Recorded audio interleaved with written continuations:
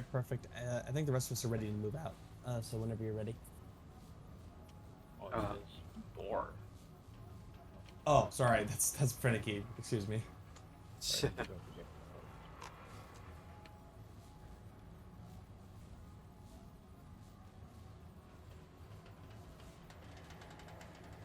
It actually seems really good for the sniper.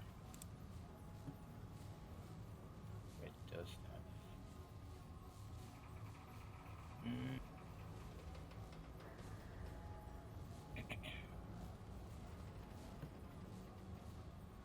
It creates a weak spot on the target that you can use Oh, with the the drill. sniper.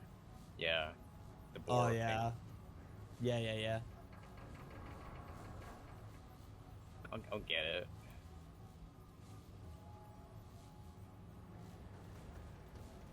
I'll put on my rifle.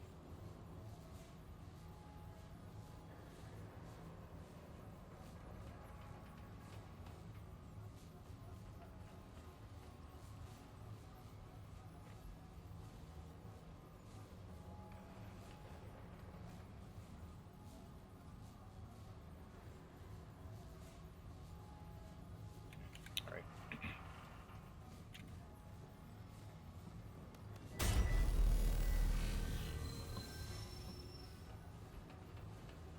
A timeless horizon checkpoint.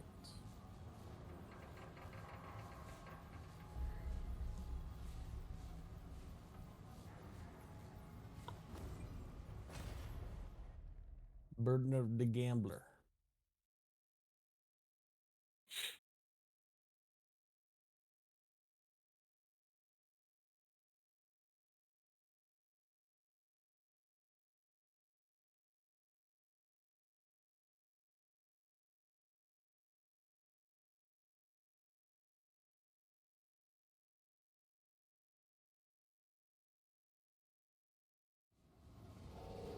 All right, here we go.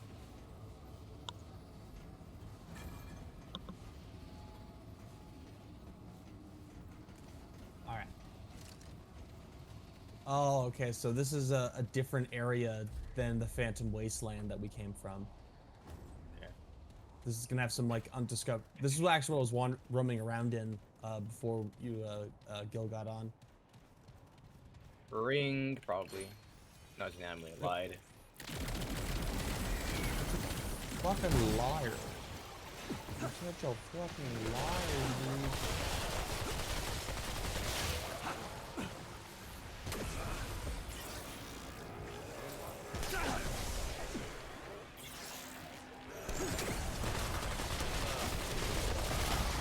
Shit.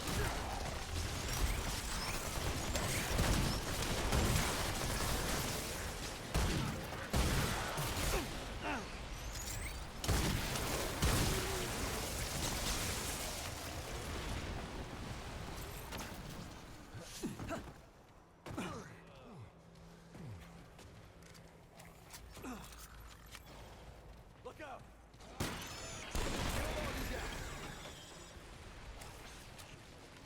Look out. Never mind. He sucks.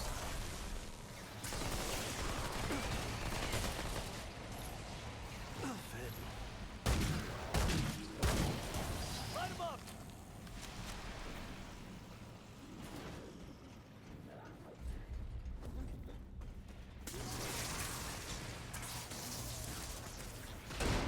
Yes. Oh god, and a zombie.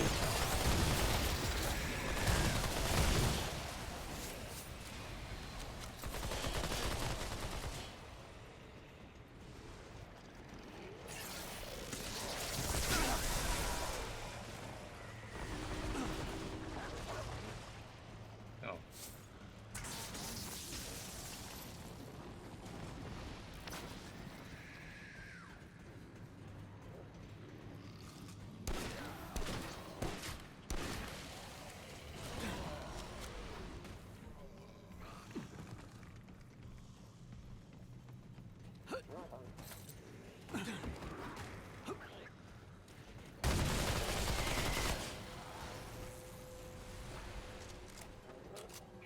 One way to go, I guess.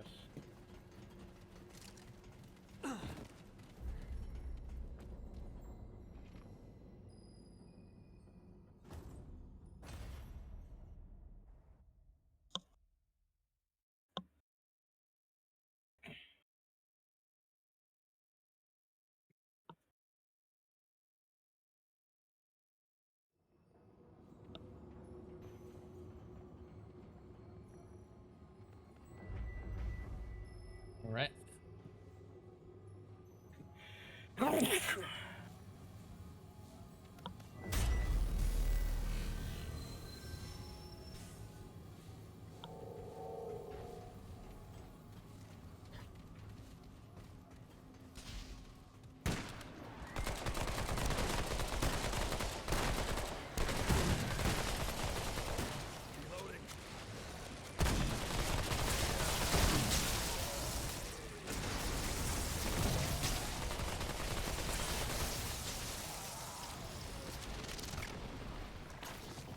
We got company.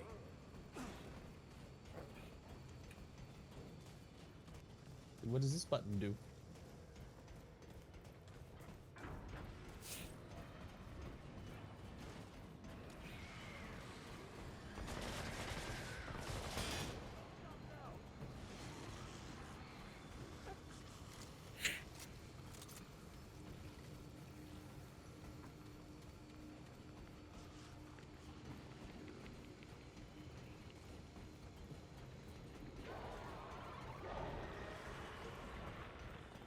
Flyer incoming.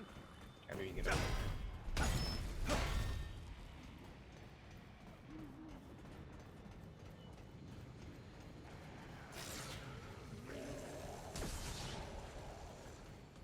Ah, up this ramp.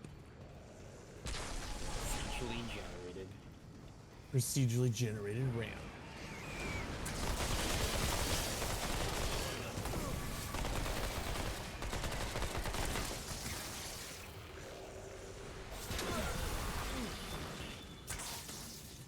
Oh.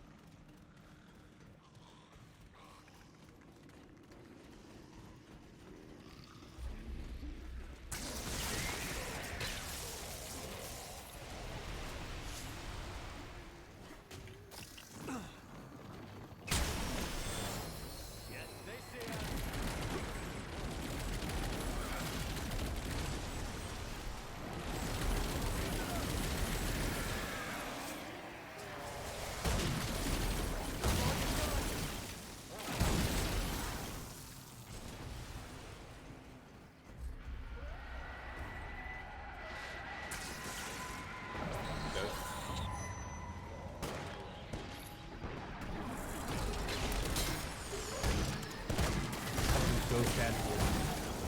Yeah. Can't carry anymore.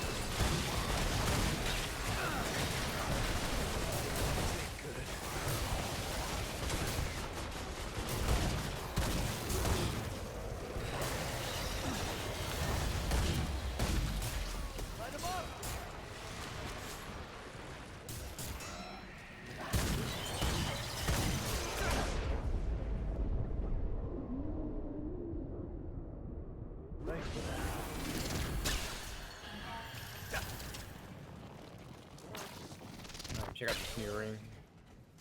Freeze All on right. neck, give me this crap. It's the noise you want to hear.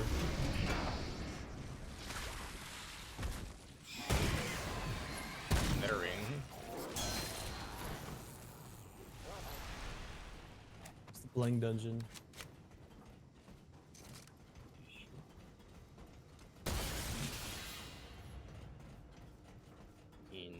That's probably good with a sniper rifle, I think.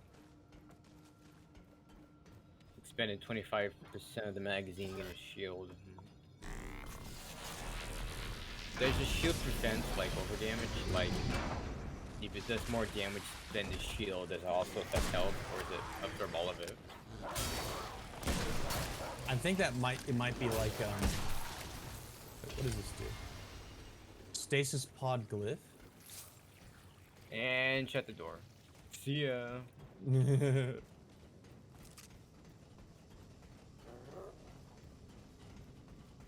I don't think this is doing anything. Exactly.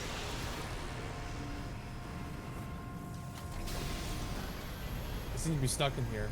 I don't know how to get out.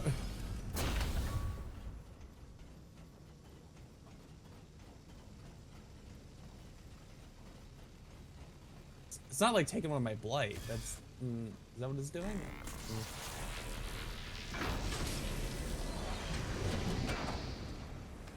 Oh.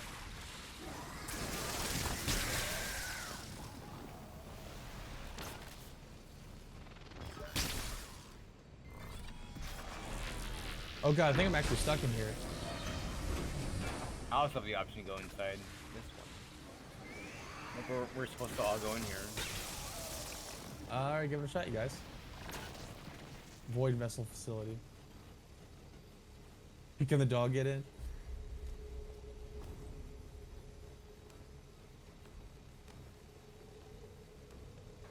I'm in the pod too.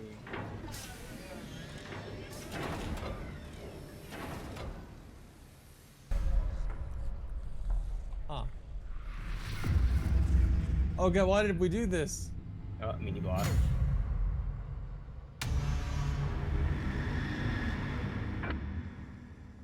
It just says you're dead. Mhm. Oh Oh, god, there he is. oh! This happens every time I get in there. I get in the pod. Okay. Oh, elements of resist. Lame. Oh, he's not doing a good job with this one. Damn, he's doing a lot of damage.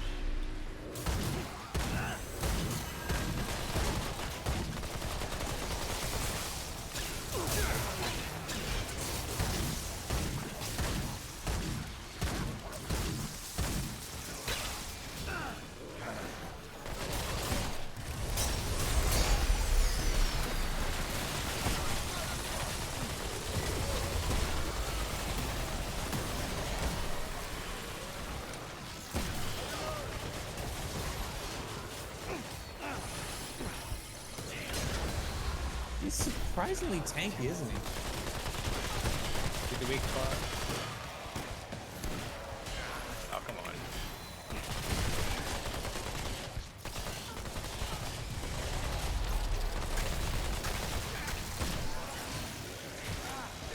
Oh, I'm down. Reload you.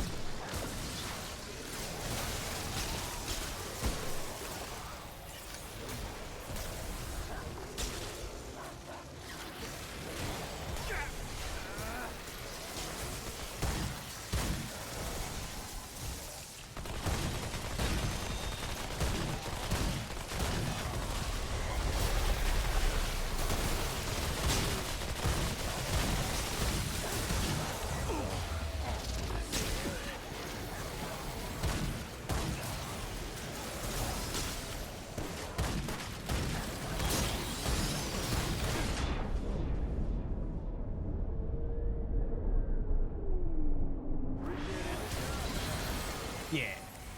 No room for that.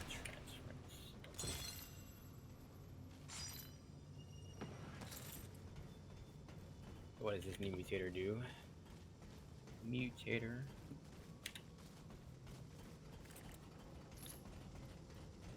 Oh, how do I get a mutator?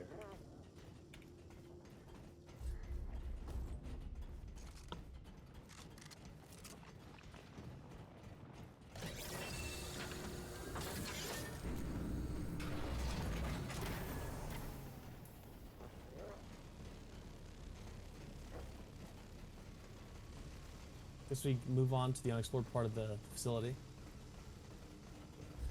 I think that's the end of the dungeon as well. Might be. Still, there's some stuffages that we have not uncovered yet.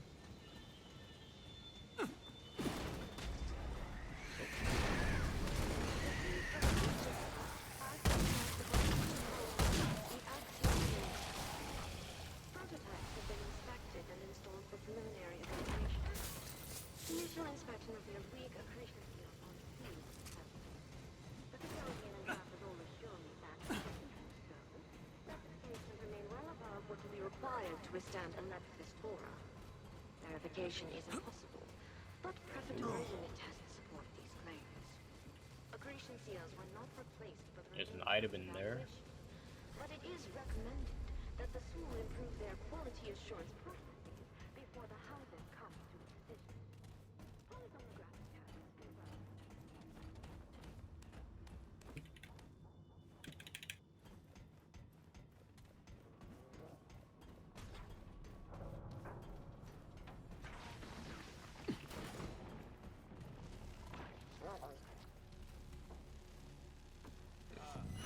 Oh, another boss in here.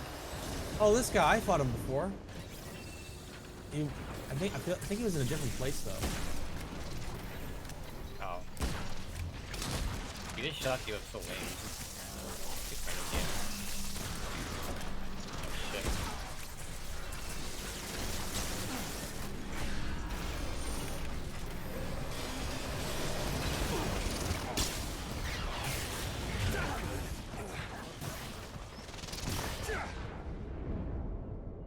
Oh shit. Oh yeah, Where there's did an robots ad. There's come like, from? Yeah, what the fuck? oh yeah, these are the ads. They're like actually in cells, locked doors behind all around the boss arena. Completely trapped here, I'm dead.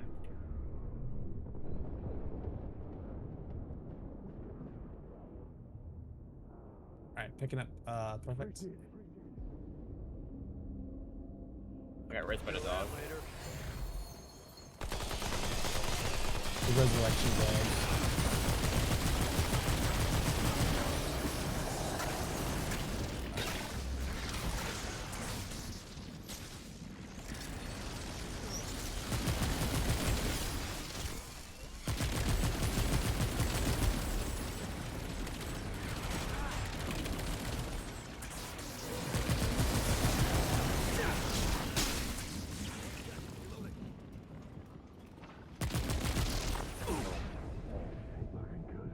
Oh yeah, the lightning's like a pools like a form randomly around the feet.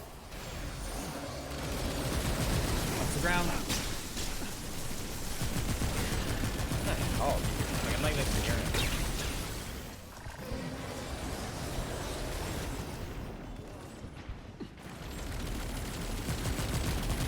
Thick-skinned and shocking. Damn, he sounds like a stand-up comedian. It's the worst team. This ain't good.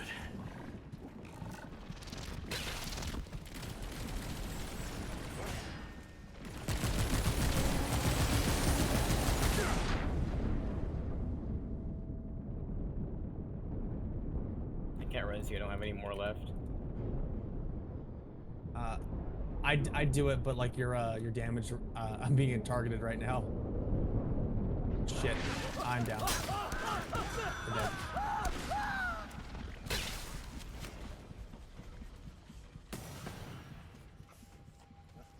Where's the guy at? Oh, he's stuck. Ah, yes. I need ammo. I have no ammo though. You're gonna have to mail you.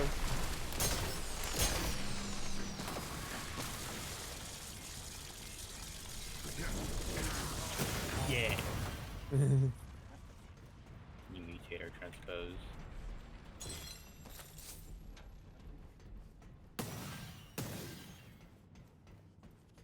There we go. That's pistol ammo.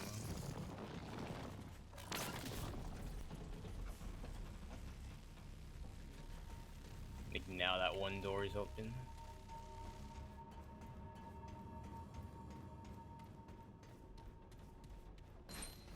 New ring. Excess coil. God, there's so much fucking bling everywhere.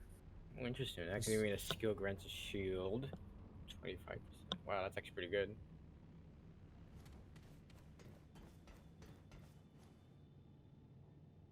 Just make my way back to the beginning. That's definitely it. All right.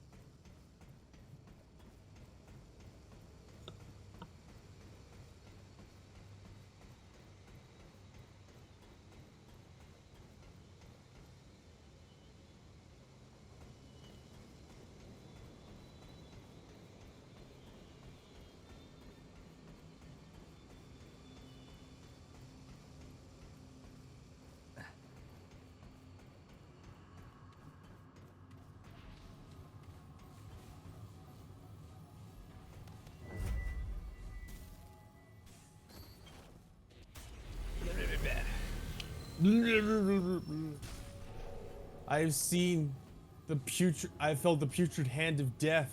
What grip onto me? It's like, whatever. Just keep going.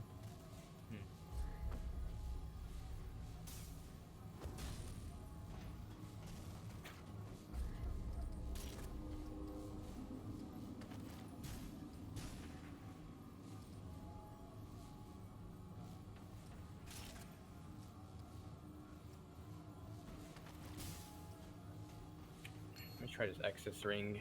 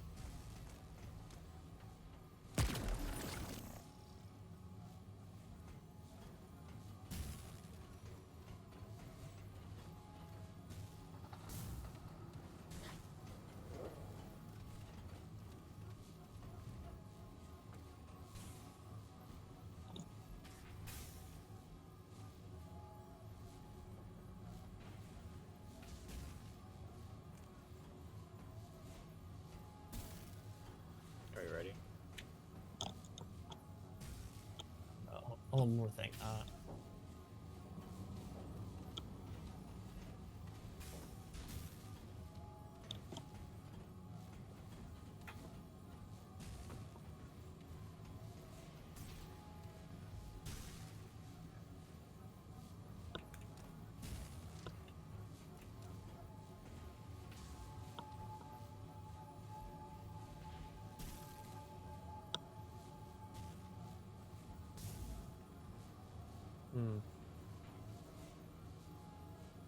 All right, let's go.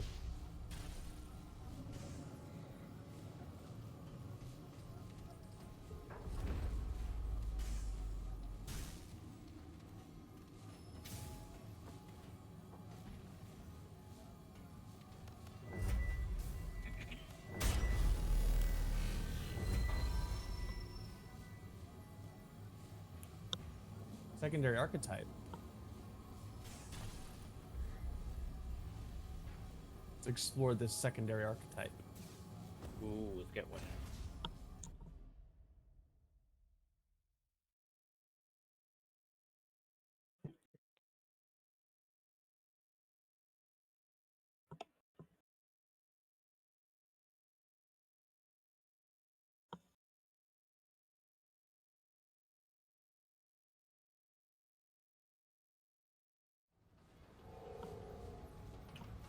Wait, do you have one or? At level 10, we unlock it. I'm I level think when you 9. do...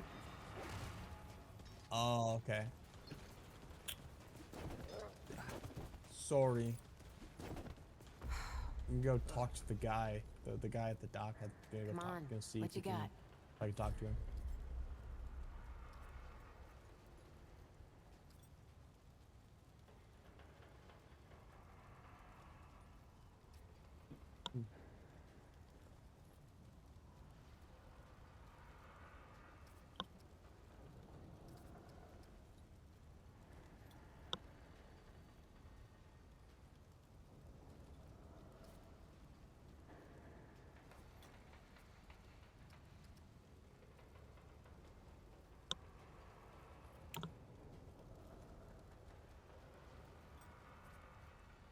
Oh, okay. You can increase relic charges. That's cool.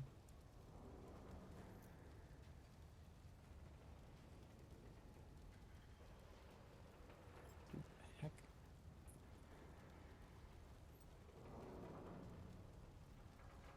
You know where to find me.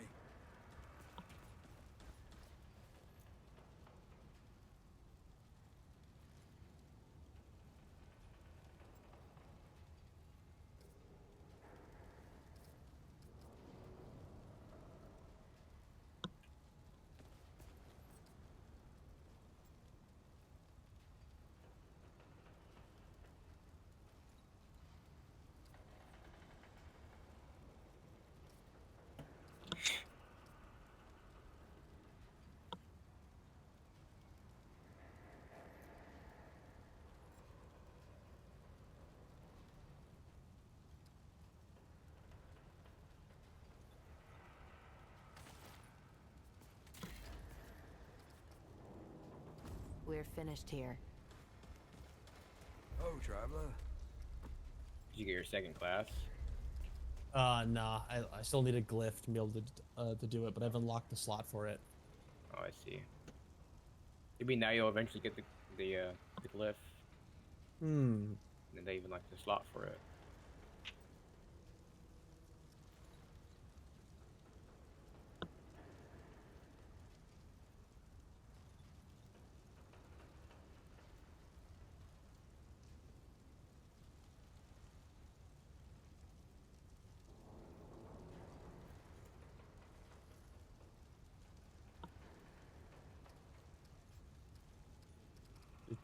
Do.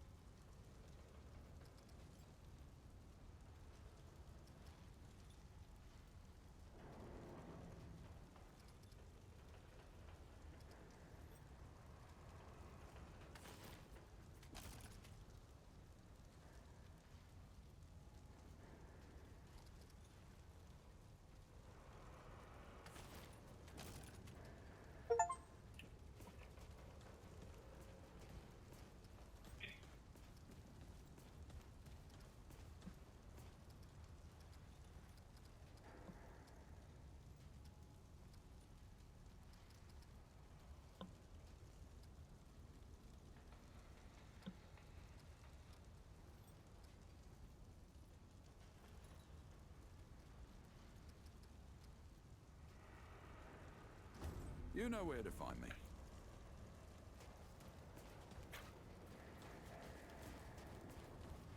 Jesus Christ.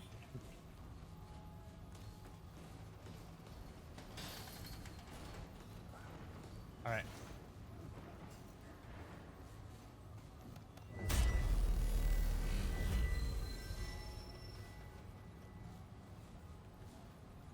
It sounds like you're turning to a zombie.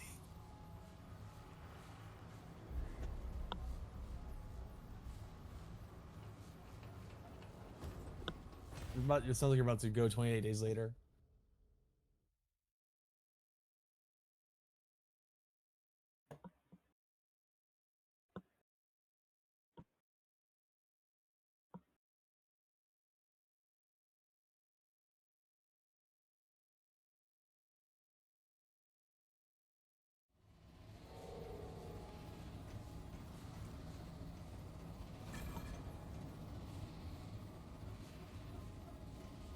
Let's.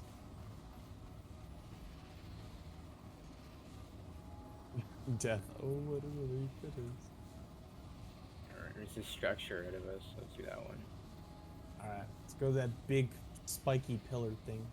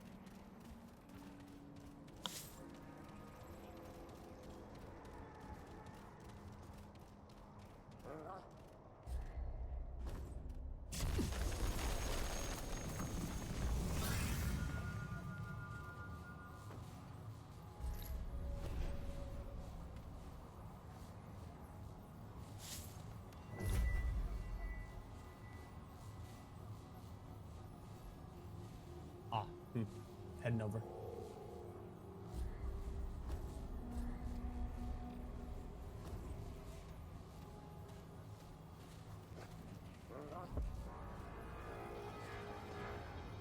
Ah, okay.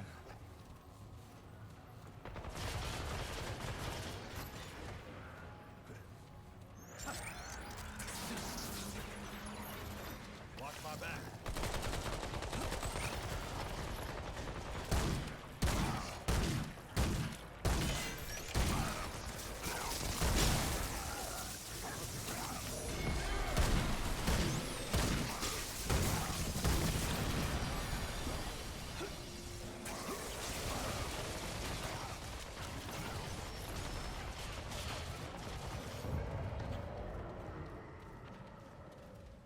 Okay, they're dead. Now we can use the checkpoint.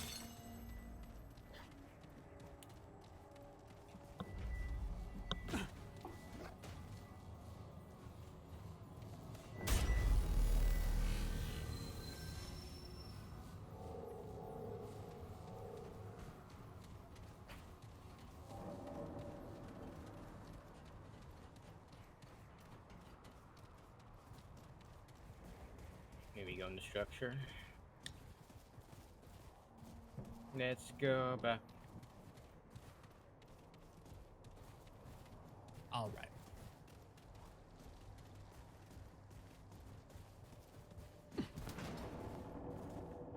That's what it is, the extraction hub. That's the place where I found it. It should be like someplace being producing like a loud, repetitive thumping.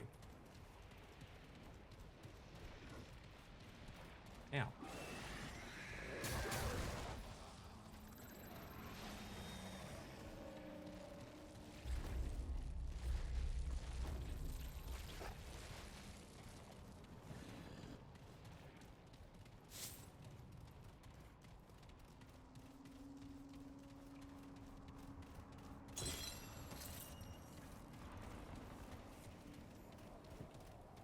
Simulacra and simulation.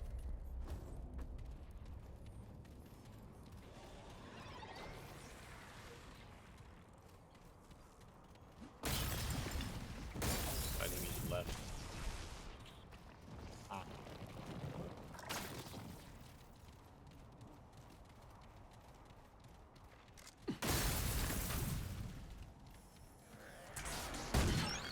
Found an elevator. No, I guess he's dead.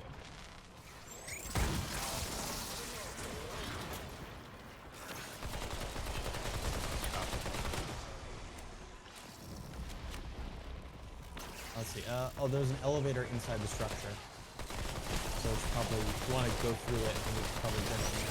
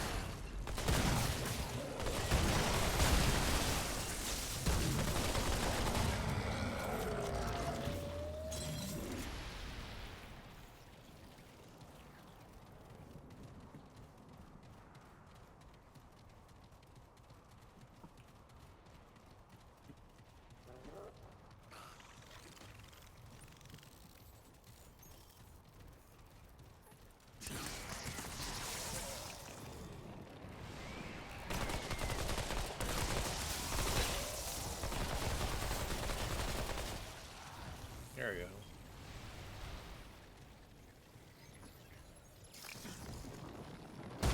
Oh, found another elevator.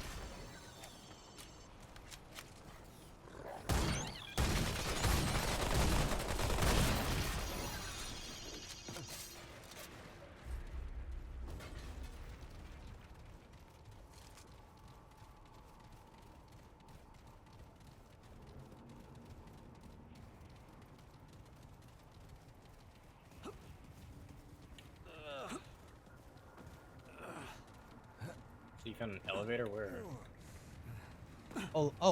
That inside that big structure we thought was empty, and then there was another one like that we were just at.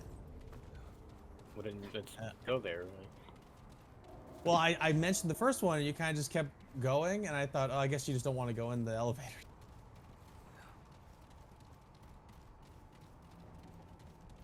All right, we'll go through this one right here.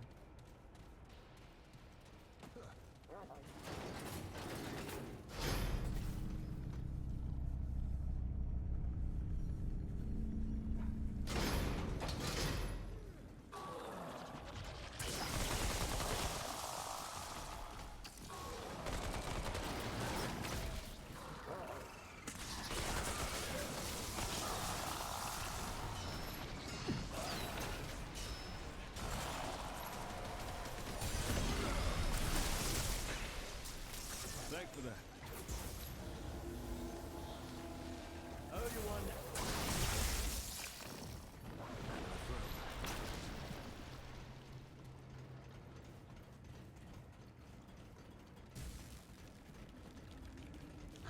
Ooh, chest.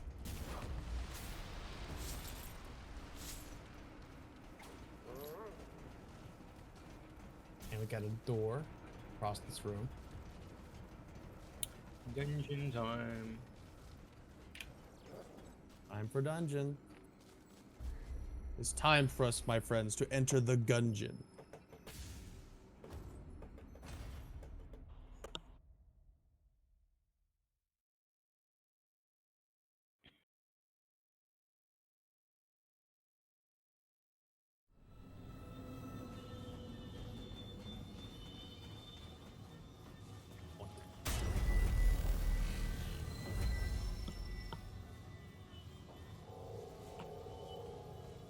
All right.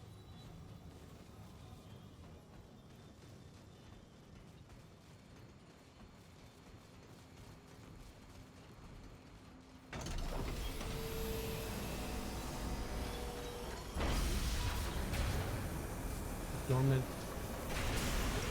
removing facility. Virulent life forms detected in this Oh, sector. I know this one. We have to kill all the mobs before the timer runs out. Virulent life forms are neutralized. There's the timer.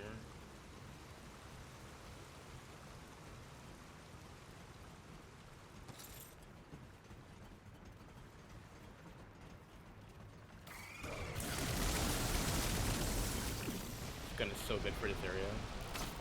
Yeah. The bugs after.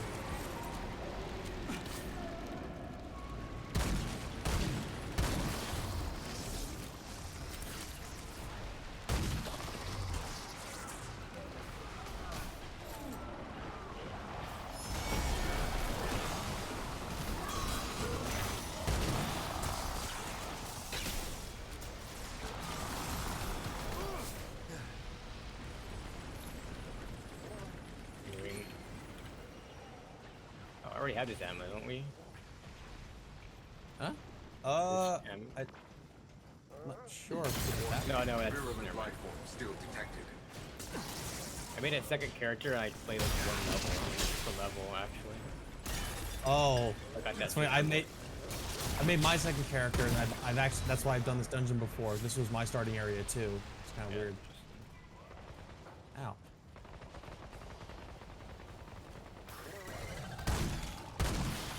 Shit.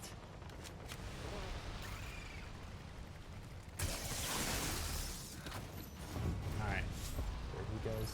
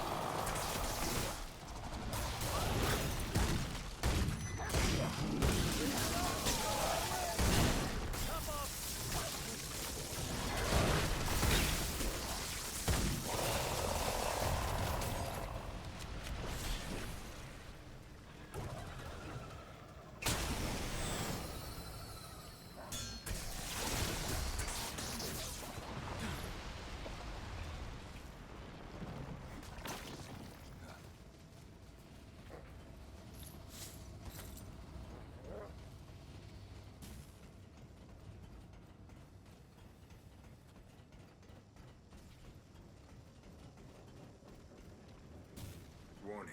3 minutes until quarantine protocol initiation.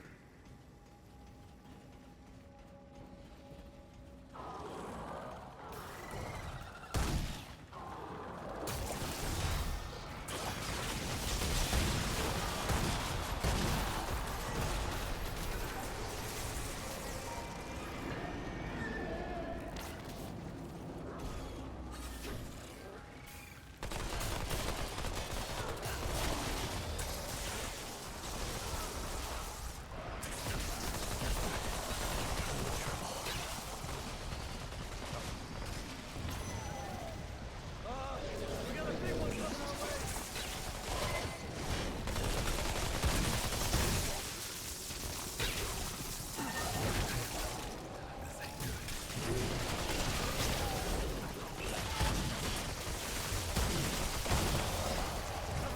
Warning. Quarantine protocol will be initiated around all virulent life forms. Traits. Life.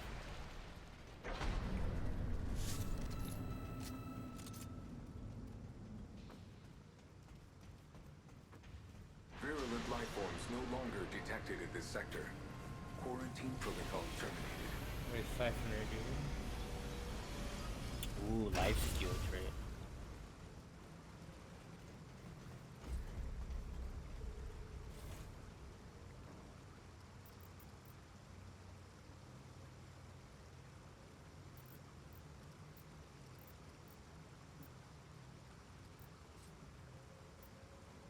Let's just loop this back around.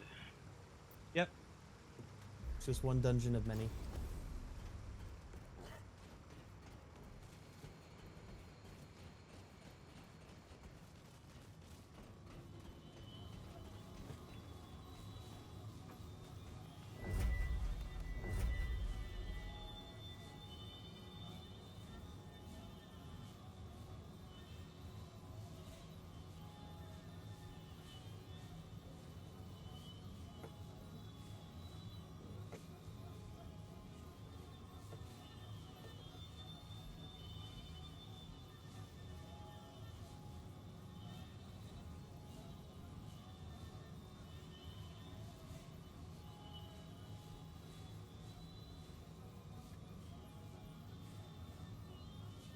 Alright.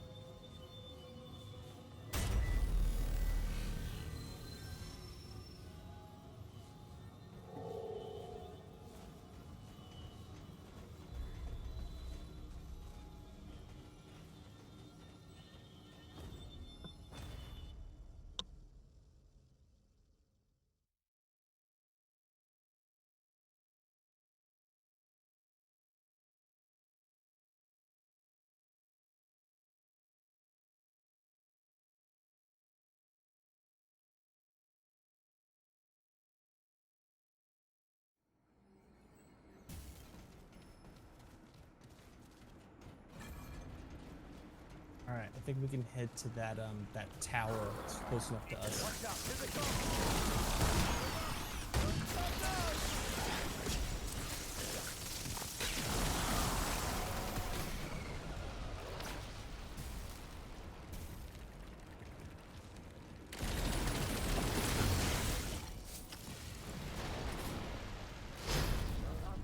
Oh my god.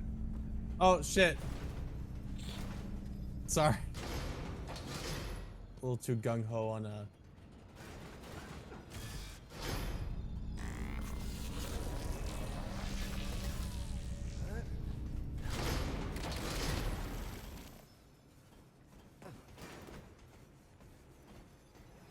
Get off there. There you go.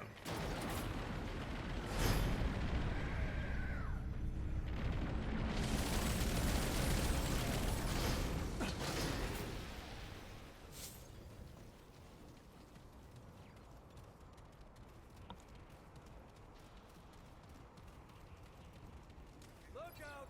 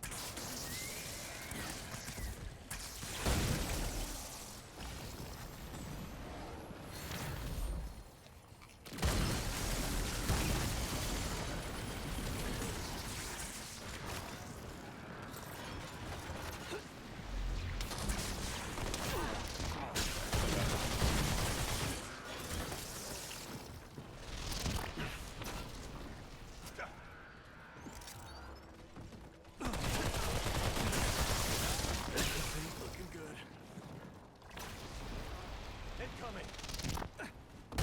Keep shooting! Light 'em up!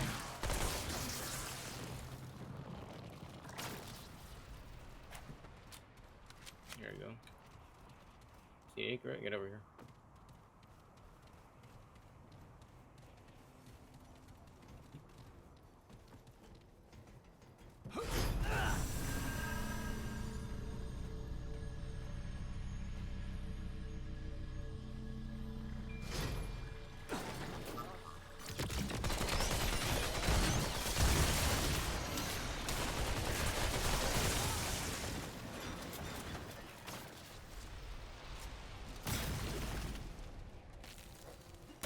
New material. Ionic crystal. I thought it said iconic crystal for a second, and I was very confused. Oh, there's an area down here. That weird stasis chamber for that seeker looks like it's empty. Like he got up and left. An elevator here. Looks like you should go up.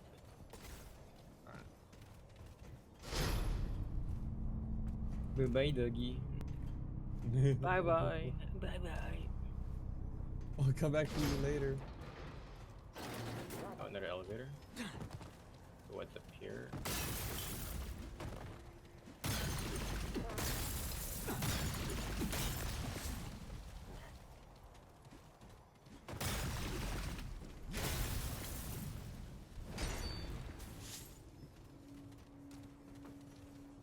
Okay.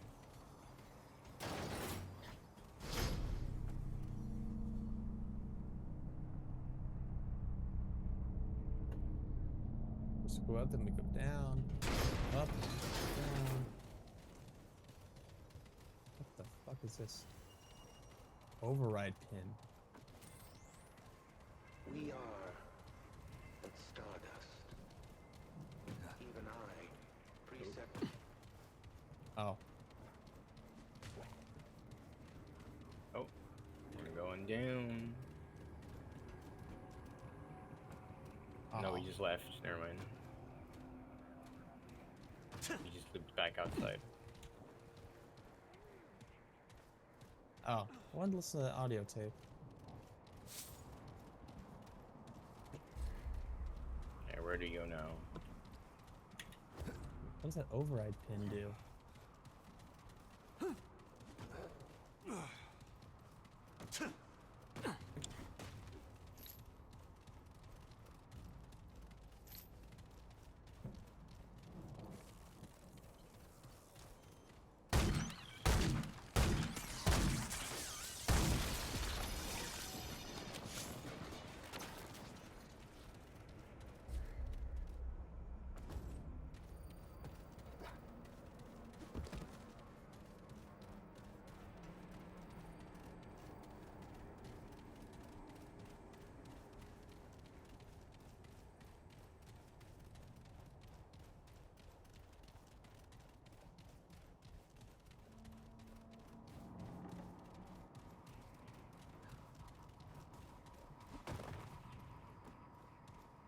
Do we go through this door?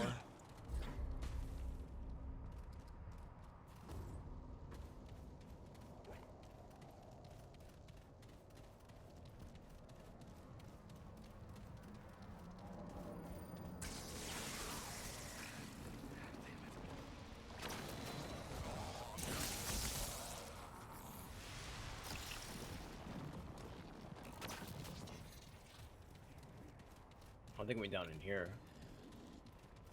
Let's go down here.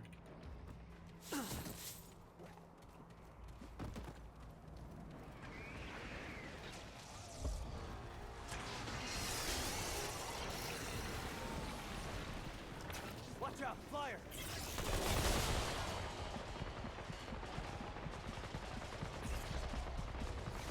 Oh, there he went.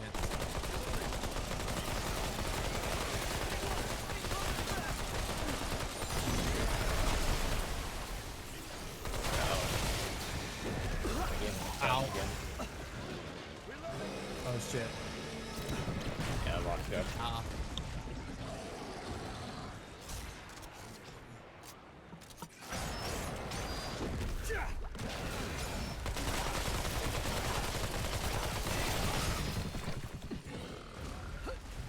Yeah, locked up. Oh shit.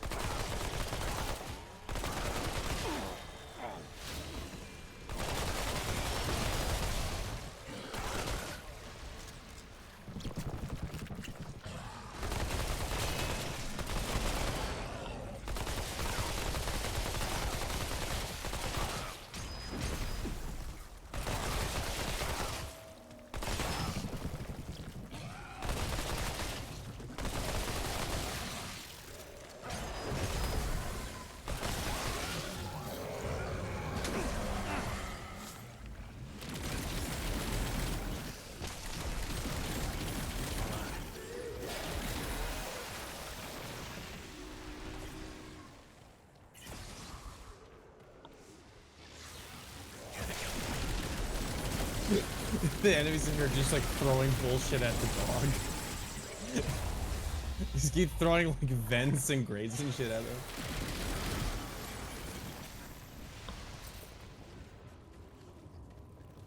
Oh, yeah, that's the pit you fell down.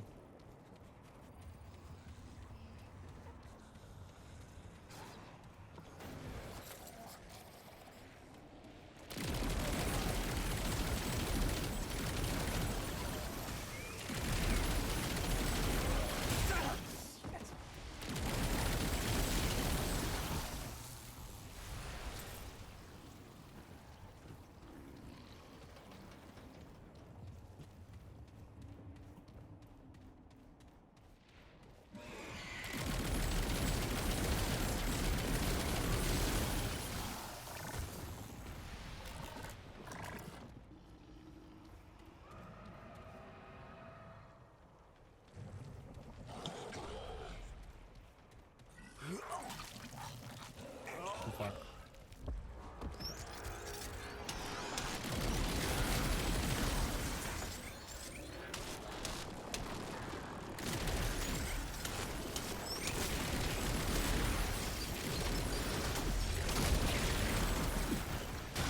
Whoa!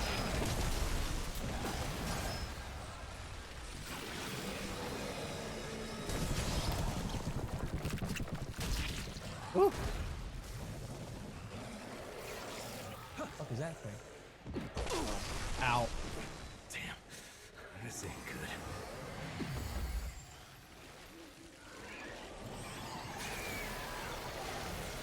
I really hope there is a checkpoint over there.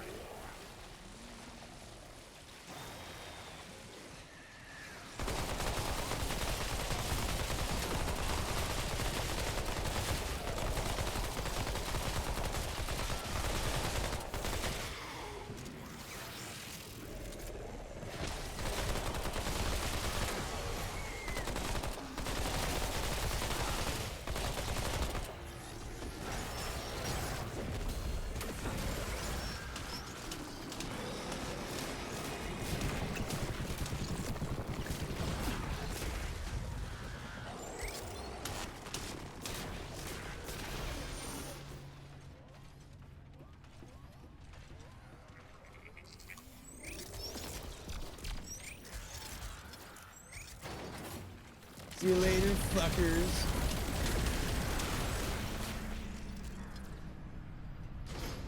Alright, I think I found our next major dungeon. There should be a checkpoint behind this door. All right.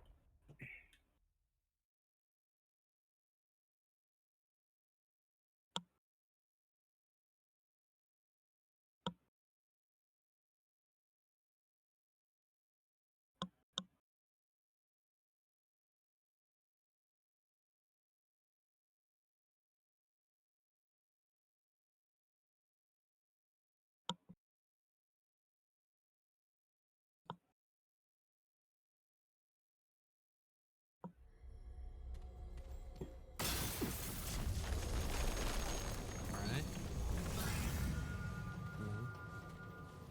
Spectrum Nexus.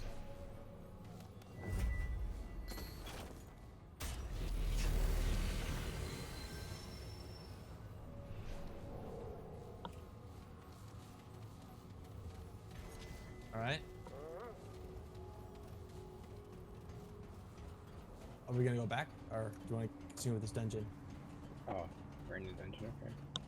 Yeah, we ended up I ended up running into this place, and it just happened to be like where we should find a key at the end of this dungeon. Here they come.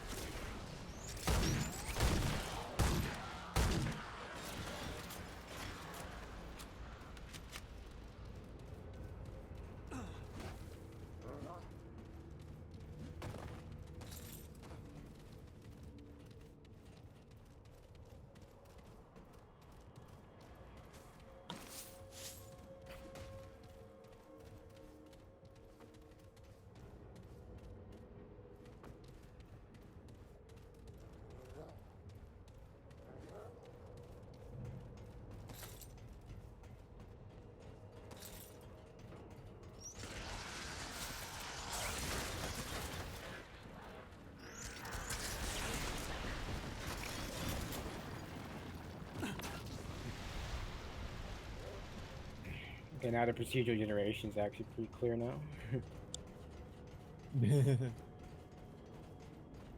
Seeing much repetitive stuff now. Yep. Uh-oh.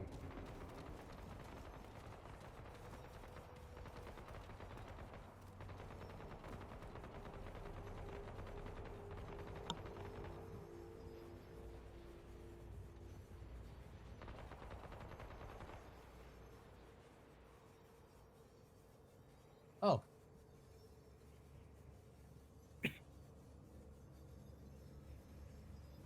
Ow.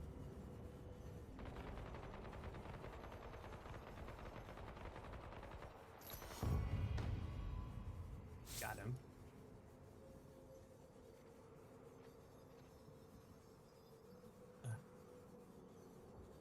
I make my way down a ruined pit by leap jumping down from platforms. Constant variable ring.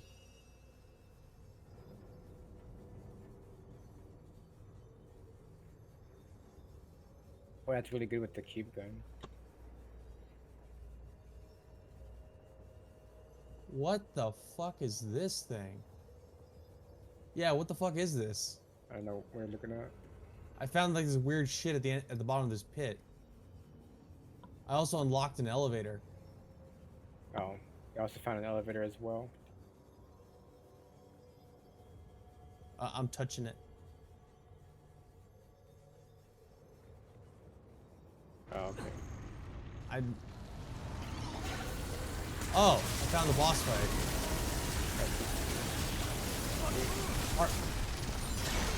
Always hardy and empathy. Hardy and empathetic.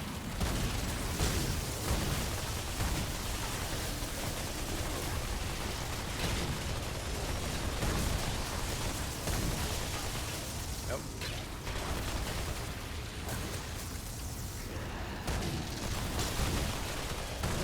Oh my god. The dodge on this game is fucking atrocious.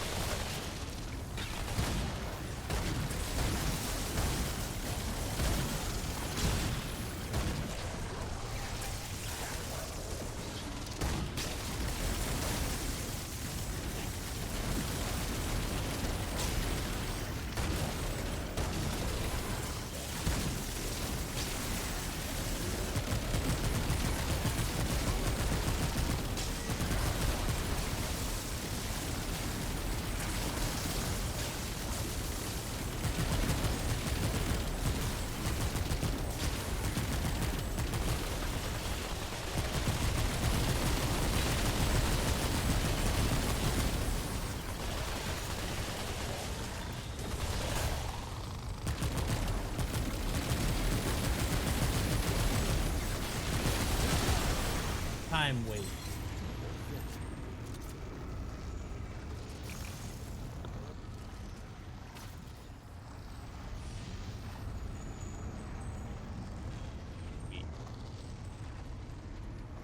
Oh, the elevator is over here.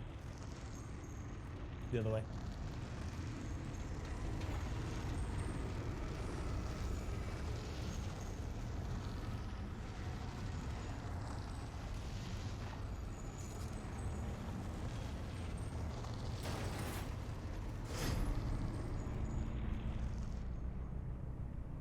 Travel further up the spire.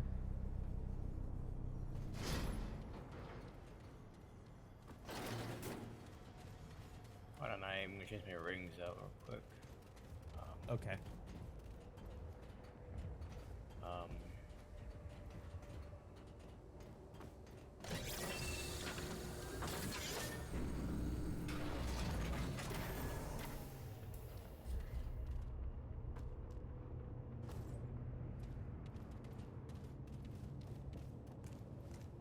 there we go.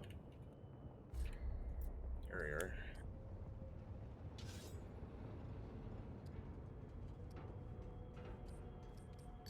Put this back here. Nice. And then the other elevator.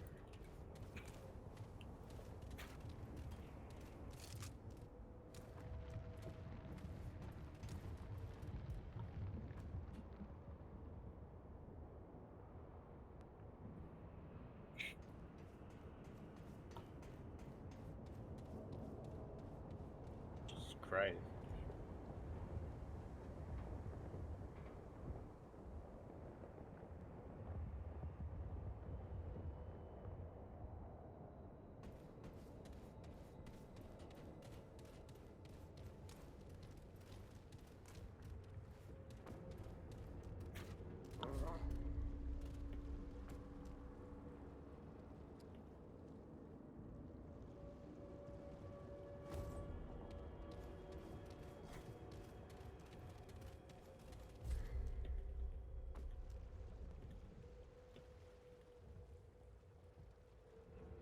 Uh, have have we been up this down up or down this elevator though?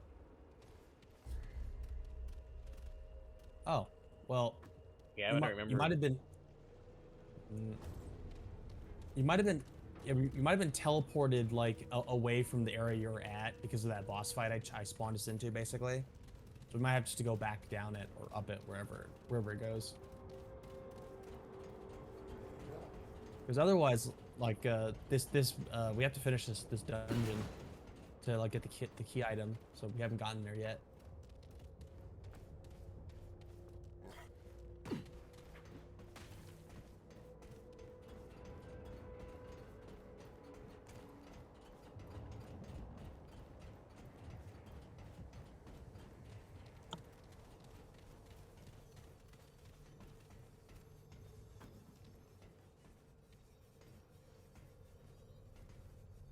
Right.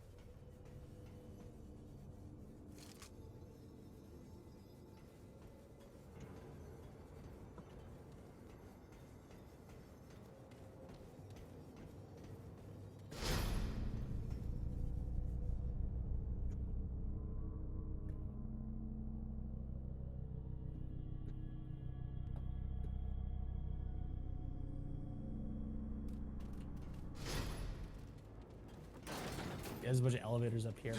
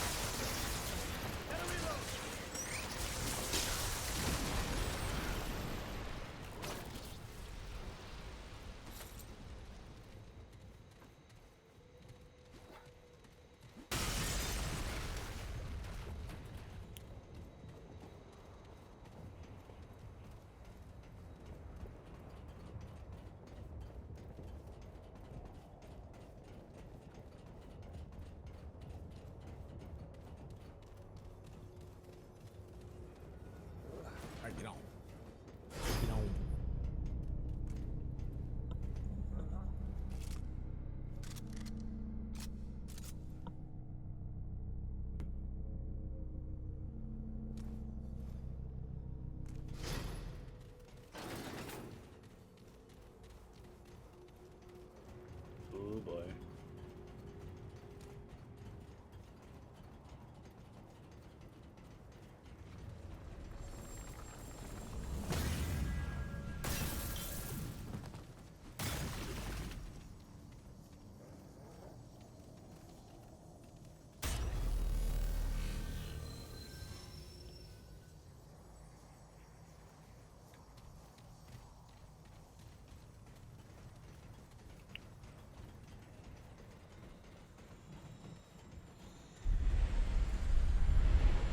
Coming!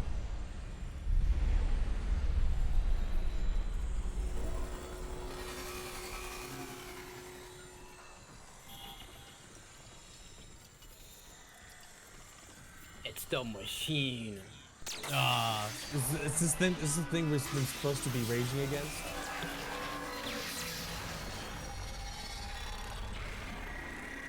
Oh my god, It's one of it's the the government. It's literally 1984. It's one of the Sentinels from the Matrix. Oh shit.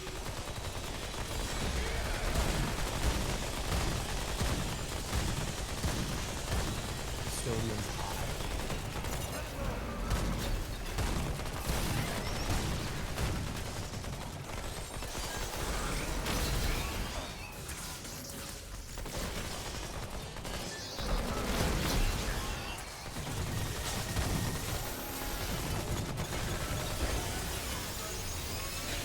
Oh shit.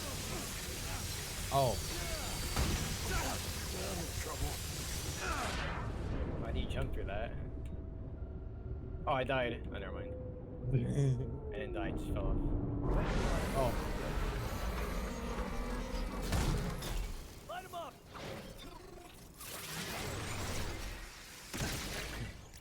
Okay. No, he fell. He did the same thing, started rolling. Rolling between the crevices.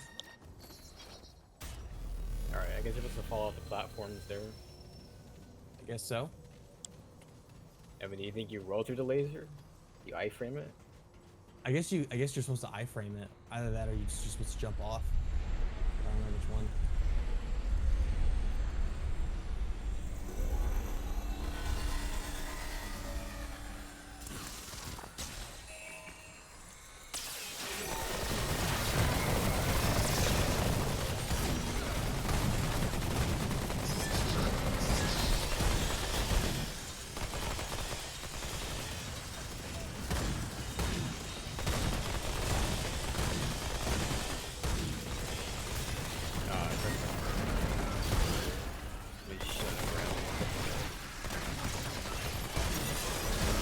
Oh god, why is it shitting? It's not supposed to be doing that.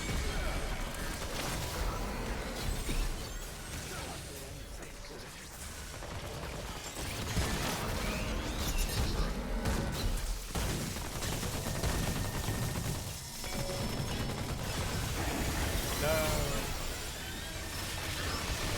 No, fall damage. What the fuck? You gotta like lift the floor. Oh, that stuff. The next round is boss, dude. Oh god. The safety that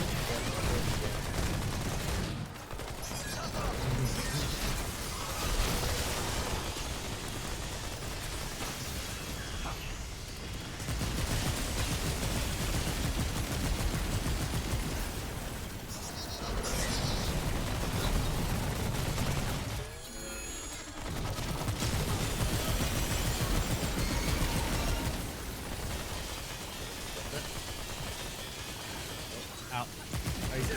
Ah, I got skeeted. If I flew into the blue beam like a goddamn bug.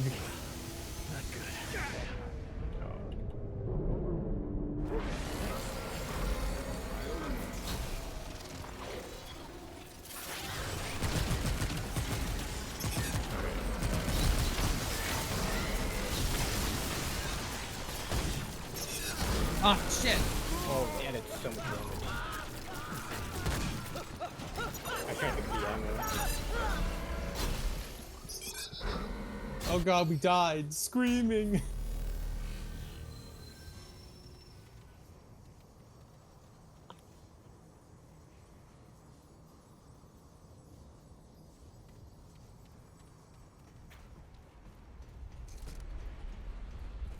It's the government.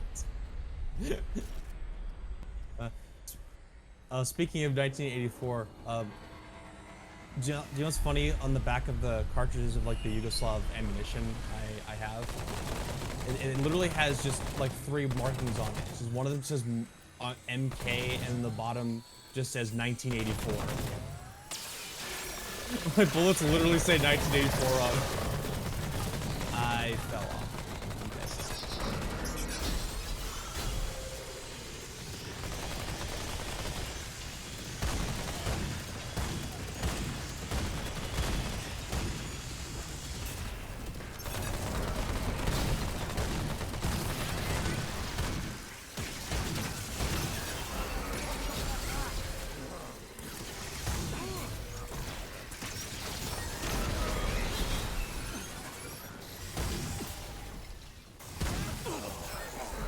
His face doesn't work.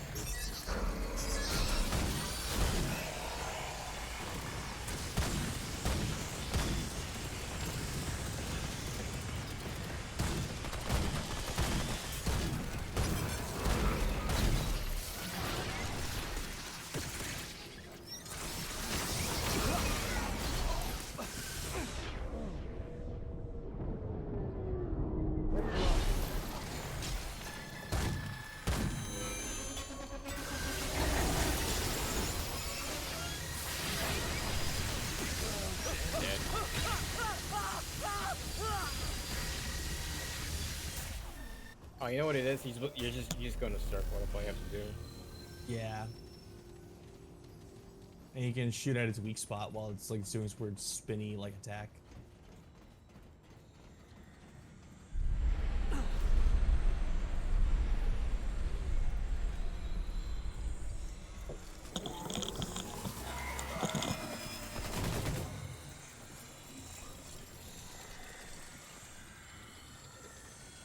We all have to be in here. All of us. Everyone. Whoever's standing over there, come over here. Finicky? You good? There we go. Shit, I gotta pick my mom after this thing.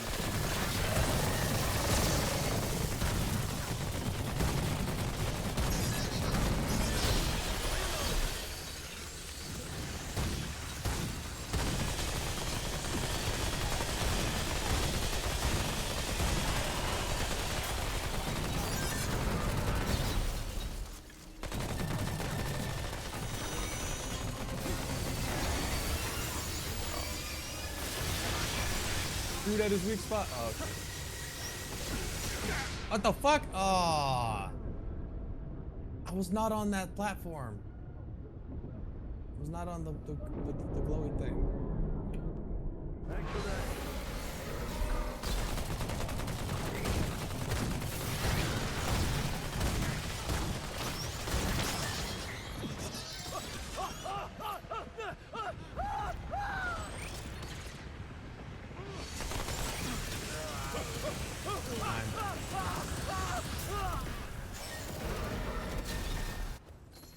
Alright, you gotta go now.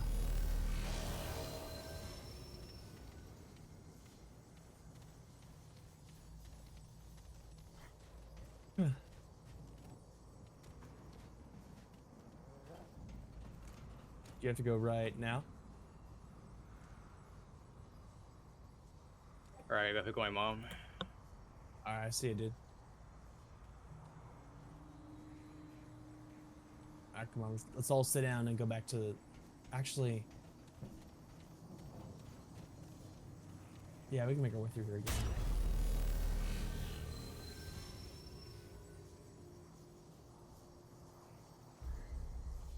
Return to the Vord.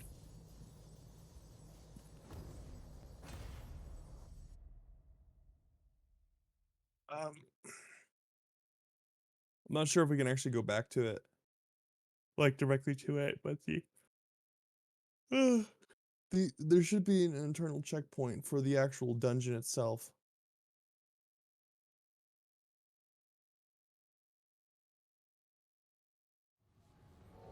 Let's see. Let me just check real quick. Oh, Yeah, let's check. Just put your hands on the stone so we can look to see if we can teleport back.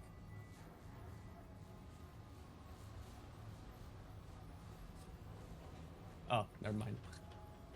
Never mind. We'll have to find out another time.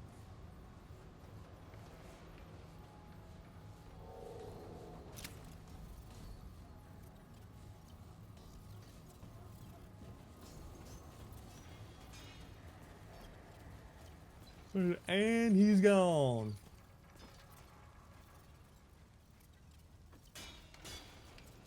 And he's gone.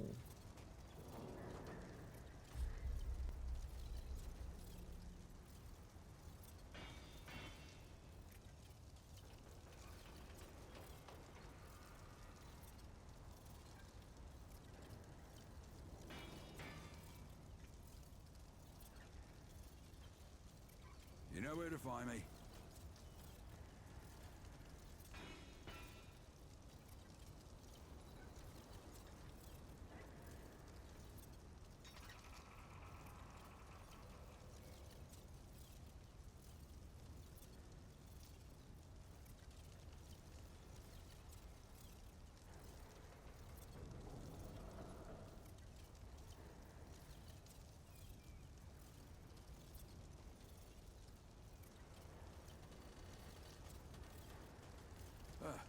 What can I do for you?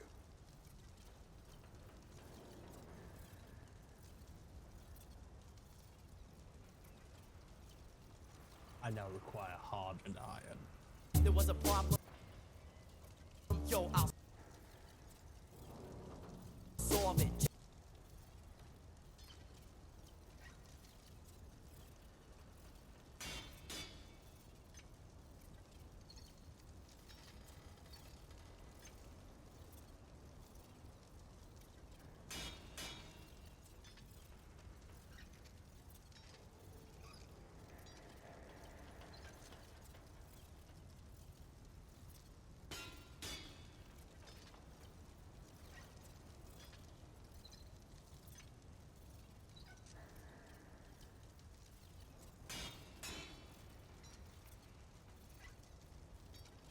You know where to find me.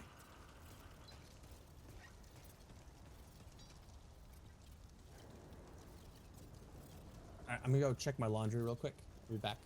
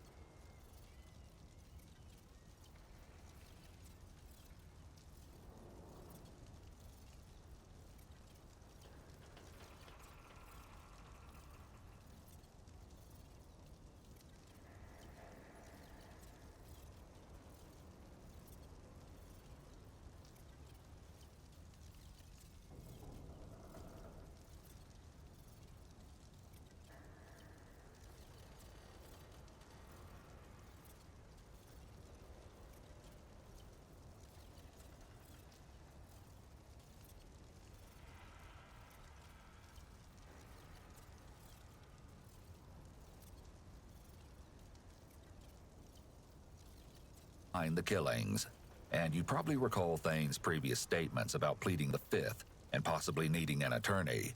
So the detective informs Thane that he has to read him his rights once again. If I want to make sure now, you said you're willing to talk to me. I want to make sure you know that I didn't beat the hell out of you outside. You know, we were just outside talking there, and you kind of gave some statements about I'm going to be here tonight. You're going to tell me what happened. I was afraid of that, honestly. And You were afraid of what? You scared me the day you left. You were afraid of what? I knew you beat were. I knew you were on to me, but yeah, I was afraid you were the bad guy. You were gonna beat me up if you did out there. No. This is as excited as I get. But what I told you that day, if you did it, I'm gonna get you. You What did know? I tell you? Do you remember?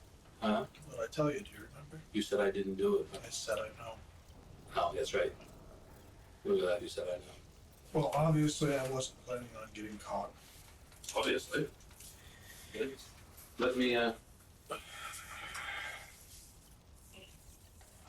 The deep sighs and heavy breathing show that Thane's fight-or-flight mode has clearly kicked in. His body has a heightened need for extra oxygen. The detective reviews Thane's rights, and Thane agrees to proceed with the questioning. Where do you want to start? Where would you like to start? When did you go up there that night? Tuesday night. Tuesday night. What time Before was it? Before dark. 6, 7. Jason was there at this point. Jason. Is that the first time you met him? That wasn't the first Okay. What happened? You're on your pedal bike. It's not my little bike. Okay. What happened?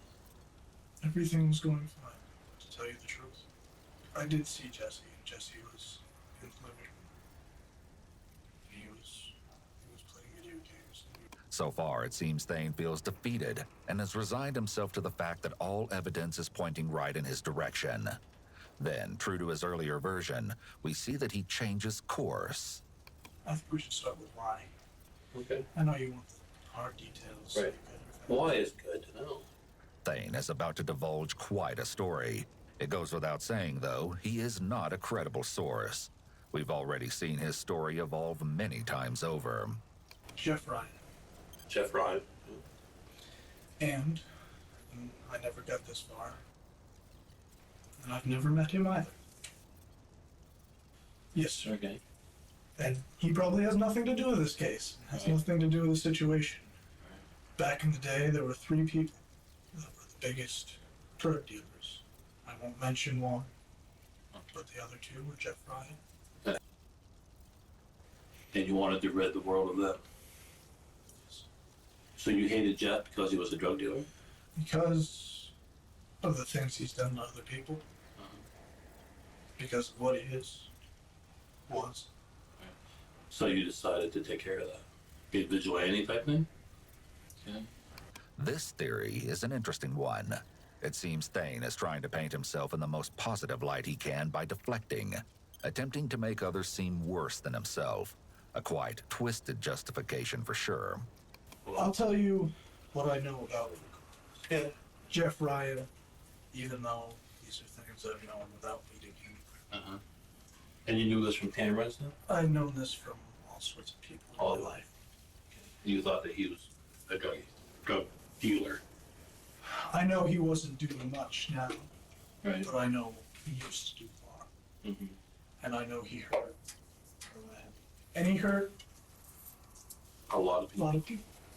According to Jake, Jason DeHaan's brother, Jeff had allegedly asked Thane to stay away from his daughter, who was a minor. Though this has never been confirmed, there is speculation that this may have been Mariah, Bob and Joy Strout's granddaughter. Though these claims have never been verified and are pure speculation, there is a possibility that this may be another layer to Thane's relationship with Jeff, or could even possibly be another alleged motive for the killings. It could also potentially explain why Thane felt the need to mention to detectives that Jeff allegedly hurt Mariah.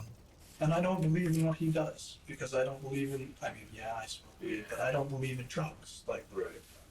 For someone so intent on painting himself to be a man of values, he definitely strayed from that character when he killed 3 people, especially when one of them was a child. That's one of the baffling things about individuals who commit murders like these. They do an obviously wrong, often horrific thing in the name of something they consider to be right. They even feel justified doing something immoral in order to defend what they believe is moral. Or at least, this is how Thane is attempting to portray the situation. He displays some key traits of individuals with antisocial personality disorder. His actions demonstrate that he feels he has the right to take the law into his own hands and punish those he thinks are bad and have hurt others. There's a significant element of grandiosity here, a sense of omnipotence, for Thane to believe that he can decide which bad guys should die. Grandiosity is the key word with Thane, from his trying to present as highly intelligent to believing he can take the law into his own hands. He thinks incredibly highly of himself. Have you ever killed before? No. I have to ask. And one of the reasons I asked, you're very proficient in what you did. Where did you learn this? That's just it, is... That's another thing we're curious about. Did you learn how to do this from any military training, martial arts training, TV, movies, videos, video games? The way you stabbed it was very proficient. Self-knowledge. I mean, it was my first time ever stabbing anybody, really. These compliments may or may not be true. Their purpose is likely to flatter Thane and coax him into admitting to other killings. It was just mental focus. And I've studied things that I shouldn't have studied and know things that I shouldn't have studied. And you're right, I wanted to be a Marine, and no one taught me anything. I know a couple moves. Yeah. But I prepared myself for years to be a soldier. So you read a lot of literature on assassins? I mean... We're back to the original question. Is that where did you learn to stab like that? I didn't. Tell me the technique you used to stab. Was there anything significant for the way you stabbed him? Not really overhand. It wasn't like a stab in and out. Was there anything significant that you did when you did in and out? I didn't try and turn it or anything. I didn't try to be fancy. I just tried to be quick. I wanted to be quick because I didn't want them to Kill it. Despite his insistence that he is a moral person, if this was really just about getting rid of this bad person for the betterment of the world, he would have done it when Jeff was alone. However, this instead could be a sign of Thane's impulsivity, which is a sign of antisocial personality disorder, along with a reckless disregard for human life. What the evidence people were telling us, it was quick, confident, cool, and very unique. That it was a stab, twist out. Every one of them was almost military. They said whoever did this is either trained or done training on it, or military person, assassin. Thane's ego is being thoroughly fed, and it will pay off as he enlightens the detectives.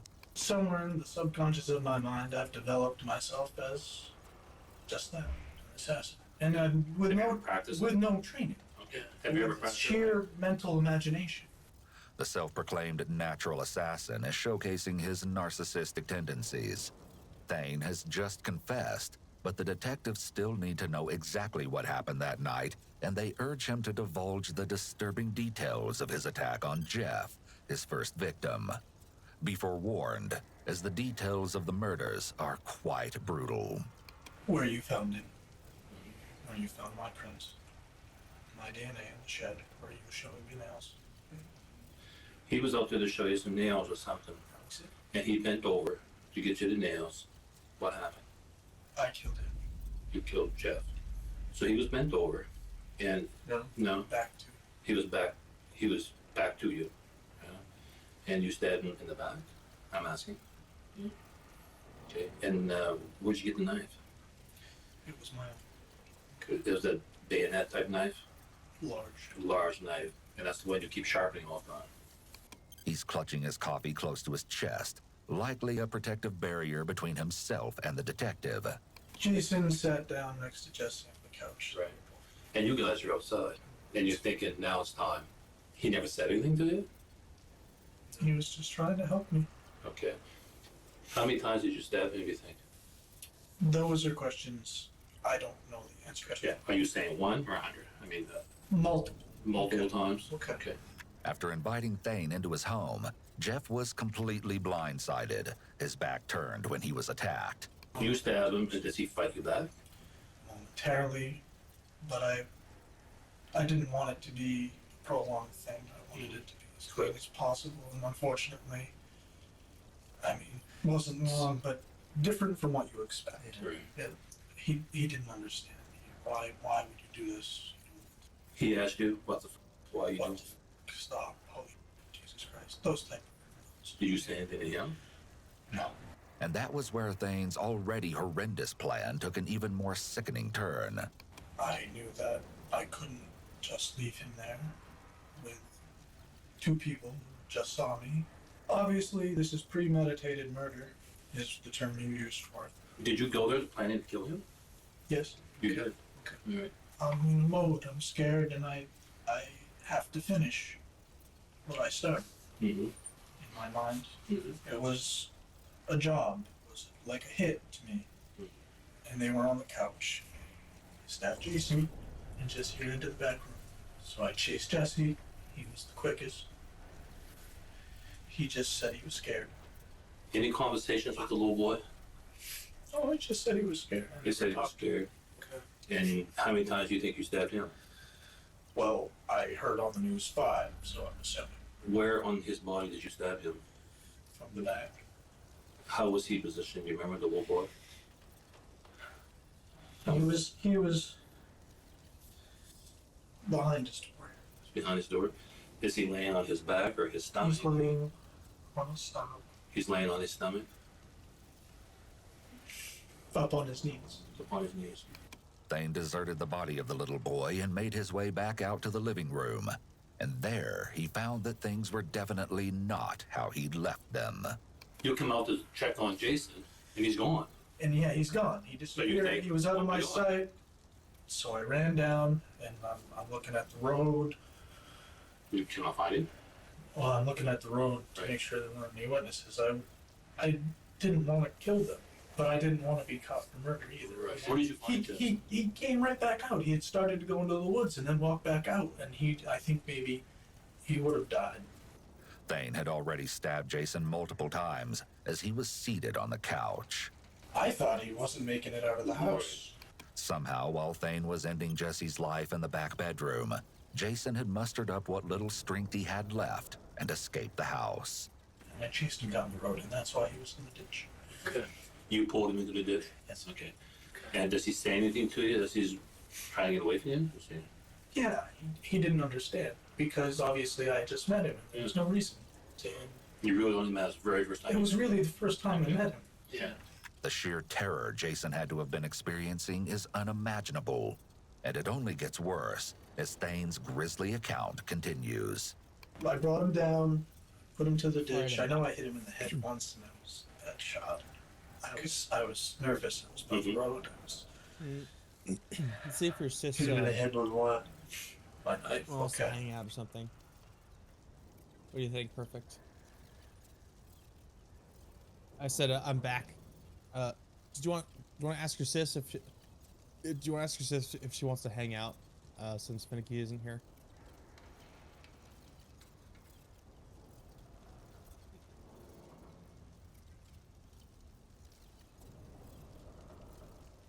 Risky.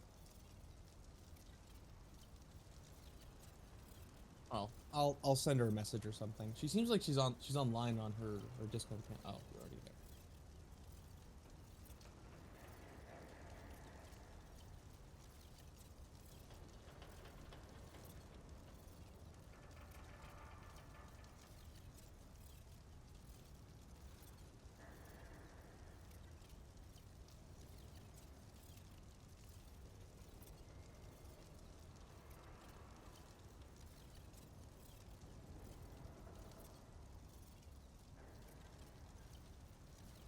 She is also sick? Everybody's sick. So, do you say no, she didn't want to? Or...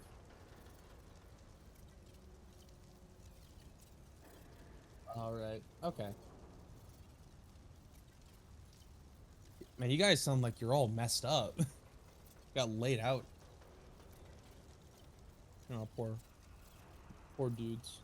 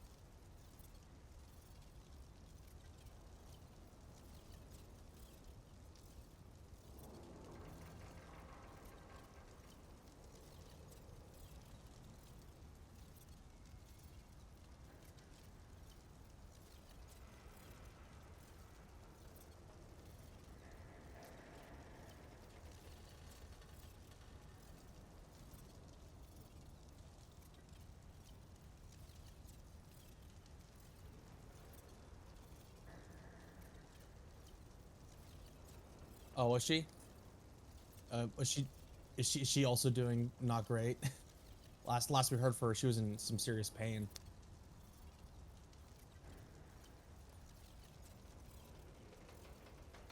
Just come to work and trying to deal, but like still not feeling too great then. Ooh, yeah. Yeah, that's rough. Hmm.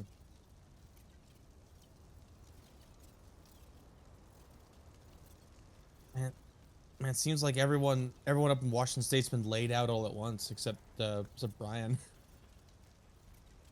except Finicky.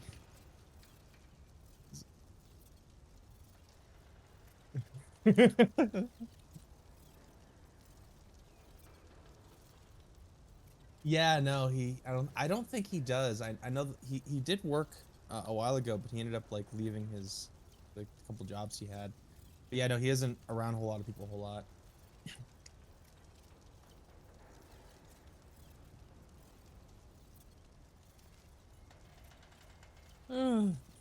You sound like you're at the edge of death and you're just like trying to give up. You're trying to like, come on, let death take me, please. You keep trying to force your last breath, but you keep having new other ones.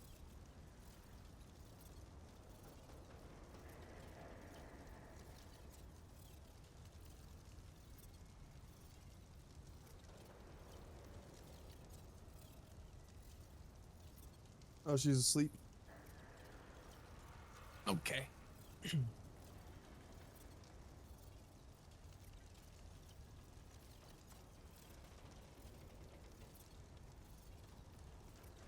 Oh, I like how you call them candies. They're supposed to be cough drops. It's like, yeah, they're candies. They're like they're soothing throat lozenge candies.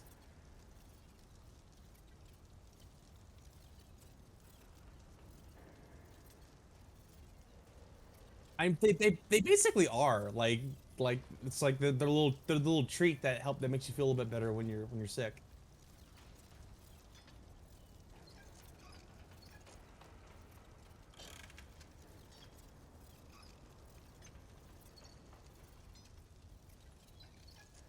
Yeah. Oh god, yeah, probably gonna suck for quite a bit until you actually get over it.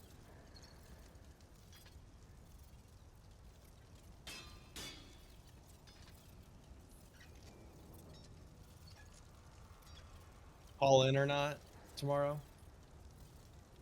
Mm.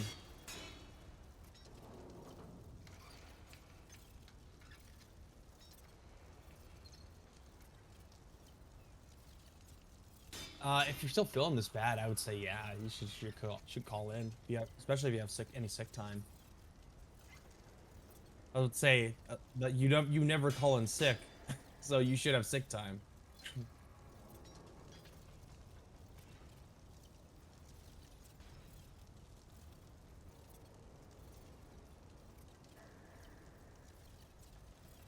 Oh, does it? Uh, you can't call in sick for a day or two, and then just go on your vacation leave after that.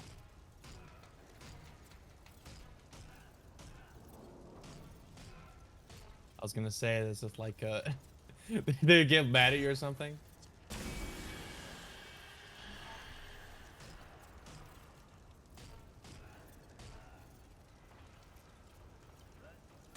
Mm. Mm. Yeah, I do. I work tomorrow. It's we're kind of getting close to like the employee to we're getting closer and closer to the busy season. And this month is supposed to be employee appreciation month. So we're getting like new shirts. They're gonna feed us for like 3 days in a row, pay for buy us like lunch for 3 days in a row, and they're gonna give us a couple of bottles, maybe a backpack. Me and Rhett already like he got some jackets. So yeah, that was pretty cool. So it's like Jim Beam Devil's Cut jackets, but obviously it's like it's too hot to wear them under any circumstance. So like I'll have to like, it's still hot. It's still like right now it's like 73 outside in the middle of the night. So like it's like high 80s, low 90s maybe. Oh yeah, we have air conditioning in the house. It's like it's fine in the house. So we have central air in the house itself, but like it's just going outside for any reason. It can be sweltering. Um, but like yeah, the only thing that sucks about it is that like you're stuck in the trucks, and the truck's been sitting out all day in the hot sun. Even when you get to like 11 at night, or like whenever we start the loading process, it's like an armpit in there. It sucks so bad. But the warehouse has swamp cooling, so there's a bunch of swamp coolers like blowing air, so that's better than nothing. But that means it kind of also can get kind of humid in the warehouse, and you know, anyway, it's it's a whole thing.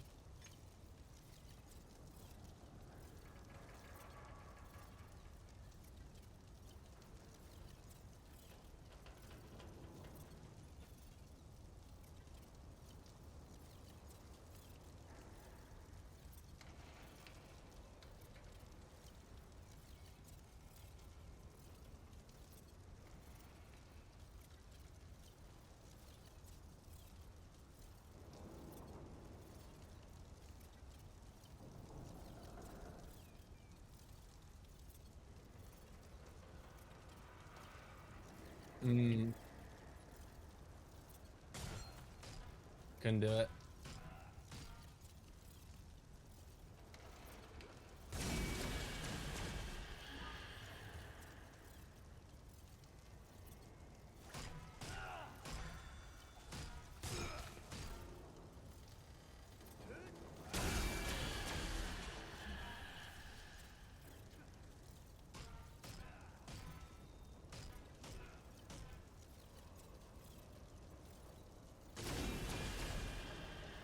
Be cool.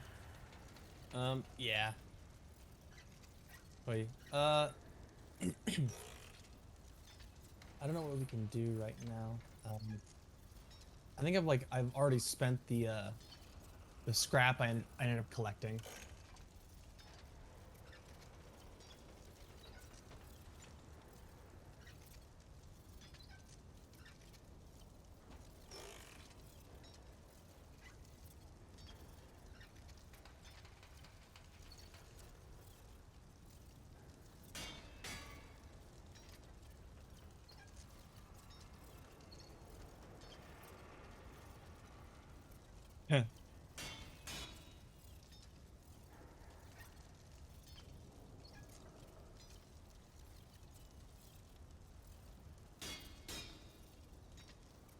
Maybe.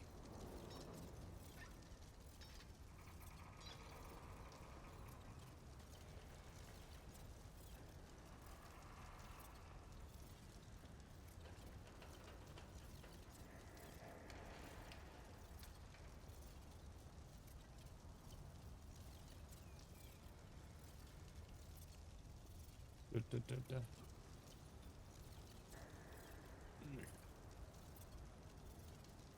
Let's see. Did you want to wait until Finke comes back before we start like playing again? All right. Yeah, because not much is going on right now, and it sounds like your throat's a little too sore to to talk. You know what I mean? I'd rather not like. Uh, oh, I'll go through puberty again. It's my sick puberty. I did that a lot when I've been sick. So yeah, there's no shame in it, but it's still funny. My voice still cracks anyway for some reason. Like even when I'm not sick. Fucking sucks. Alright. Just gonna go mute. And I could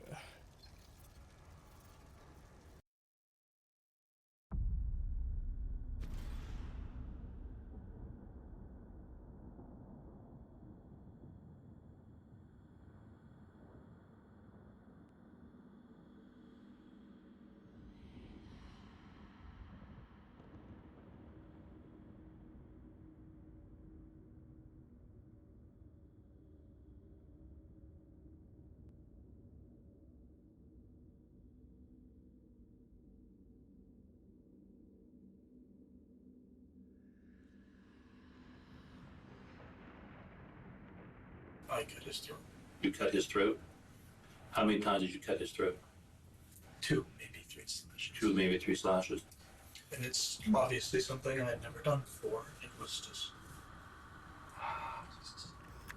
Jason's harrowing attempt to escape with his life proved unsuccessful, as Thane finished what he'd started.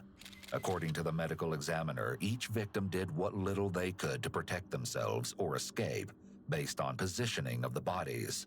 After the killing rampage had come to an end, Thane's work was essentially just beginning. He said so himself. He hadn't planned on being caught, and so began the next phase. Okay, so now all 3 people are dead. What do you do with them? Picked up my tracks. Thane gives an account of his amateur attempt to remove all potential evidence within the home. Okay, so now you pick up the best you can, you clean up the kitchen area and stuff. Where do you go from there? You take the pickup truck, and where do you go? To the bike on the back, you said. Back on the back. Mm-hmm. And I ended up going over to the junkyard, and I ditched my bike. Then someone else entered the picture. Bob told detectives that Thane came through the woods located by his residence, and he was covered in blood. Thane allegedly stated that he'd killed them all. Bob then claimed that Thane threatened to kill Bob's family if he didn't help him. We'll likely never know what words were truly exchanged, but there's no question that Bob was an integral part of the events that followed the slayings. Though we can't be sure, it seems he wasn't aware of Thane's plan prior to the commission of the heinous acts. He says he sees you covered in blood. He says to you, what the hell happened? And you told him everything that happened. And I know you don't want to get Bob involved. Bob's already told us. Yeah. Okay. I told him right after. You told him right after you did it, right? He was shocked. He was shocked? What did he say to you? Not much. I just asked him to bring me some coffee. And he told me to stay away from the house because I was covered. Thane then reluctantly admits that he drove Jeff's truck to Tamara Strout's home, located in nearby Weston. You went to Tamara's to spend the night with the pickup truck down there? Or where'd you leave the pickup on? Where was Tamara doing all this stuff? Tamara knows, right? Tamara knows you did this? That following morning, Bob appeared at his daughter Tamara's vacant house, where Thane was staying. He brought me a pair of clothes. Were you surprised that he showed up with clothes? Or was that part of the plan? No, I was surprised Really? that he came back. Yeah, I wasn't expecting. He wasn't expecting. I was sleeping.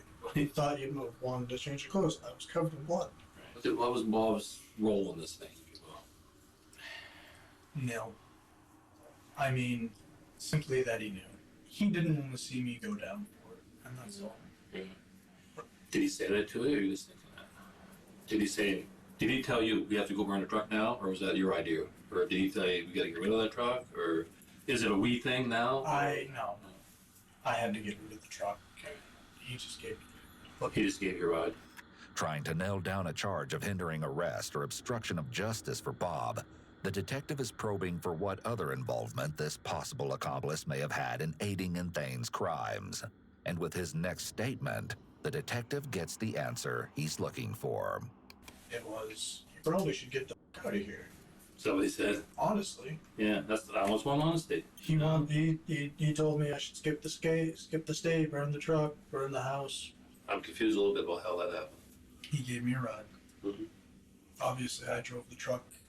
Did you get gas somewhere that morning? Where did you get the gas that you used? Did you burn the truck and Bob gave you a ride to the truck with the gas? I mean, because we had somebody who saw you bring in the gas in with a white jug or some type of a jug, and you were like, walking in, don't want to spill it. When you burnt your truck, it was around noontime Wednesday, way before we found the bodies.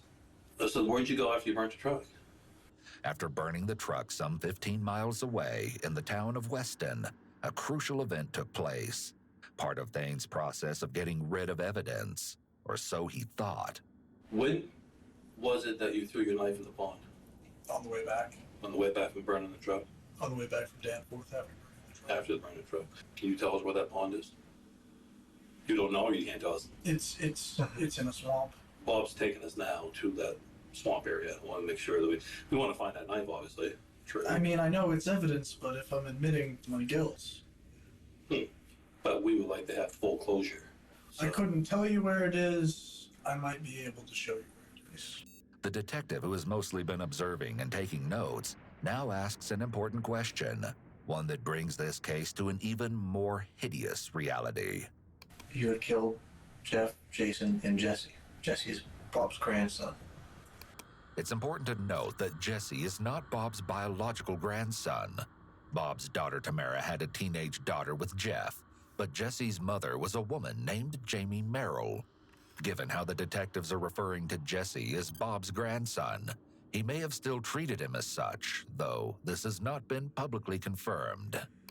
How is it you feel that his wanting to help you out outweighed the death of his grandson to the point where he didn't feel as though he should turn you in? What do you think made him not want to do that? It's hard. Yeah. I mean, I've only known Bob for so long. And he gave you a ride down to burn that truck. And he was with you when you threw the knife out. That's what he says. You know, what's the conversation like between you and Bob at this point? He needed to know from me that I had learned a lesson. The lesson Thane had learned remains a mystery, considering he made every effort to destroy all evidence of his connection to the crimes. Then he fled the state and headed to New Hampshire. Did you call Bob Jr. down here to say, can I come down there and hang out? They talk all the time. They do. He talks with his mother all the time, and we had already put in prior to that I might go down. And, we knew he was looking for a roommate. Bob drove you down here. Why wouldn't he tell us? Or why? Because he cared about me, and I cared about him. Thane appears to be protective of Bob and somewhat reluctant to say anything that could get Bob in trouble. This is unusual, as generally psychopaths only care about themselves. They may pretend to have concern for another person, but only as a form of manipulation to get what they want. However, Thane may be trying to portray himself as a stand-up guy, because he's willing to take the fall for Bob. Bob is one of the biggest conundrums of this case, as he appears to have helped Thane after he knowingly killed his grandson. Unfortunately, that choice may be a mystery we never solve. But that's not the only baffling family connection in this case. As the detectives continue their efforts to fill in the missing pieces of the puzzle, they return to the topic of motive. Thane may have given a motive, but it's still not making sense. In an effort to keep justifying what he's done, he will soon reveal what may be his most outrageous claim yet. So what about this other guy you said you wanted to kill? What's his name again? Who's the third guy? Third guy? You said you wanted to kill 3 people. 2. There were 3 people that used to be the biggest drug dealers. I see. And you wanted to kill 2 of the 3? As the interrogation is winding down, Thane still hasn't provided a convincing motive as to why he took it upon himself to end the lives of 3 people, other than his baseless claim that Jeff was a drug dealer. And it must be noted that no evidence was ever found that supported this idea after all. Still, there had to be more to it. As the detectives press him, Thane makes a sickening allegation, revealing more behind his profound hatred toward Jeff. Of all the people in the world that do drugs, there's some very bad people up there. Why did you pick Jeff? He's responsible for Mariah going to foster care. I've heard terrible things. Yeah. If you found any of his previous statements to be shocking, what you're about to hear will completely blow your mind. Dog. Like that. Weird. He would call him that. You saying? He was. He was what? Dog. He was a dog. Bestiality. Jeff was? Yes. And how do you know that? Hearsay. Okay. There's no evidence to support such a ludicrous allegation, and it appears that once again Thane may be attempting to justify his actions with claims that paint him as the so-called good guy in this twisted situation. All right, if you want, I will let you write a statement out. Like, again, start where you feel is important and right up until now. You thought about this a couple days ahead of time, and your own words that this was premeditated. Do you feel it was? Yeah. You do feel it was. You know it was premeditated. And one more time before I let you write your statement here, you know about your Miranda rights. You don't have to do this. Why the hell not? Okay. On that note, they take a break and exit the room. This may actually be further evidence of his impulsivity. He doesn't want to go through the whole legal process and wait to find out what's going to happen to him. He just wants to be sentenced immediately. This may have been a similar thought process as he had the night of the murder. When he arrived at Jeff's and saw there were additional people there, he didn't want to wait for another time. He had the plan in his head and just wanted to get it done, regardless of the additional casualties. Pull up my chair. Sure. But if you thought the case ended here, it doesn't, not quite yet. In classic Thane fashion, he has more strange comments to offer as he writes up his statement. And I just realized when I was taking a pee that the word they used for me is homicidal maniac. He likely doesn't realize that he's further reinforced the fact that the murders were premeditated, and this definitely won't be of any benefit to his defense when the case goes to trial. Even as Thane works through his statement, he can't help but keep talking, and the detective continues to humor him in case he adds anything more that they can eventually use against him.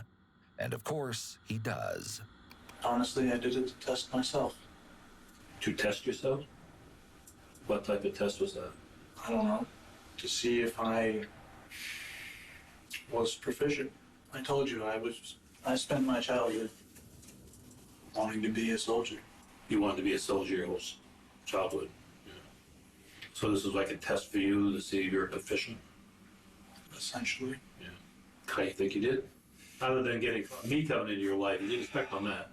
Had I worn gloves, had I spent the time, retraced my tracks better, had I burnt the house down, you might not have been here. You might not have never caught on to me. You said it yourself. And you said from what they said on the scene that whoever did it did a proficient job. Mm-hmm. So at least I got my answer. You weren't proficient. These words don't remotely resemble what you'd expect from an individual who's feeling even a hint of remorse. What would you like to have happen? The best possible outcome from this? Realistically. Realistically? Of course. I mean, obviously the families need to know what happened. They deserve an apology. Won't be much. Yeah, I was going to say, what should we tell the family? What do you want us to tell the family? What do you want us to tell the little boy's mother? That it wasn't personal.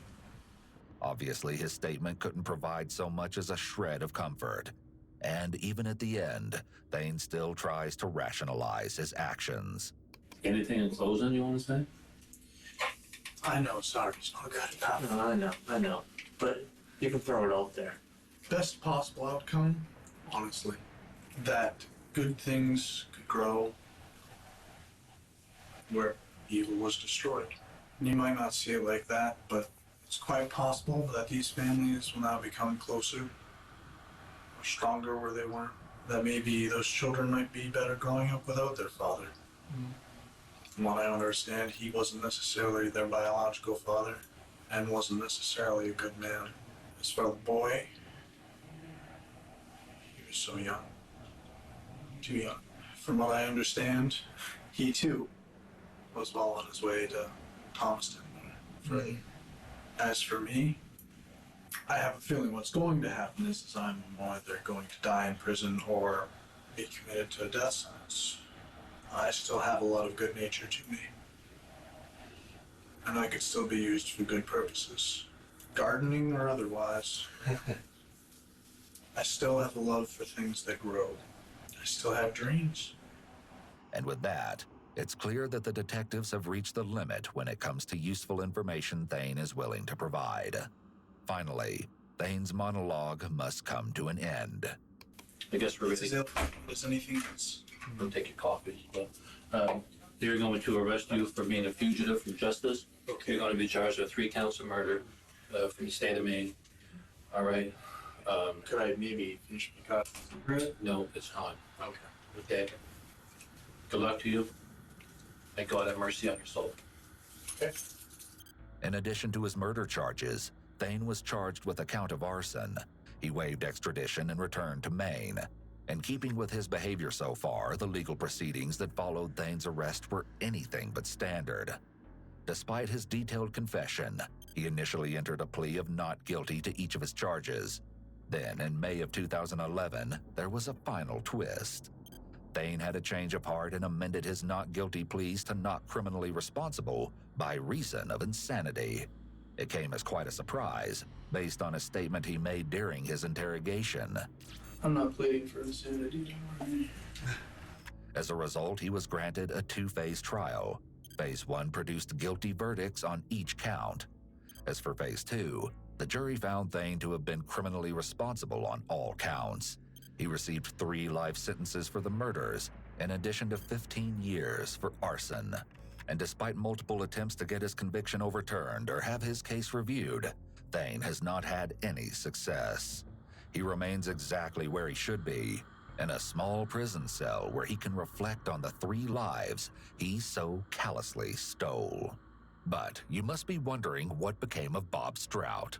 In a strange turn of events, Bob was arrested in 2011 by the Maine Drug Enforcement Agency and charged with aggravated furnishing or distribution of scheduled drugs and violation of bail.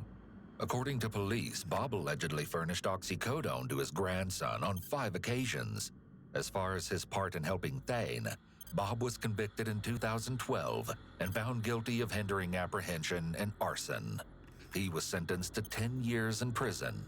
However, all but 4 years of that sentence were suspended.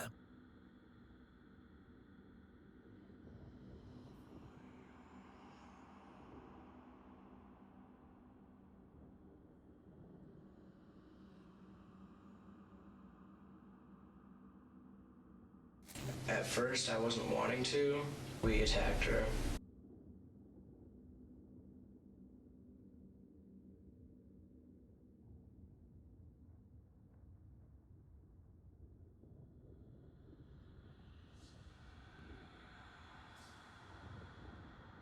The courtroom clips you're witnessing went viral, and though you've probably seen them, no one has ever seen the shocking exclusive footage we obtained that the trio, along with Kathy's boy, Physically sick to look at you. Do the DNA test to prove me. Don't tell me how to do my job.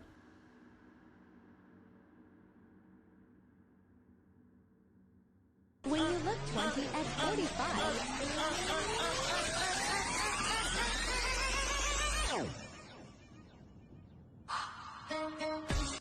When you look 20 at 45.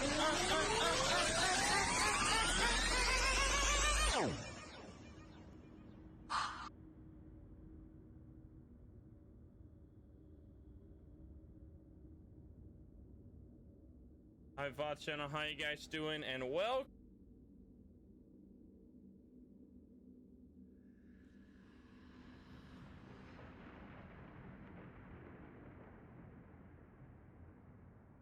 In this video, we're going to be looking at various Kickstarters that revolve around the Nintendo 64 and ranking them 1 out of 5 stars. You're going to be looking at these Kickstarters in order of release, so the first one is A Hat in Time.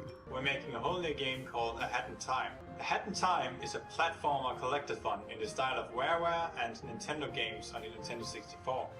We've taken inspiration from Mario 64, Banjo-Kazooie, Legend of Zelda, even Donkey Kong 64. And we've taken this inspiration to design a whole new immersive experience to revive the collectathon genre. A Hat in Time was a very successful Kickstarter. It raised $296,000 with a goal of only $30,000. And if you happen to get the Steam version, you get access to over 5,000 community mods. So this game can almost give you infinite replayability. The only knock I have on this Kickstarter is the fact that the game came out 3.5 years later than expected, but I think this was definitely for the best. If they would have rushed to meet their Kickstarter deadline, the game probably would have been significantly worse. Overall, I think this is a fantastic Kickstarter for a great game, and they even did every single one of their stretch goals. So in the end, I'm gonna have to give this one 5 stars out of 5. Next project is Muppin 64 Plus, Nintendo 64 emulator. This project was pretty much making an Android emulator for Nintendo 64 that would work on the Ouya when the Ouya came out. For those of you that don't know, Ouya was a video game console that was also started on Kickstarter, and it was one of the most popular Kickstarters ever, making $8.5 million. Ouya ended up being a huge commercial failure though. But in the end, it seems like this Kickstarter specifically delivered on all its promises. So this Kickstarter was looking for $800, but raised over $1,600. So in the end, this ended up being a great Android emulator that worked on the Ouya, so everything was delivered. And it seems like this Kickstarter got universal praise. It was connected to the Ouya, and the Ouya was a commercial failure, so I don't think I can give it 5 stars, so I'm gonna give this one 4. Nintendo 64 portable console, build your own kit. So for this Kickstarter, you would pay $200 and he would ship you all the parts and instructions about how to build your own Nintendo 64. This Kickstarter reached its goal of $5,000, raising over $5,400. Thing is though, nothing was delivered. No updates. Whoever made this Kickstarter pretty much just took the money and ran. So every single person that backed this Kickstarter was scammed. And a lot of these people pledged $200 to get all the parts, and absolutely nothing showed up. So this one, I'm gonna give it 0 stars out of 5 because I just feel bad for all the people that spent $200 thinking that they're gonna get these parts to build their own Nintendo 64 and getting absolutely nothing in return. Next is Yooka-Laylee. We always saw it as the first game to be a spiritual successor to Banjo-Kazooie, just because platformers haven't really been around in recent years. The Kickstarter is incredibly important for us because it's going to mean we're going to be able to expand the game beyond the initial vision and add a lot more depth to it and a lot more features, and you'll see those in terms of our stretch goals, and then also to be able to add support for other platforms as well. Yooka-Laylee ended up raising over $2 million of their $175,000 goal. Although Yooka-Laylee is viewed a lot higher in the year 2023, when it was released in 2017, it got very mixed reviews. The game came out very buggy and it seemed like it was almost unfinished. Although most of these bugs have been fixed with the Spin and Polish update, it left a really bad taste in people's mouths that they would release a game this buggy. Their top 2 pledge goals were funded but never got met, being orchestra music and free DLC for the backers. Overall, I gotta give this Kickstarter campaign a 3.5 out of 5. Next up is the J64. The first in our line, called Modding Made Simple, is the J64. Let me show you how this all works. The J64 is a replacement cartridge tray that allows your NTSC Nintendo 64 system to play in both North American and Japan region games. Now before this, your only options to play a North American game on a Japanese system or vice versa was via a third-party accessory or by physically altering the original N64, which could lead to damage. This is a simple and cost-effective solution that will give you a clean and stealthy look. When I saw this was a Kickstarter, I was very surprised because I've seen these trays all around the internet before myself. These trays were released after the J64 Kickstarter though. So if this Kickstarter would have been funded, this would have been the first third-party tray you could buy. There were already designs on the internet for people to 3D print their own custom trays. And less than 5 months later, other companies started making these trays. So they ended up raising $2,837 of their $7,500 goal. So in the end, the J64 was never funded. Although if the J64 was funded, these trays would have came to the consumer market a little bit earlier, and I'm assuming the plastic in these trays probably would have been nicer than 3D printing one at home. In the end, it's just a pretty simple plastic part, so it doesn't surprise me that they ended up being on the market anyways. Overall though, the tray's just so generic. This is a product that I personally would want, but I'm just gonna go and probably just get a tray for $8 off Amazon. But at the end of the day, it really is just a piece of plastic that probably didn't need a Kickstarter to begin with. So I'm gonna give this one 2 out of 5. Enco, repairing the Nintendo 64 controller. The 64 controller had one major flaw, the joystick. After much use, the joystick wore down to dust and became useless, so I got a new one, scanned it, and then I 3D printed a prototype. I decided to make it a different way. By melting plastic into mold, I can exactly replicate the original parts as they were made 13 years ago, but I ran out of funds, so that's where I need your help. So for this Kickstarter, it had a goal of $8,000, but ended up raising over $16,000. When the Kickstarter campaign was finished, the $16,000 was spent trying to make these molds, but problems with the sticks and the bowls just kept coming up. There were revisions upon revisions, but in the end, this project never came out. At the time, people were confused. There's a rumor that the guy that made this died, people thought they were getting scammed.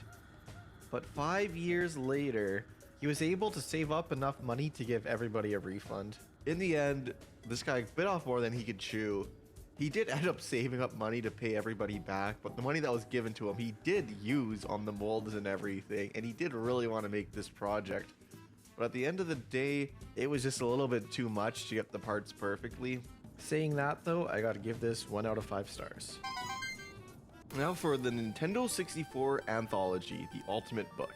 It's a 360-page book with 388 game reviews of pretty much every single Nintendo 64 game. So this one had a goal of 50,000 euros and raised over 67,000 euros. So in the end, people were really happy with this book. It's just a great quality Nintendo 64 book, and I gotta give this one 5 out of 5 stars.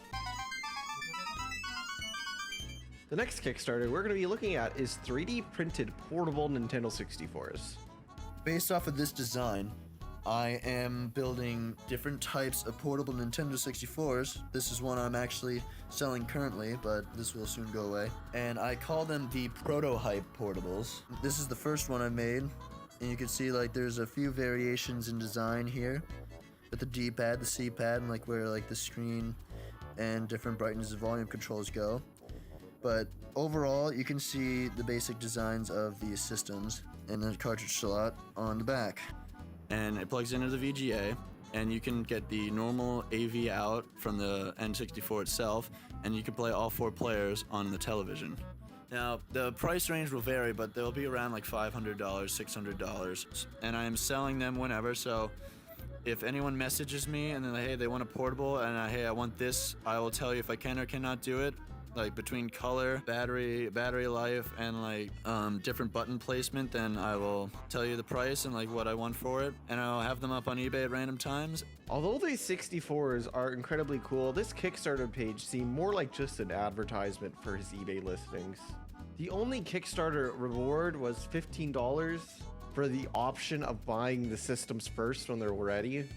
And although this is a really cool project, I doubt the person that even made this Kickstarter expected it to get fully funded anyways. He made $224 of his $2,000 goal. Still is an incredibly cool project, but I gotta give this one 2.5 stars out of 5. Next up is Smash Overload. So I have a whole video already about this Kickstarter, and this is pretty much a Smash 64 mod. They wanted to raise $11,000 for 24 playable characters with 12 new characters, new character moves, and 25 new items. And right when this Kickstarter was released, many were quick to call it a scam. A whole video on my channel explaining why it is a scam. The project ended up raising $300 of its $11,000 goal. I'm gonna give it 1 star out of 5 instead of the 0 the other one. He never ended up scamming anybody because the goal was never met. Next Kickstarter technically had 4 Kickstarters in total, but the first one was for the original Brawler 64. So the Brawler 64 is a modern take on the Nintendo 64 controller, containing only 2 prongs and being more similar to a Switch Pro controller. They originally only wanted $13,000 and ended up raising over $166,000. They had another Kickstarter with transparent colors for the Brawler 64. So this one was similar to the first one. They had a $30,000 goal and ended up raising over $90,000. And the transparent colors were a big hit too. They made another Kickstarter, which was a wireless version of the Brawler 64. And this wireless version, they had a goal of $20,000 and ended up raising over $122,000. And then they released a 4th Kickstarter, which was a Bluetooth version of the Brawler 64 for Nintendo Switch Online. So this one came out partially because of Nintendo 64 coming out for Switch Online. And this one had a goal of $10,000 and ended up raising $54,000. So overall, all 4 of these projects get a strong 5 out of 5. This is a very beloved controller and just shows one of the great Kickstarter campaigns. Next Kickstarter is Morty Winx. So this was a game that was cancelled for the Nintendo 64, but there was a PlayStation version. Pico Interactive ended up buying this IP, so they were finally able to release this game for the Nintendo 64. And this was the first new title for the Nintendo 64 since its discontinuation. There were prototypes for this game, so they didn't have to make the game from the ground up, but it was still incredibly impressive that they were able to finish this game. This Kickstarter's goal was $20,000, but they ended up raising over $131,000. So overall, I gotta give this Kickstarter a 5 out of 5 also. The Kickstarter went perfectly to plan, and this seems like a great port.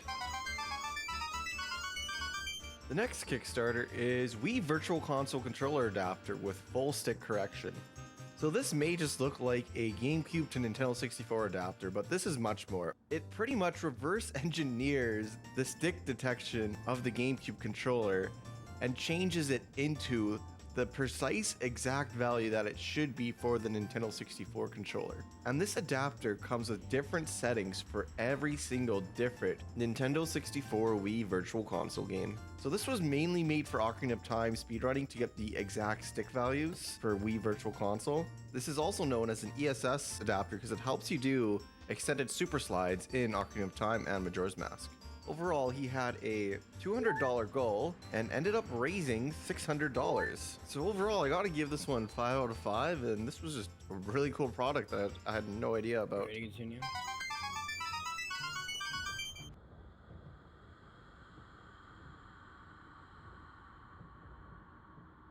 Hey, Finicky.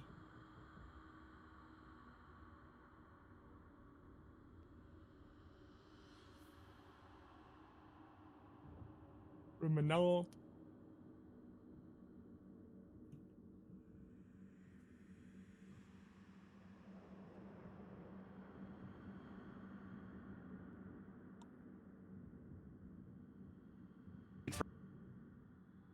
For Ocarina of Time speedrunning to get the exact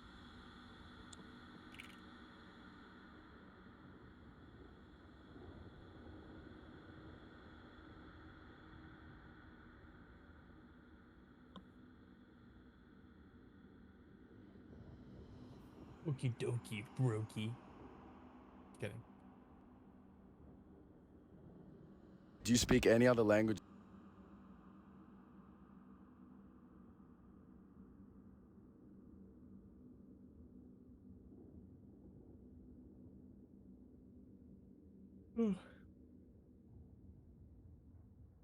Alright, friends only. Friends.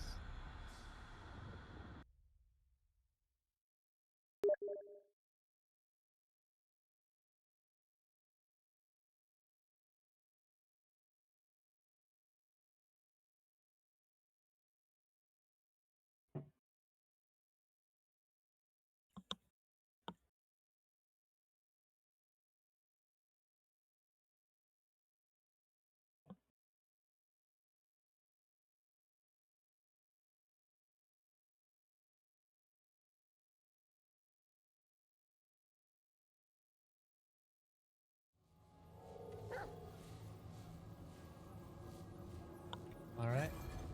I'm gonna go grab a drink real quick. No.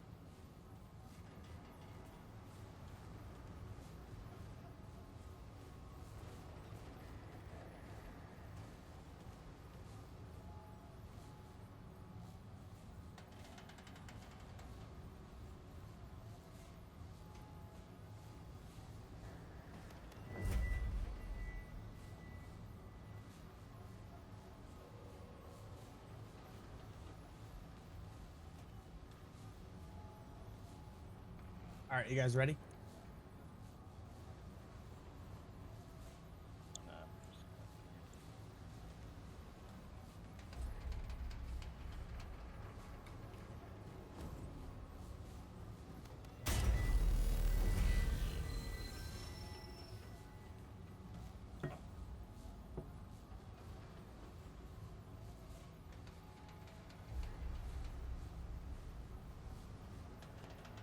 Okay, so you're allowed to travel to your last rested checkpoint. So we're going straight back to the boss fight.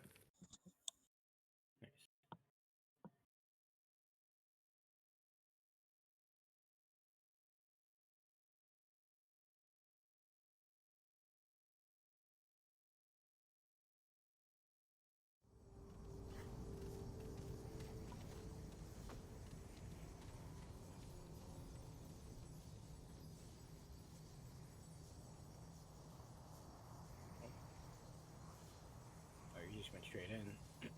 You still kind of standing there?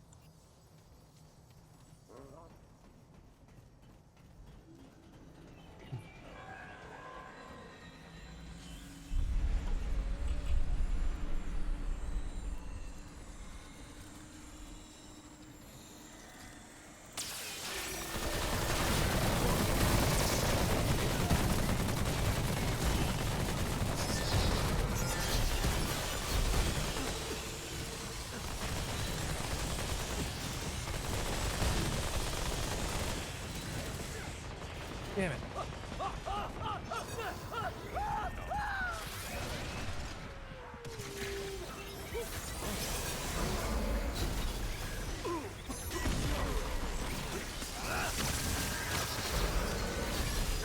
Ah.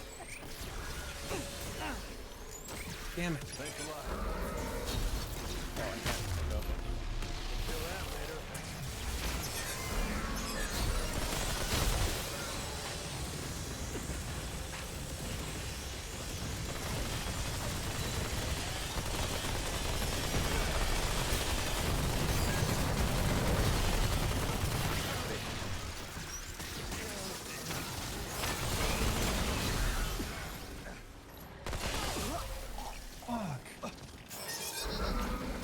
Yeah, I'm out of it right now.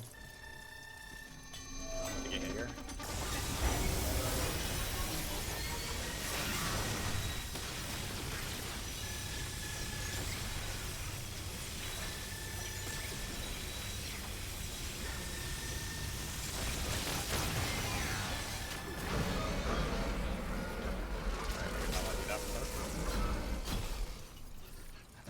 Thanks a lot. Oh, nice.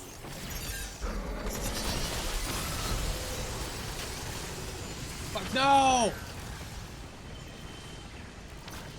Oh, yeah, my guys.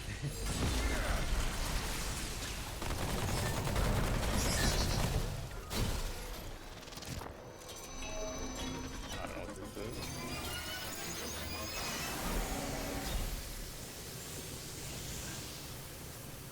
What do you do with this one?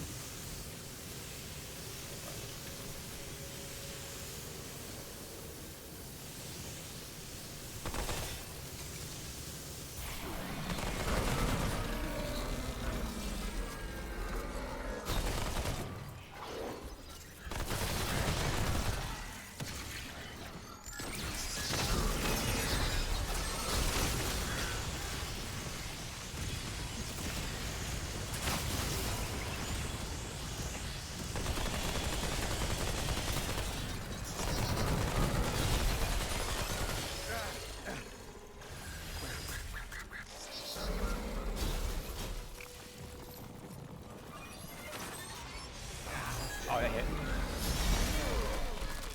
Oh,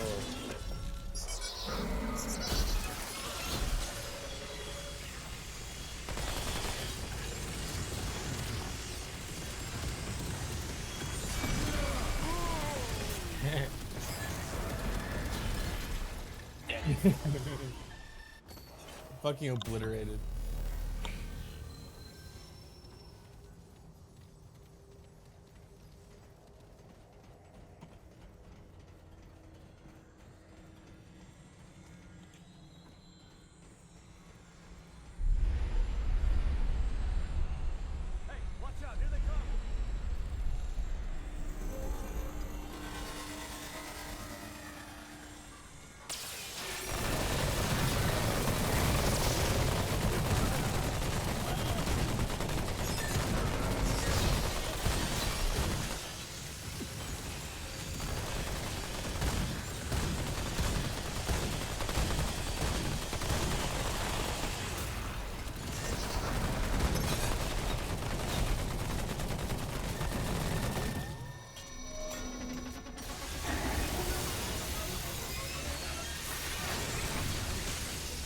ground pound. Oh.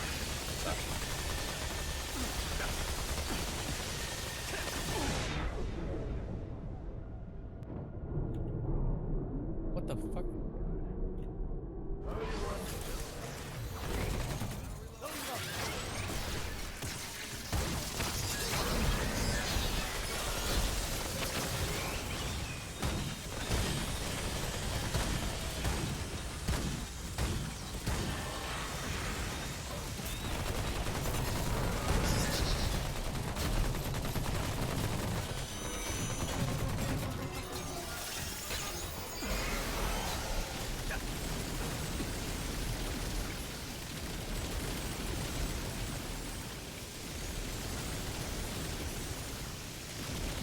I'm quite trying to do it.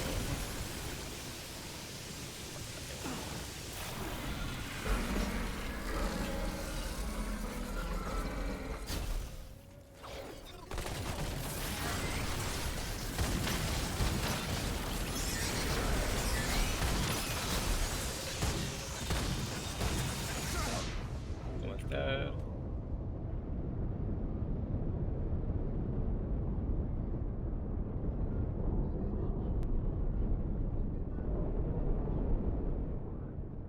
Oh Jesus!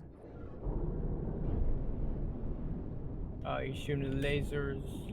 Ah, fuck! That does a lot of damage. Man. Thanks for that. We just.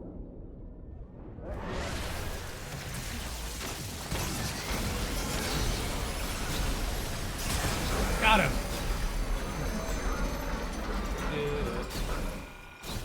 Centuries old iris. I can't carry any more of that. Yeah, and just Yeah, stare we- down. We fucking kicked his ass.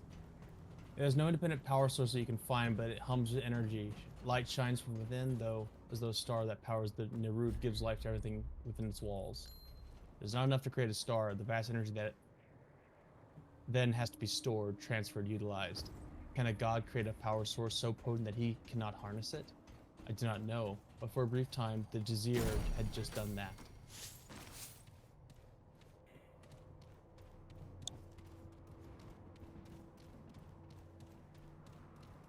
Can he create a rock so big that you can't lift it?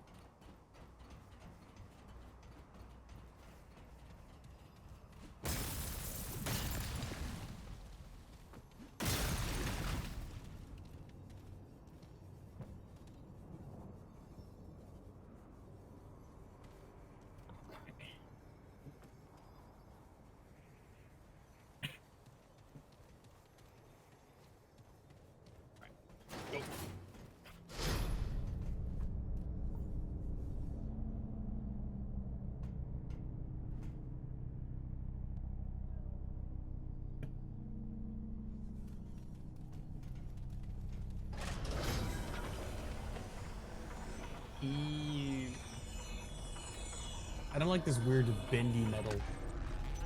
This weird slidey metal. This looks important.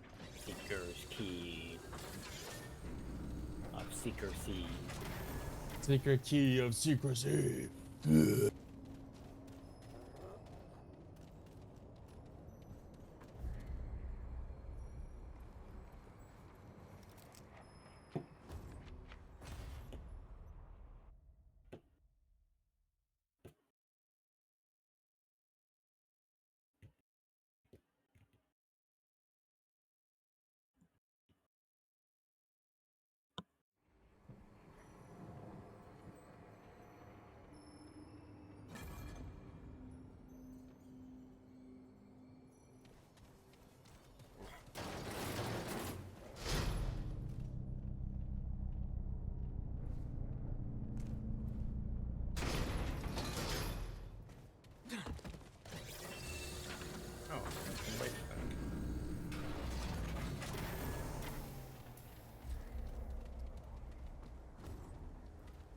Oh. Oh, there's a door close to where we're at that we need to go through. Oh wait, yeah. It's gonna be over here. think that we can open this door. I don't think we need to. Do we need to rest? Yeah, I guess we do. Waiting. Then ye shall wait a little longer.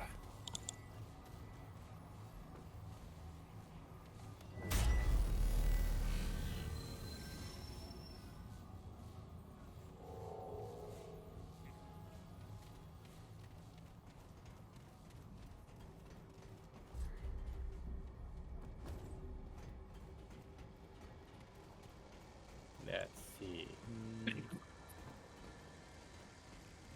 Use. Oh, what the fuck happened? Oh.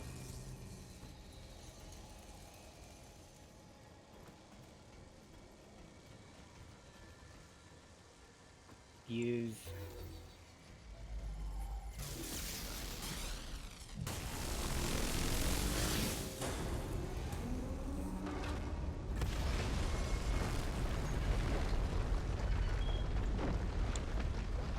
My god, it's glorious.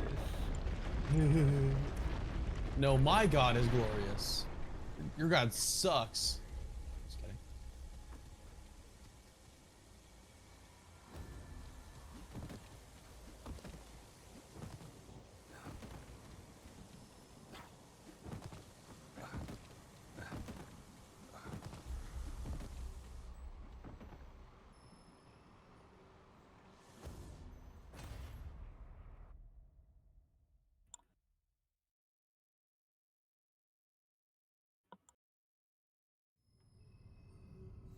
Good, you have arrived.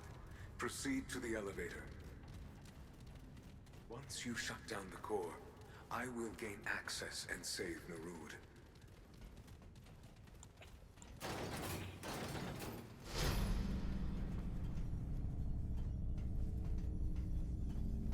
Oh my god, can it go any faster, please? No. For millennia, the Oh Drusir sought god. answers to a simple question. He's gonna bore us to death this. No. Are we It was a alone? trap. Will you read my was built pamphlet? To answer this question, I was built to care for Nerud. Telratha led Nerud through the currents of space and time, to the origin of energy in all its forms, to Alepsis Torah. The anomaly was unlike any on record. Massive in scope, purposeful in its composition. It appeared chaotic, but also intelligent in its design. Intelligent design. Telratha warned the Seekers. He guided Nerud to the gates of heaven, yet refused to step within. But Telratha was overruled. The Seekers saw in Alepsis Torah an end to their quest, an answer to all their questions. And now, only I remain. The fate of Nerud, of all Drusir, rests in me. Wait, Okay. there it fucking is. The weird, like, little four-armed monster. It's like, it's right fucking there. It's in that little ball. We've been seeing all of the statues and shit. Oh, time to go kill it, I guess. Fucking kill that bitch! Oh, Look at him, there I he's go, kill it ugly! again. Oh boy. You have arrived in the core. Use the console there to shut it down. Okay. Once complete, I can gain access and save Nerud.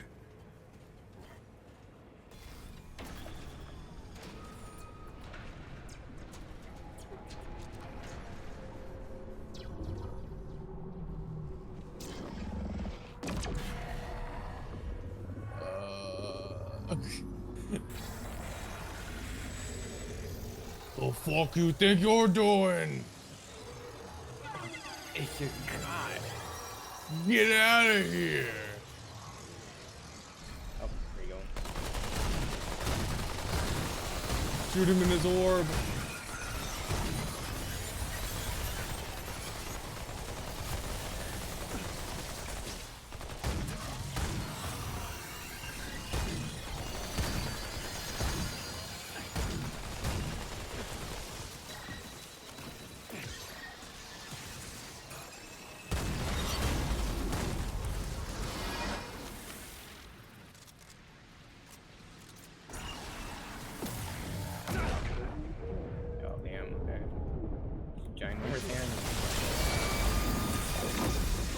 the fuck? What's happening? He's hitting me with a Rasengan.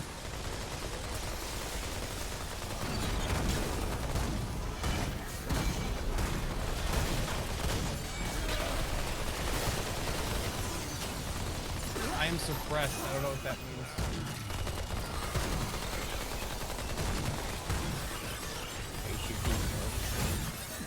I'm down. Oh my god, not again. No, I don't want to realize.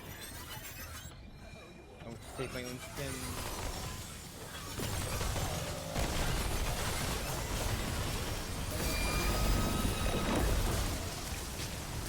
He covers a lot of health, I want to kill him.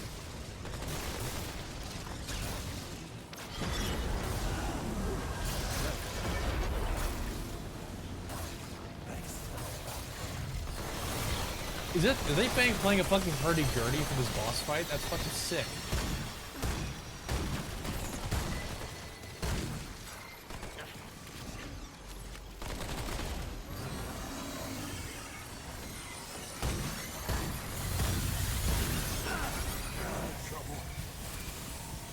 Yeah, that's tough to dodge.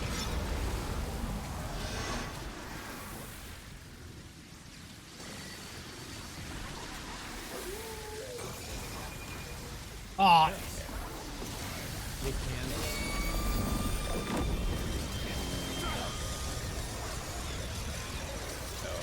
Oh god! Oh god! It's sucking me in.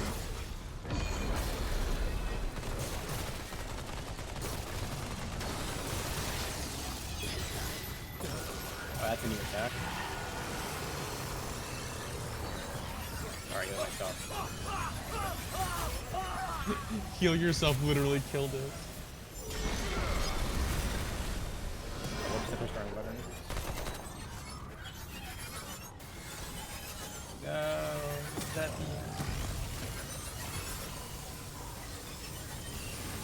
Okay. He's going to Rasengan you. I'm in red. Okay, that works.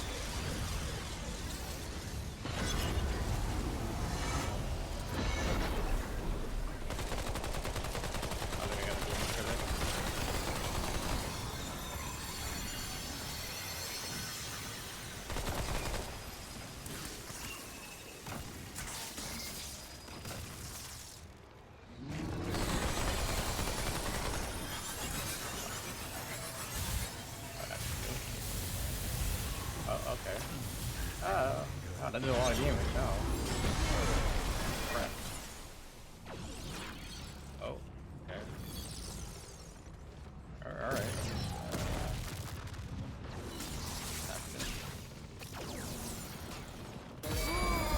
I try to predict that.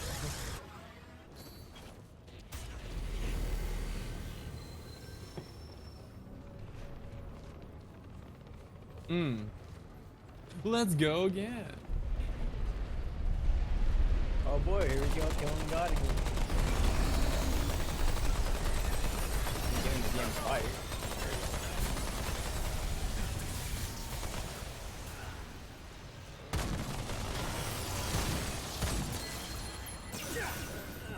He's supposed to dodge all out here.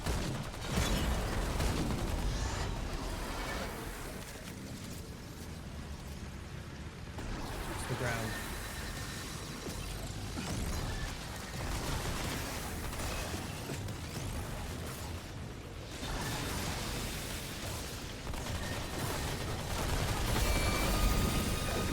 Jump, Rasengan. Ah.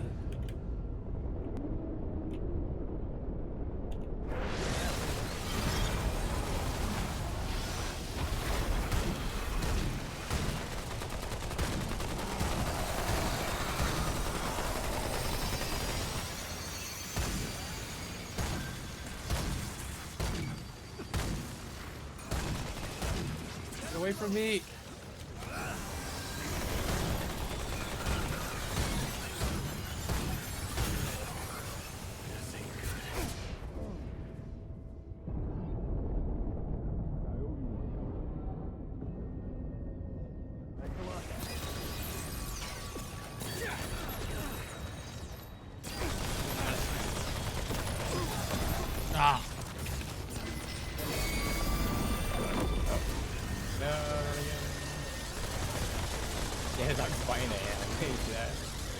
Arrgh.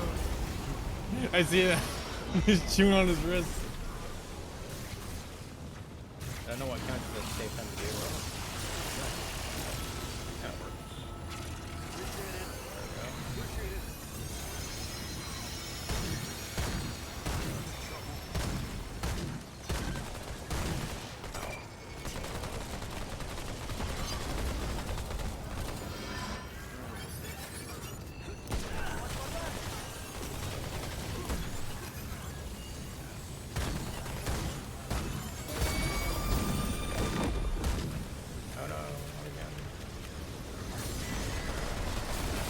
Remember that orb while he's doing that like weird hand like AoE thing is also a weak spot.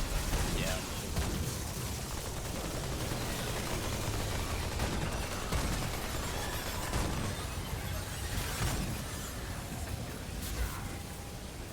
This shit right here.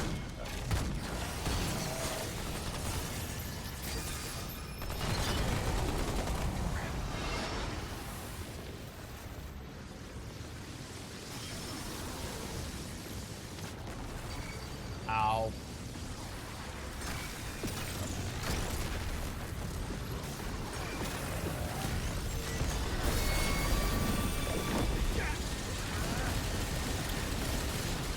Squeeze my whole health bar. I'm not really sure how you're supposed to see. You can sort of see the shadow of it as he like goes up to strike. That shouldn't count as a telegraph.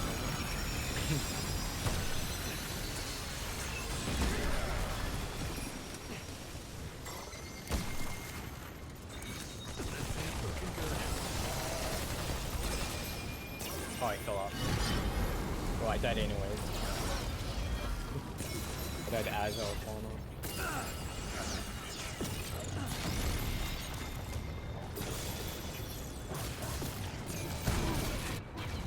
Damn it.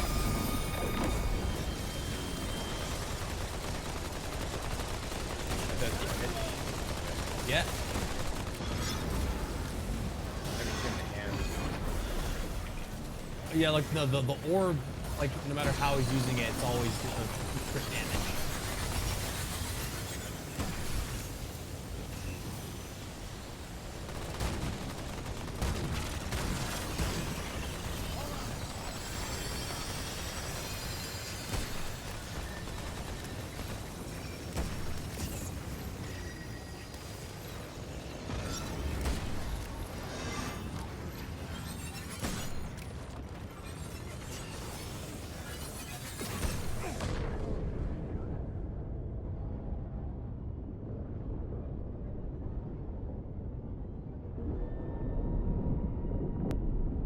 Yeah. Come on. Come on. Come on. Yeah. Nice. The effects of Alexis Jordan were felt in all corners of the ship. Nonetheless, you were successful. Oh, you get this Access to the map. core. I and all the Drasier are in your debt.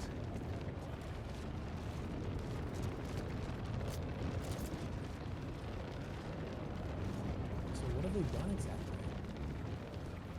Hold on, I'm gonna read the thing that we got.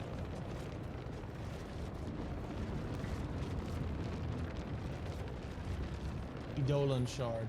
It has no substance. It barely has a form, like holding a Oh my soap god, bubble go back that to the won't checkpoint. pop. Like, this place is super noisy. Oh, is it? Okay, fine. I can just kick you, and you don't have to listen to music anymore. But you don't listen to. Alright. Turn down your volume.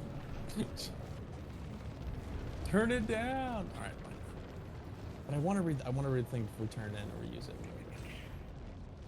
Let's see what we get from it.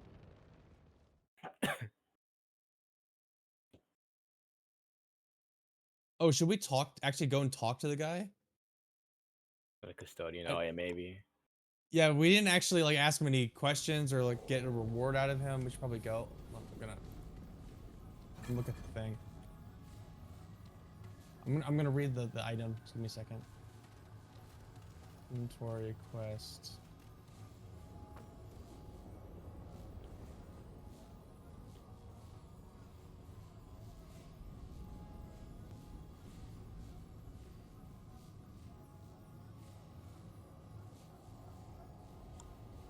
Even I cannot see the full extent of what Ellipsis changed our world.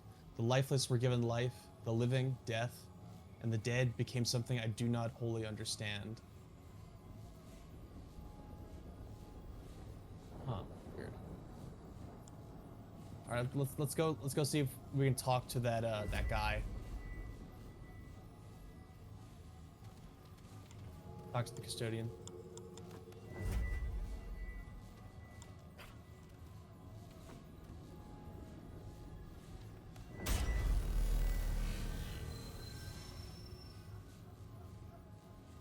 Rude.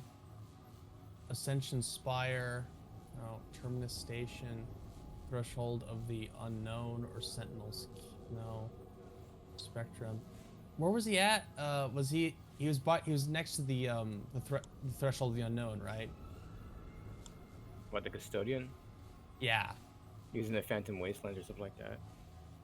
Yeah. All right, we'll go to Phantom Wastelands and then just like walk to where we remember him being. Basically across the place where you put the keys in. Oh, well, we could have just gone straight there and then like walked over. He's not that far.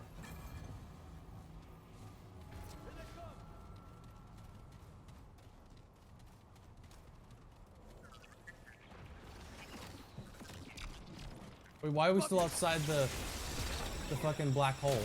We should be inside it now. This is bullshit. It's not what was promised.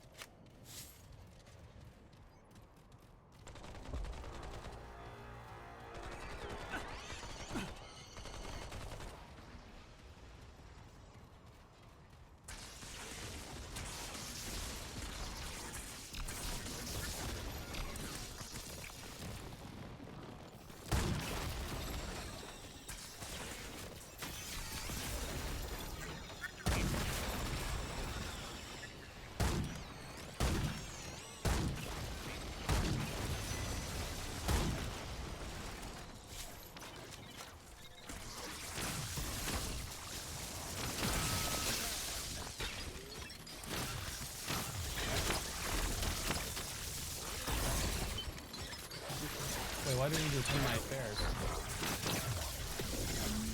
The guy right next to you.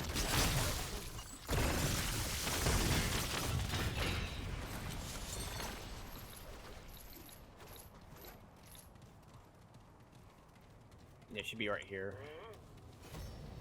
Oh, there we go. Ring of Shala. Shala. The necessary calculations are quite complex. That kind of sucks. Oh, does the ring suck?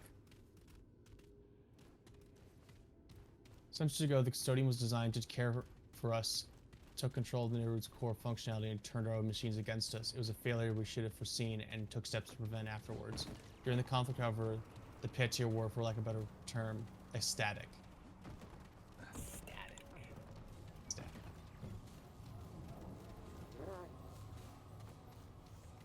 You should have killed the custodian instead.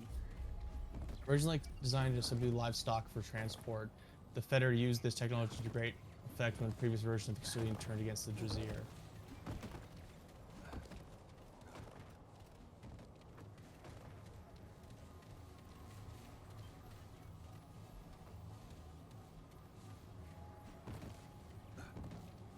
Watch it, here they come!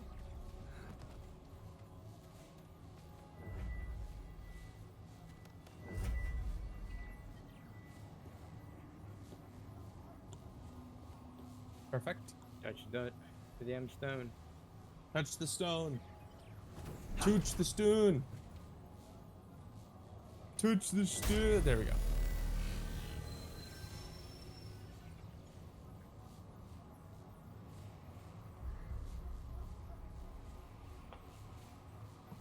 I just want a second class of the tape.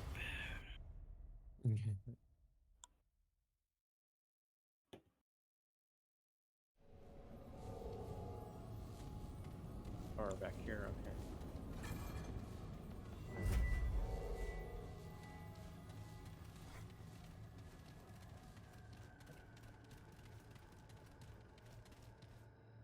Uh-oh. Oh, never mind.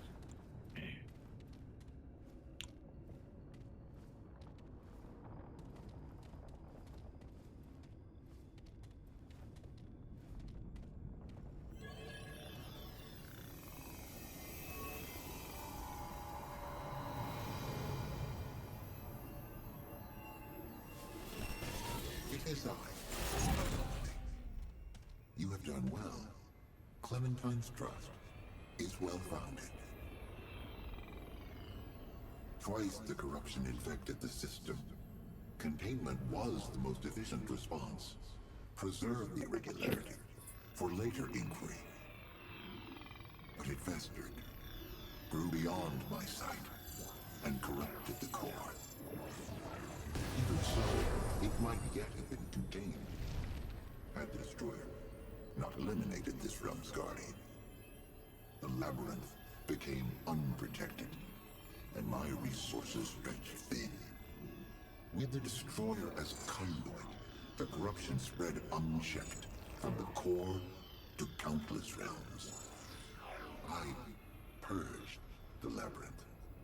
I expunged realm after realm, seeking to restrain the rot. All effort failed. The system was beyond repair. So I must destroy all of humanity. Too late. Now, a solution has been revealed. Not to me, to an anomaly. Perhaps that was the intended design. A fail-safe in case of my own corruption.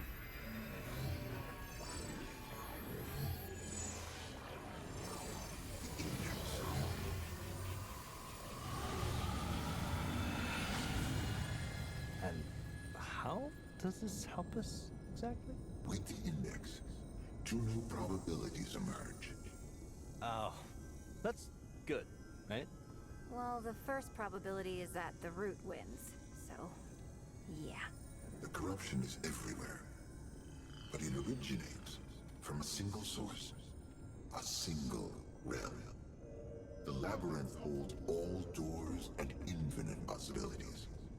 When the corruption spread, the door to their realm was closed, even to me. But with the index, I can subvert their defenses.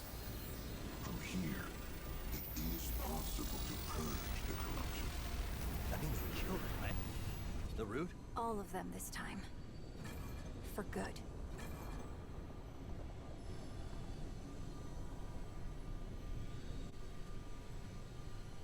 Right. Okay.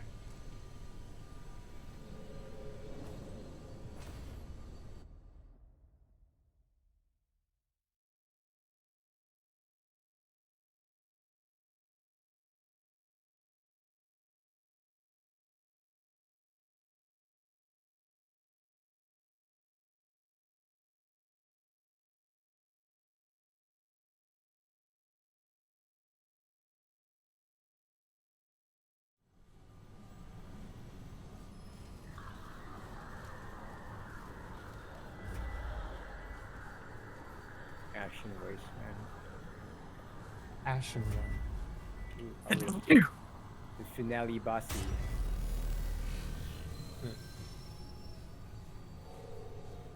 Root Earth. Oh, you don't want to see what the new items are? Oh. We got new material, didn't we? Oh yeah, I read one of them.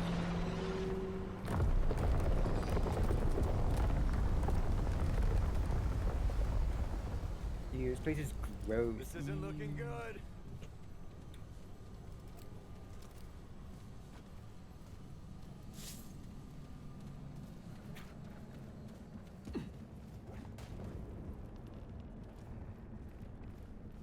Holy hell.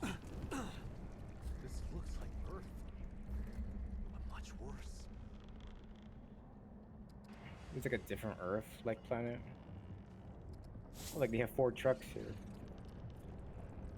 I think it's just they had their own anti-Semitic car manufacturer here too.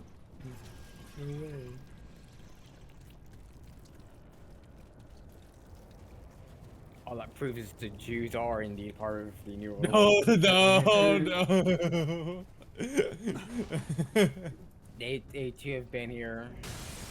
They really are. I did the root that's a Bolshevik group spreading across the world like tendrils. Oh no, Marxists. They've been corrupted by the Marxists. Oh no, this world's been corrupted by cultural Marxists.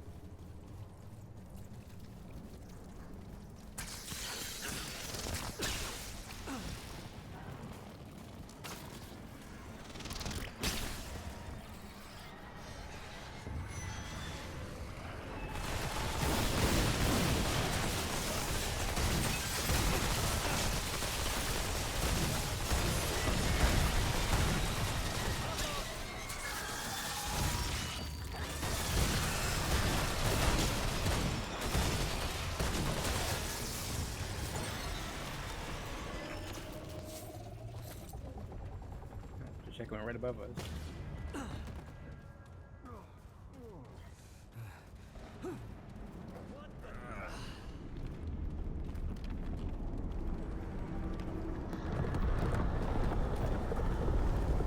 That's pretty big. Oh. Yeah. Oh. Spaghetti-o.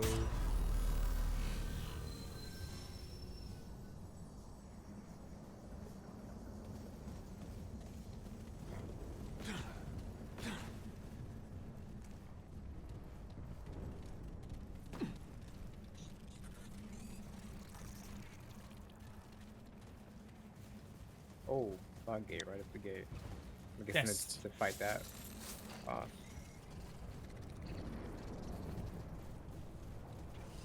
Alright, let's go fight him.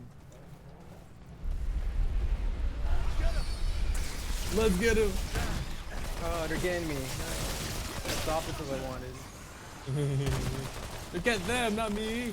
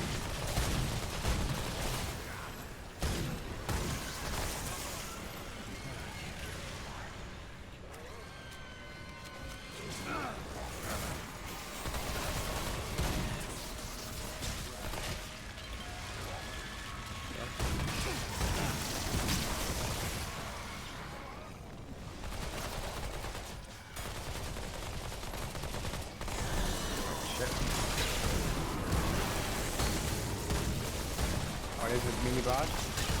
What is that? Some kind of root knight.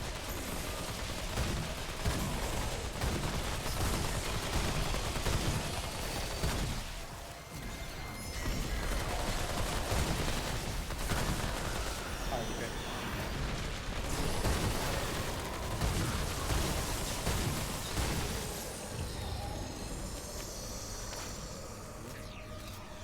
pretty easy mini boss. I'm in trouble.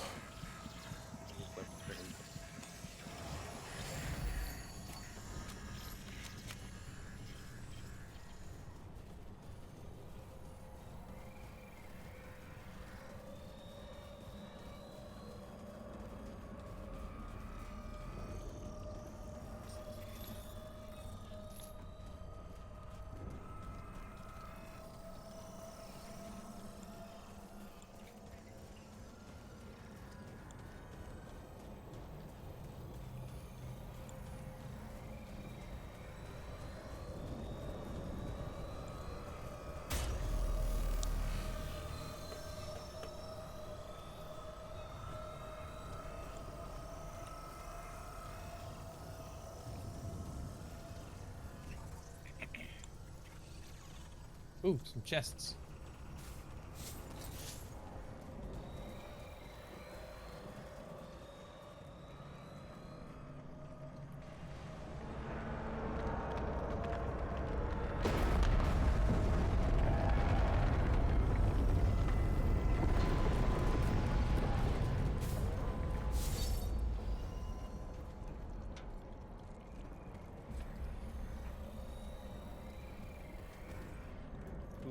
Ring.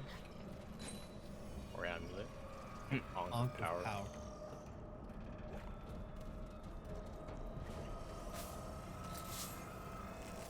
Like it's just Straight some up. shit.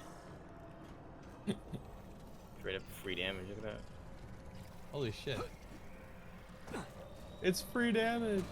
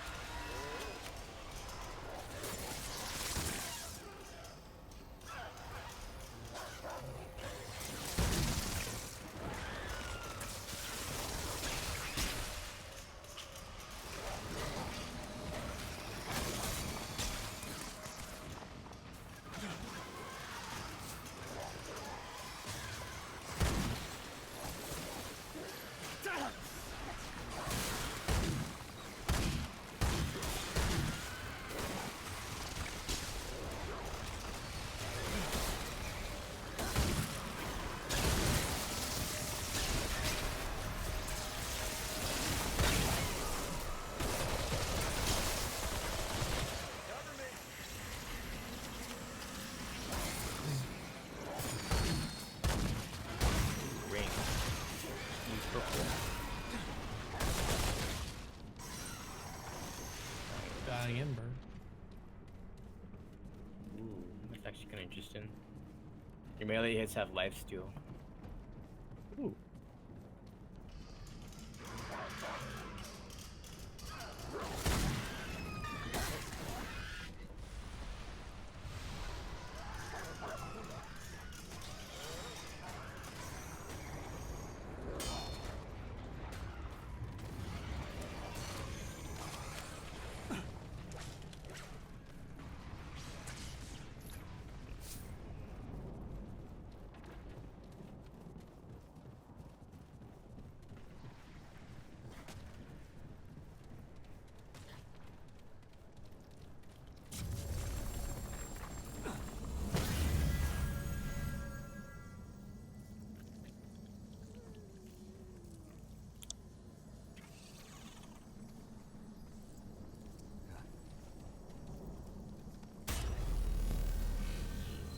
This here looks like something. That's odd.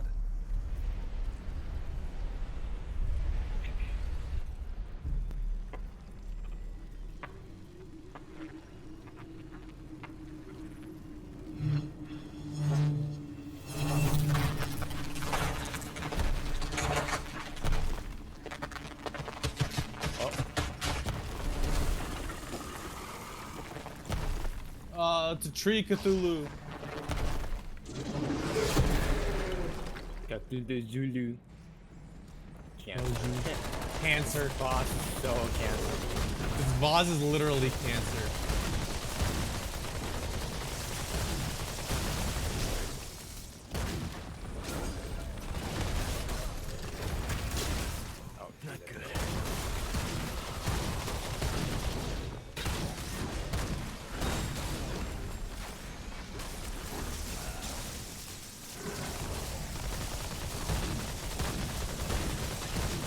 Oh, the weak spot's on his, like, his back, honestly. Oh, I was Right supposed over to that. jump over that. Yeah, it's crazy.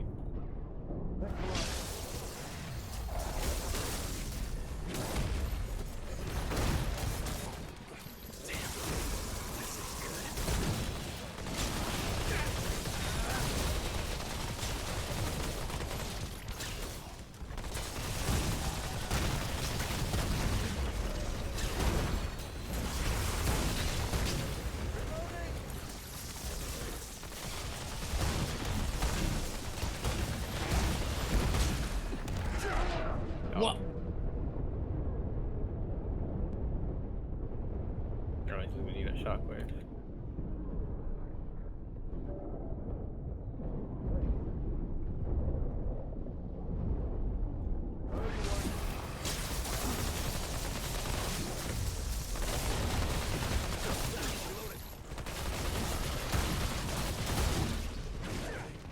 Coming for me. Ah. Missed my dodge. He's glitching out.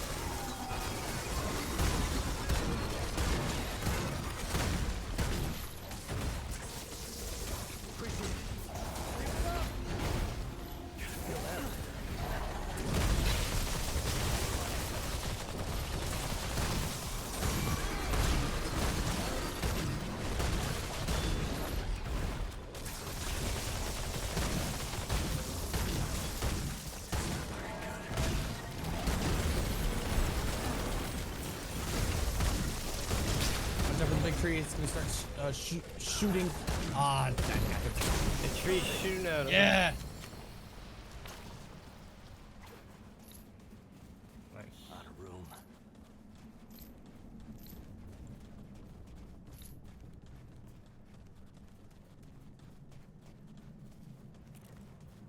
Necrotite shard. Once a small and benign growth, it evolved into a plump abscess with enough veins and organs to fully sustain itself. The corruption emulates that which is familiar to this realm's inhabitants, though the process of assimilation in a single instant, it gains the biological advantages that took the species' entire existence to acquire.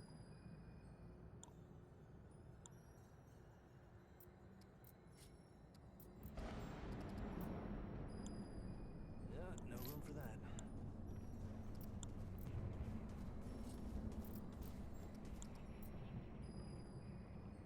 Anything else?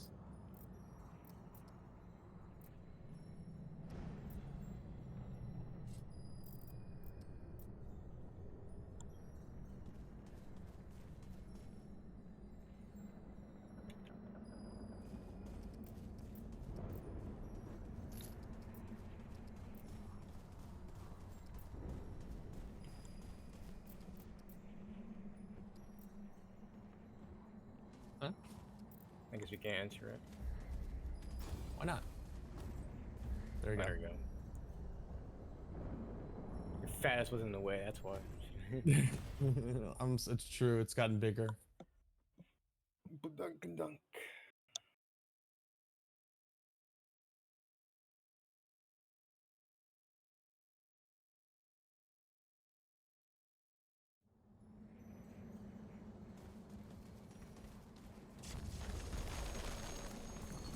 Alright, now you want to check out these new items?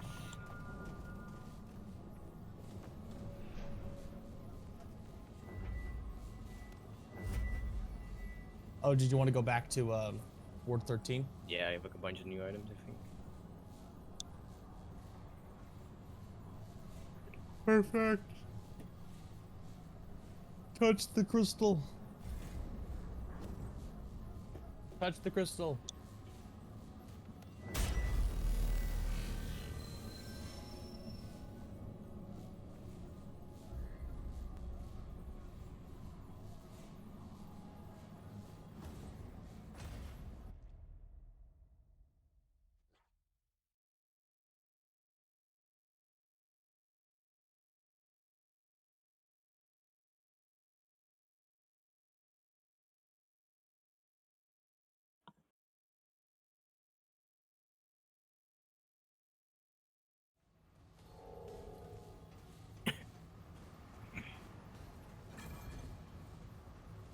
What the hell?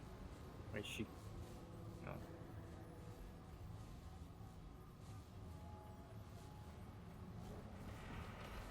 There we go. Jesus Christ. What do you need? Spectral blade. Hmm.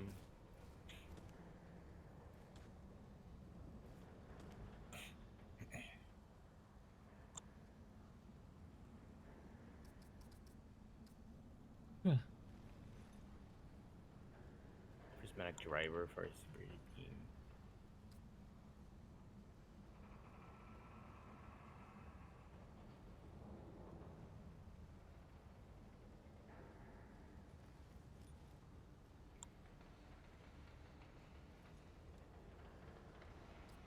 Jesus Christ.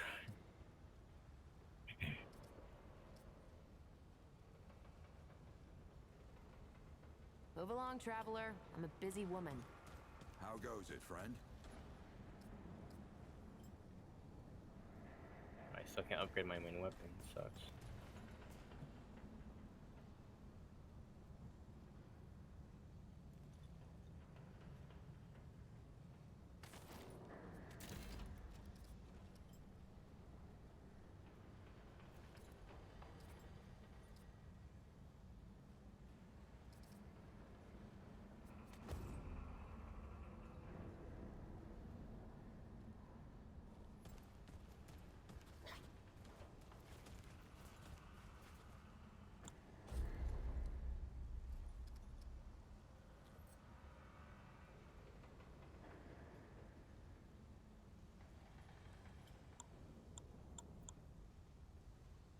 You know where to find me. Okay, got a lot of upgrades now.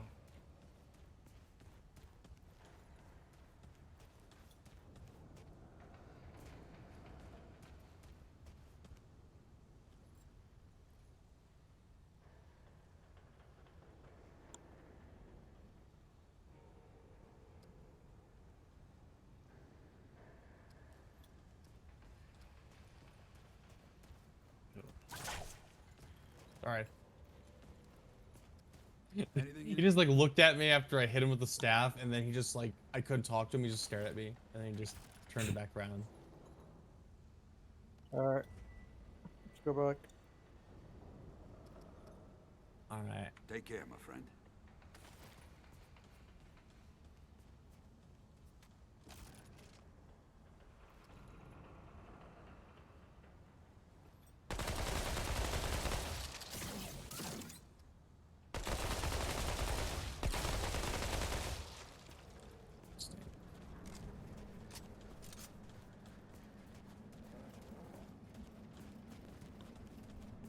All right.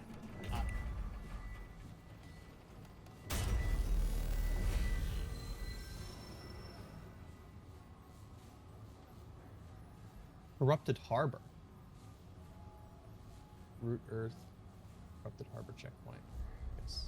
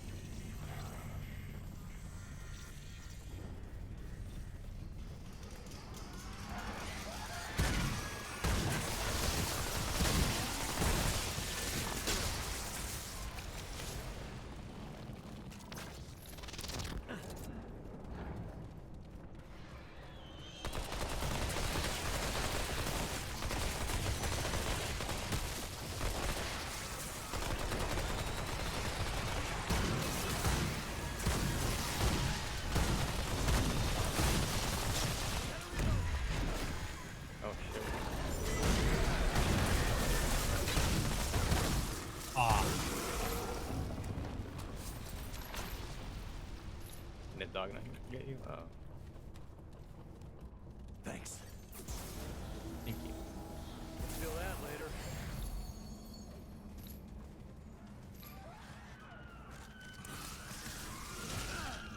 Oh, fuck.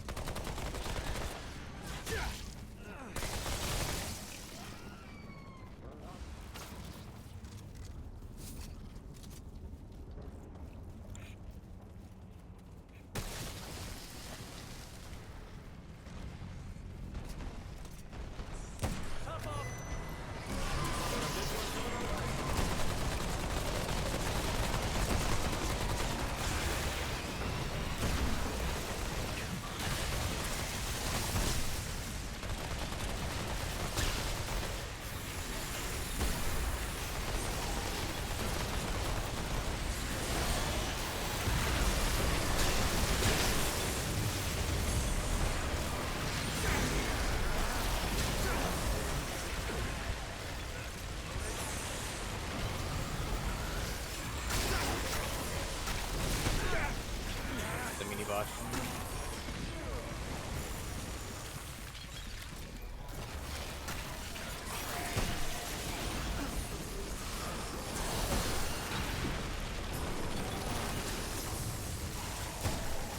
Fuck.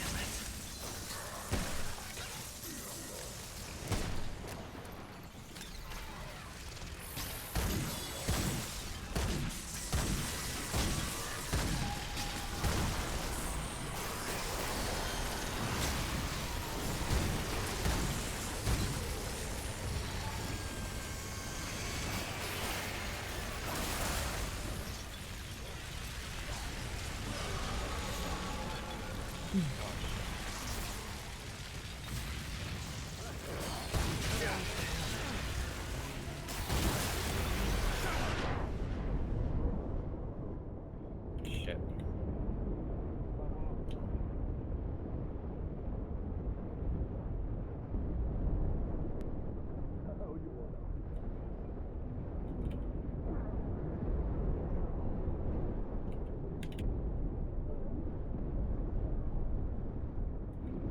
There's a lot of health. Fuck.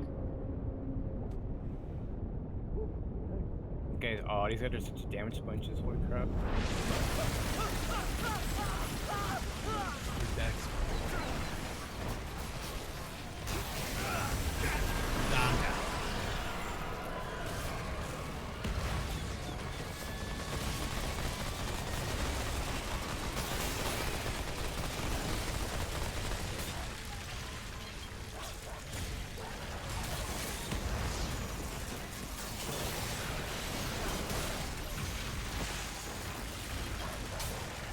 Cut it right here.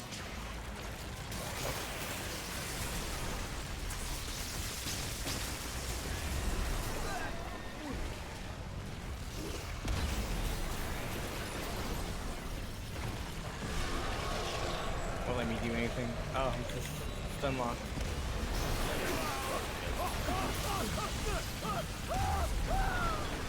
They have a lot of health. I know. Like literally just like 10 magazines just in around them.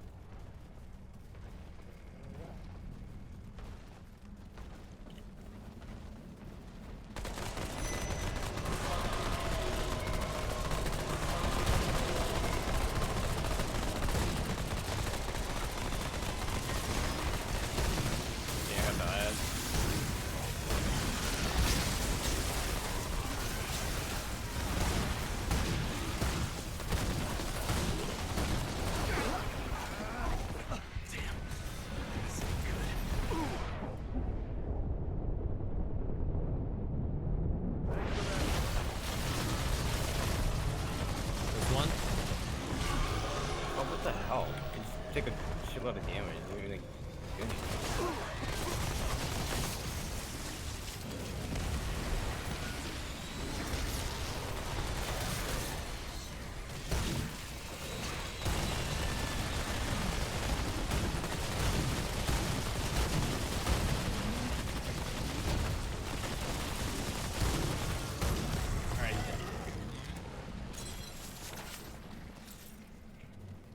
Looks like I'm full up.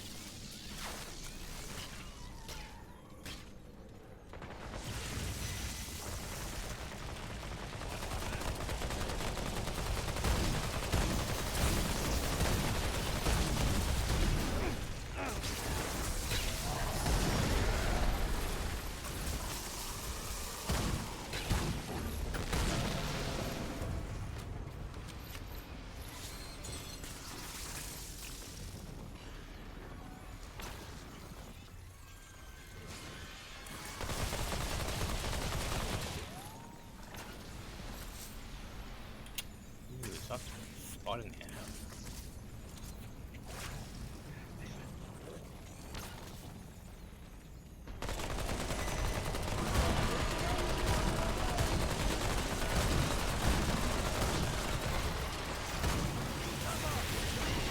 Oh, out.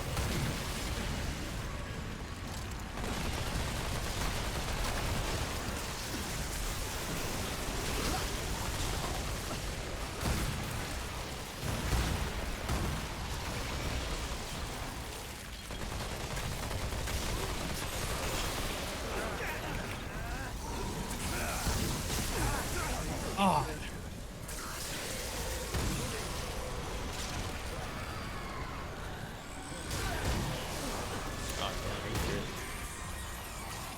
Where's my oh,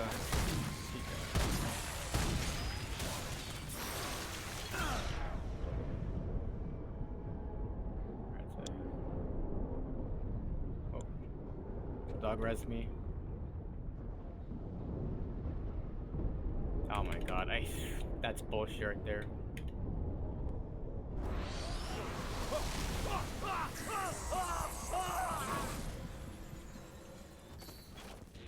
I hate that. If you dodge roll the slam and like the AoE it produces what hits you. So dumb. The roll catch. Holy fuck.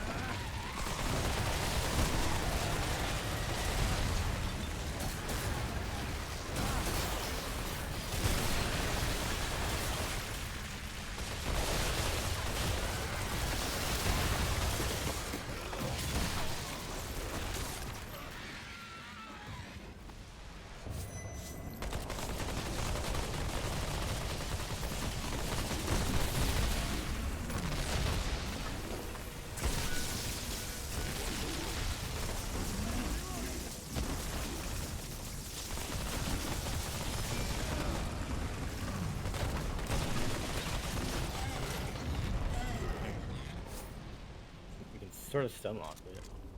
Yeah.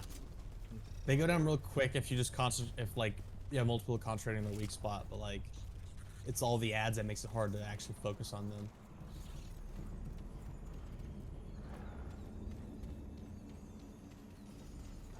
Yeah, for this next area, I remember we're gonna bait the knights.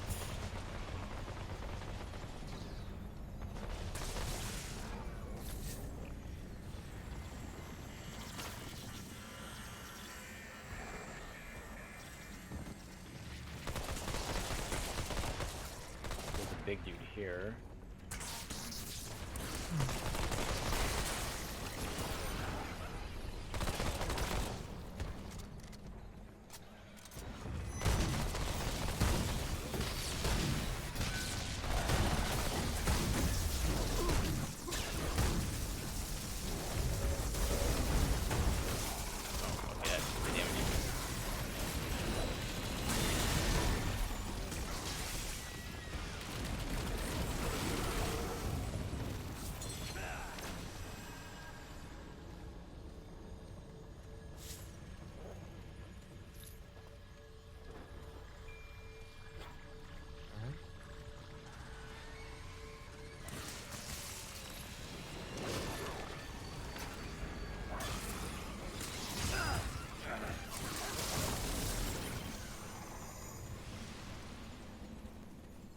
Carry anymore.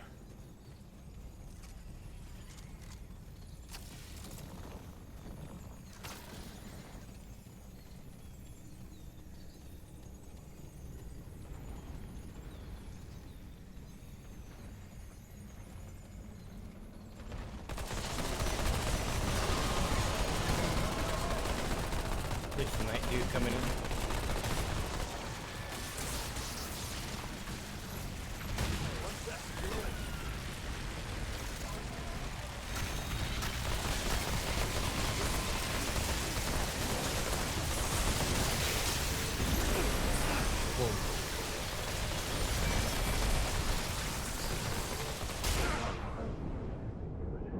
Oh shit!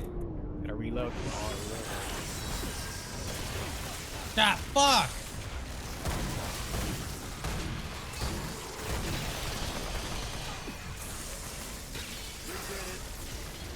Oh, what?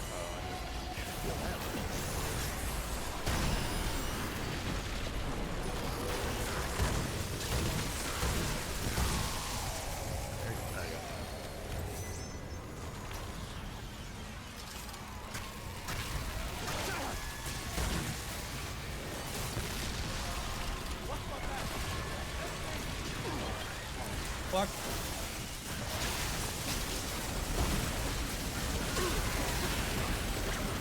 One behind you as well.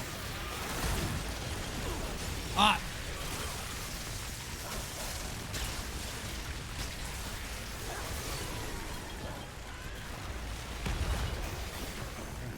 Oh, there's one over there. Get him. Thanks for that.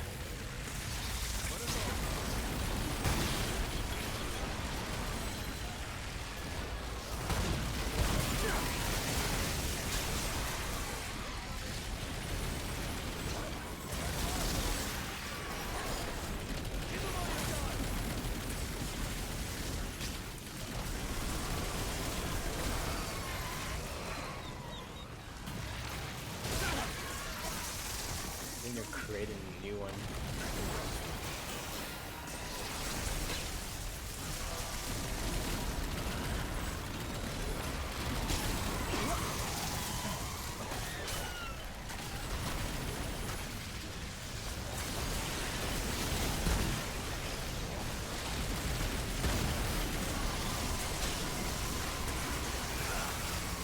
Make me in there.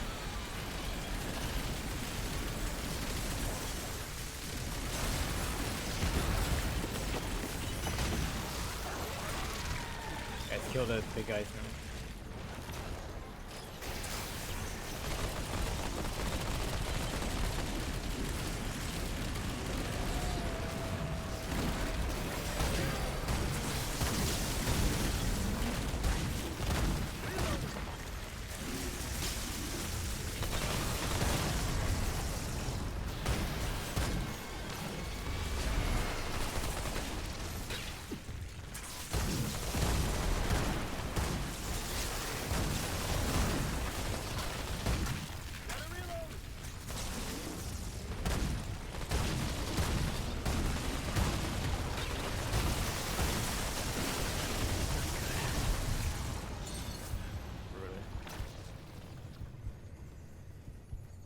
I've got enough of that.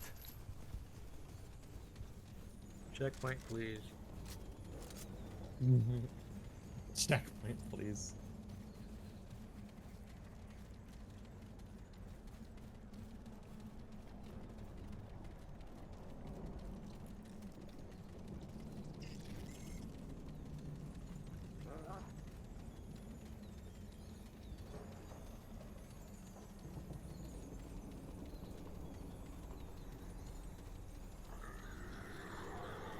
Or enemies.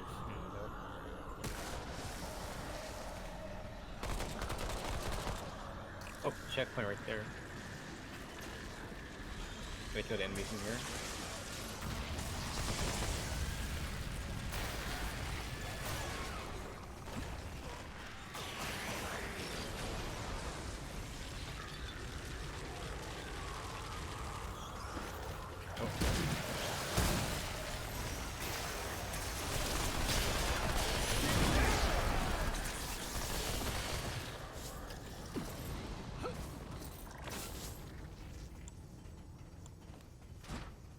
What are we doing? Get over here. There we go. Holy fuck, we did this. Oh god. Oh, there's a ring over there.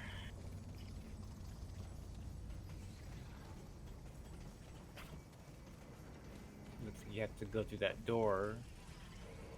Loop around to get there.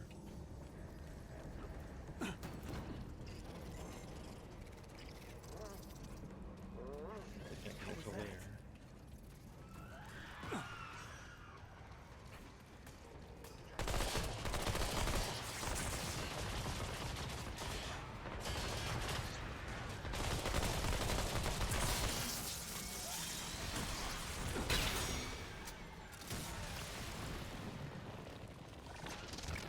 Oh, boss door. You just walk right into it. Don't even care.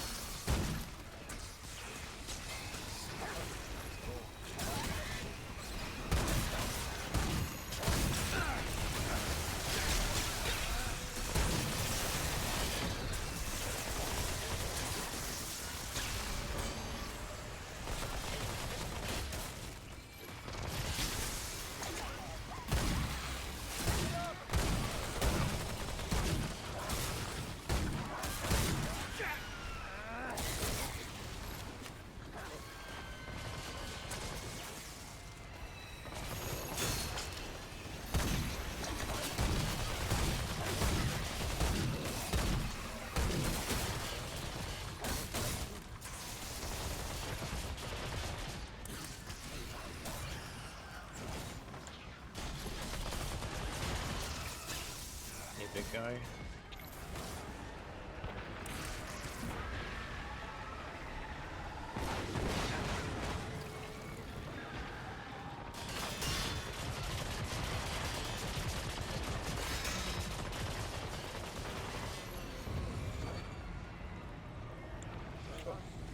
Another one.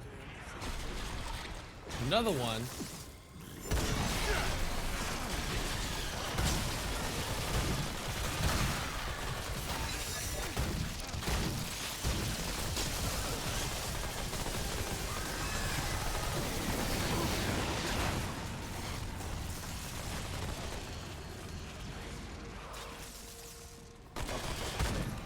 Nice. Wayfarer.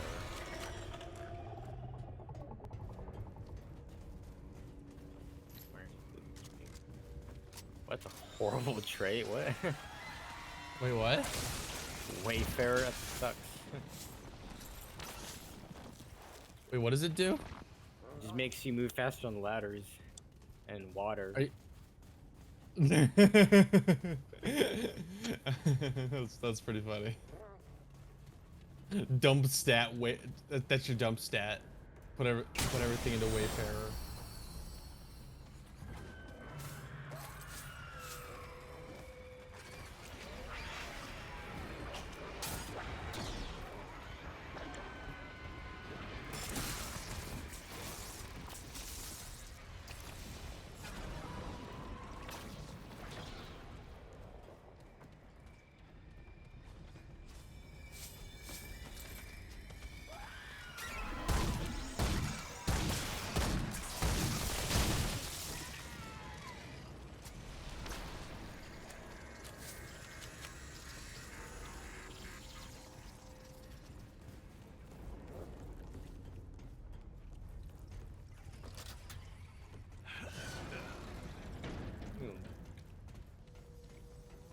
Oh, we opened a shortcut, I guess. That's nice.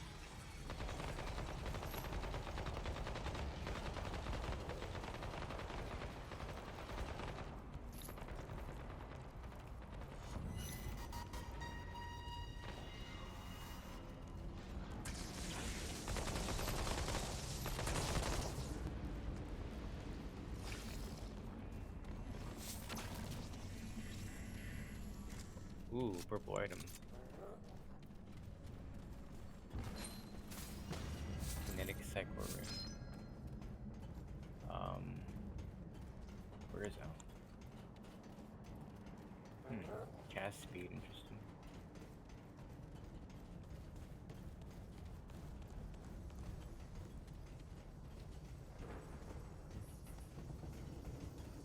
We didn't get that other purple item.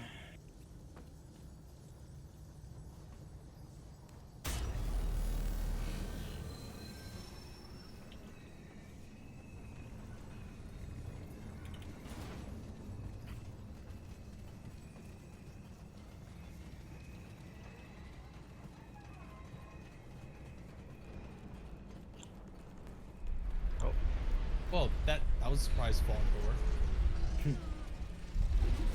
Oh my god, it's the final boss right there. Oh shit, he killed the final boss. We don't have to play the game anymore. Look at this guy in his Artorias entrance. We got company. Hit him. Get him. Get him, get him, and him.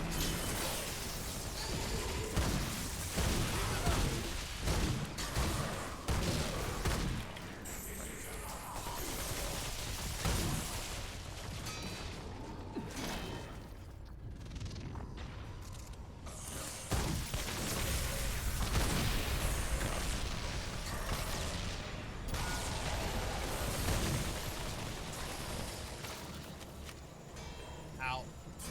Get away.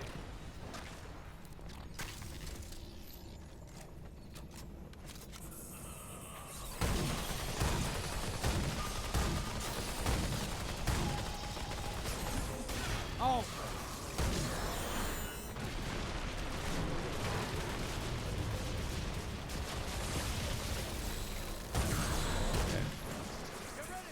I have hit points.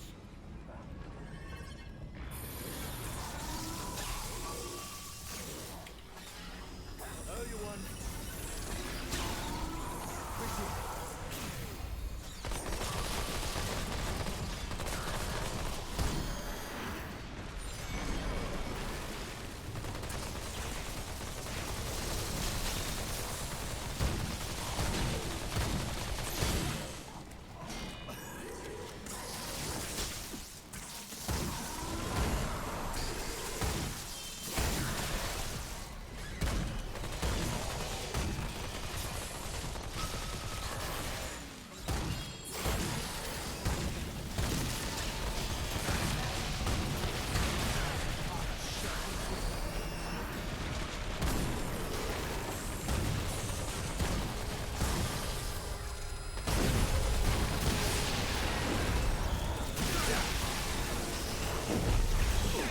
Oh, that's where my ammo was.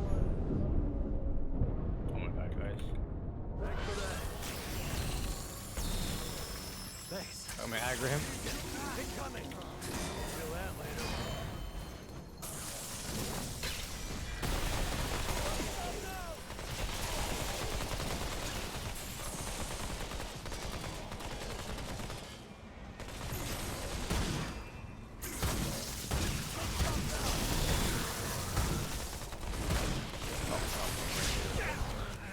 Oh, that's great. Yeah, right through the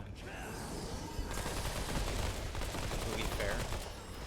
Yeah, I get hit by the dirt. I get hit by like the dirt. Oh, what the hell, dude? I'm like not even inside the circle. Dude. Like,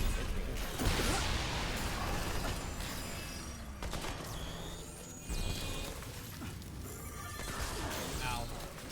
Ow. he's distracted. Woo. You don't have any more healing items. Can't pick me up. Yeah, it's too late. Oh, yeah. But it's like, I swear to God, it's like hitbox doesn't follow your dodge.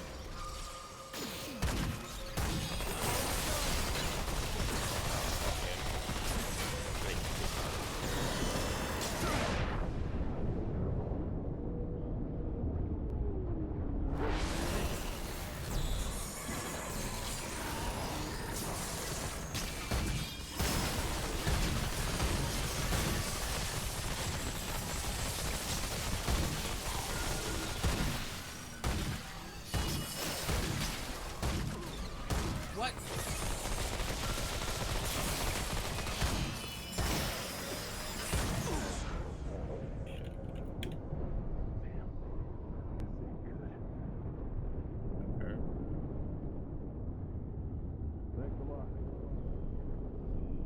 That's gonna hit me a bit.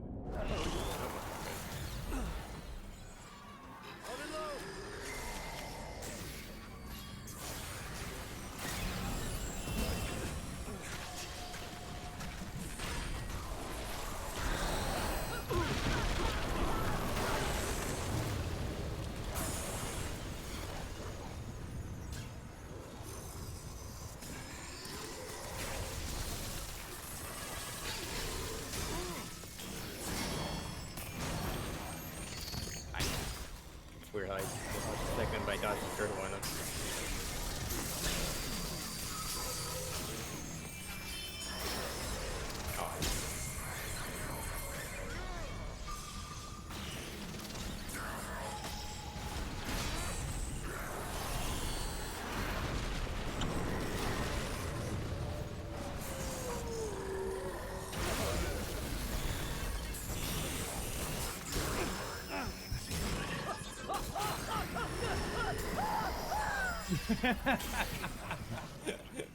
It's just fucking AFK again.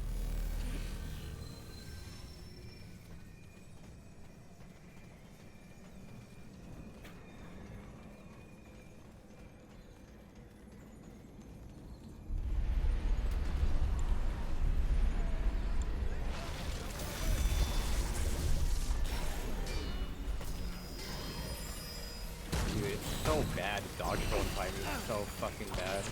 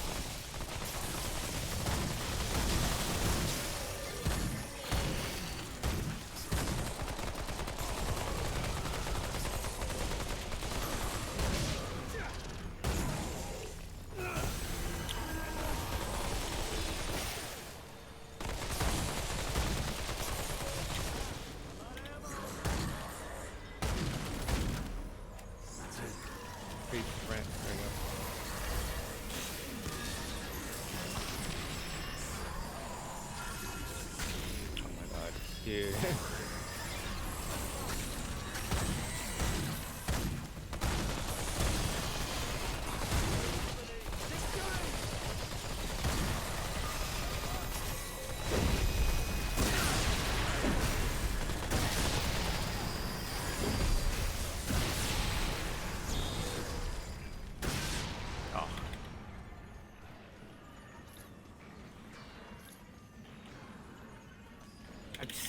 Oh, I'm doing that.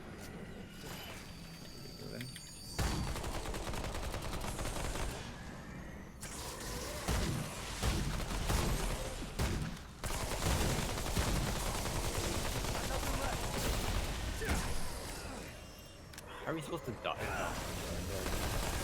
fucking slammed you.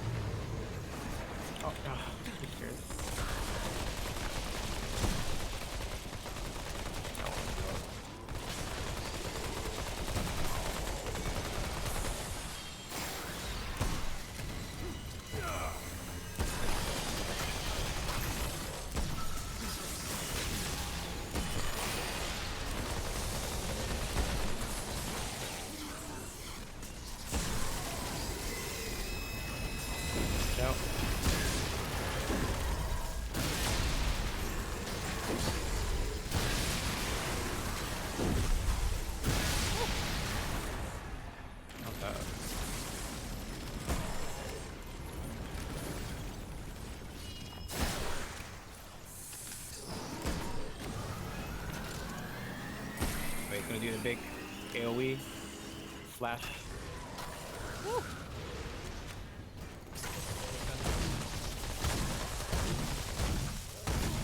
Oh, that's bullshit, dude. That's when you have to just start spamming the dodge. When come over and dodge stuff. Ah!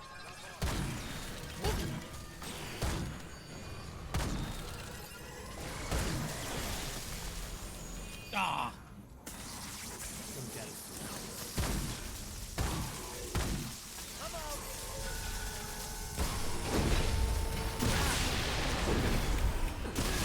Oh, that was completely unfair. There's just 3 of them stacked in a row like that. Oh.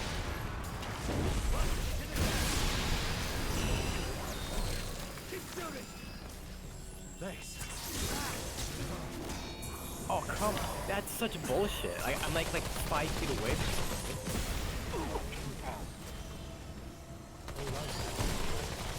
Die. Fuck! Kill him right here. Just kill him right here. Right Yeah! It's red core.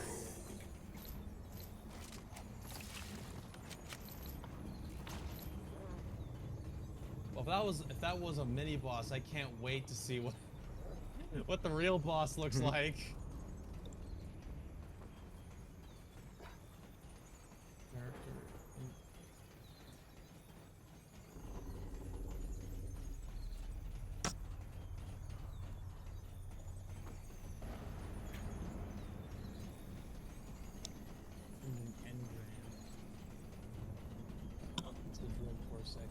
Still pulsing hard, literally gassy because you're holding it for too long stirs a touch of madness within you. Corruption is ever evolving. As it consumes and advances itself, logic dictates that the strongest must develop among them are elder and the eldest. Either the eldest or supreme sufficient.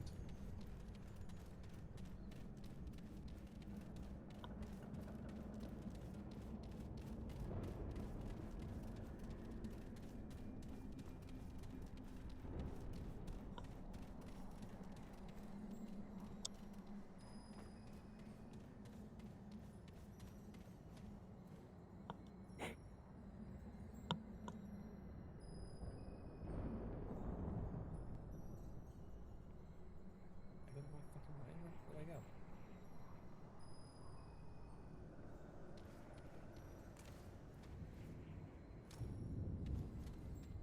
Oh my god, I went the completely wrong way. Wow.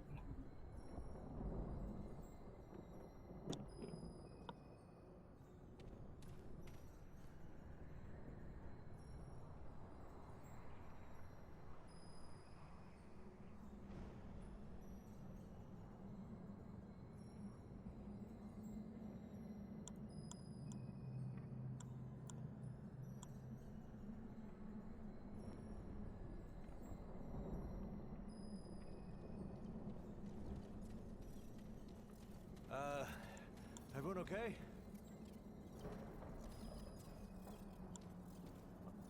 Come on. Man.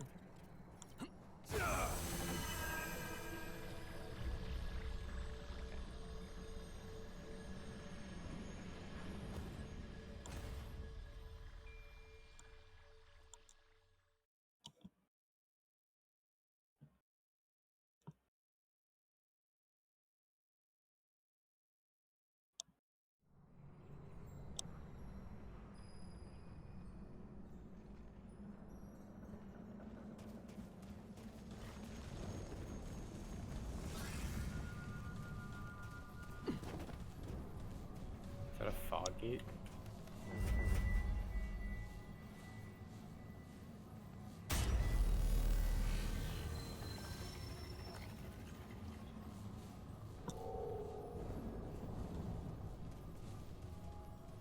Like some kind of weird crystal membrane. Oh, here it is, the root. It's the root of all evil.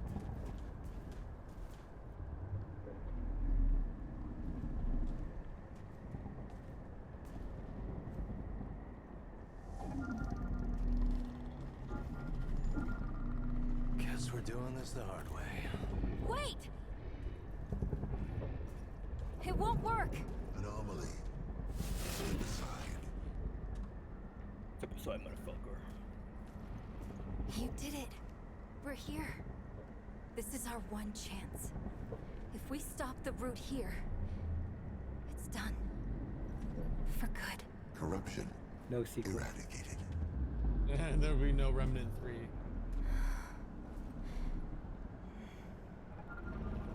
I can break the shield, but it'll take everything I've got. I'll be powerless. All right. Once we do this, there's no turning back. Either you win, or Say it. it's the end of everything. Anomaly. Your chance of success is greater than 0. I was attempting to reassure you. Yeah, thanks. Very comforting. Come on, let's do this.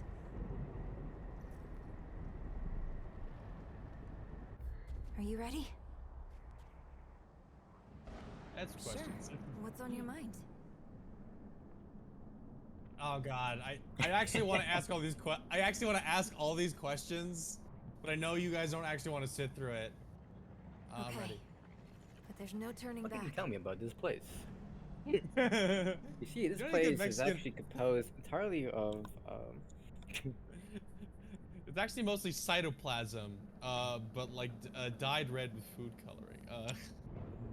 Do you know any good Mexican restaurants around here? I could go for the taco right now. All tacos are vegan. Alright, I'm ready. There's like a whole wall, like more text than there ever was for any one of them.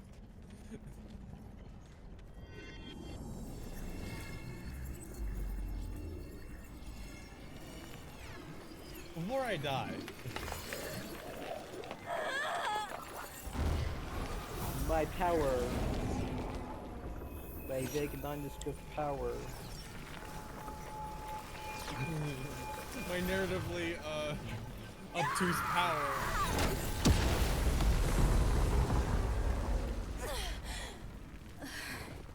Well, the sacrifice.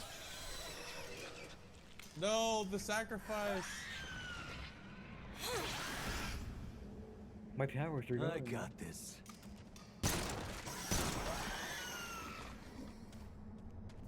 You must hurry. I was about to say that would have been like incredibly fucked Traveler. up if like she just died right there. Kick some ass for me.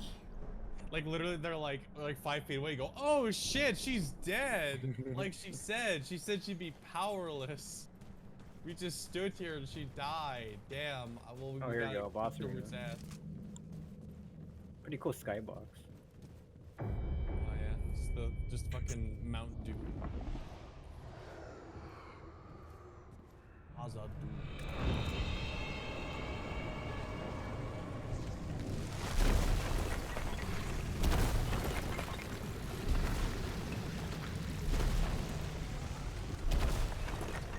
Oh my god, it's the devil all along.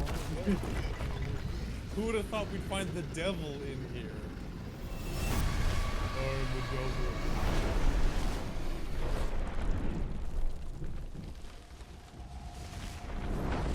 Like literally the final boss. Holy shit. Annihilation. Fucking the annihilation of smoke. Woo! Whoa!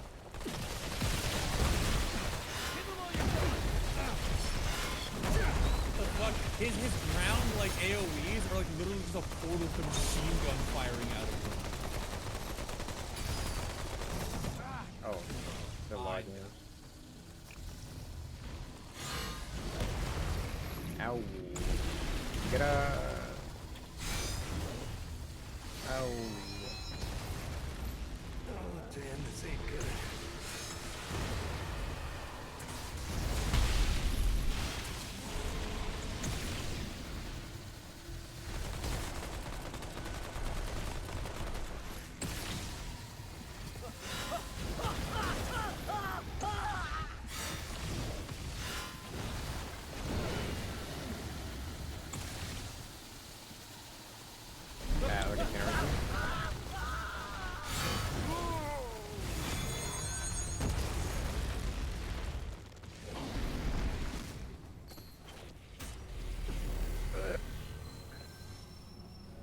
try it again. Hey, Clementine, we have fucked up, so we're just gonna, like, I don't know, fuck off while the world ends. Bye. Don't worry, we'll get him next time. Could you imagine what this must look like from her perspective? Just we just keep dying and like just running back through and dying again. Just like gets just like watch us just get horribly murdered. Like, don't worry, we got it this time.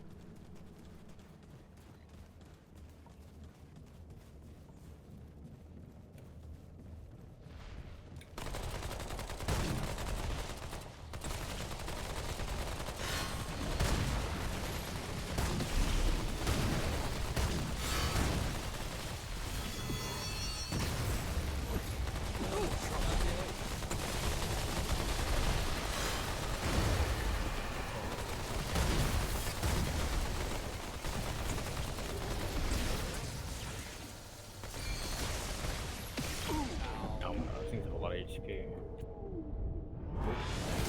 Oh. It's like I was parrying.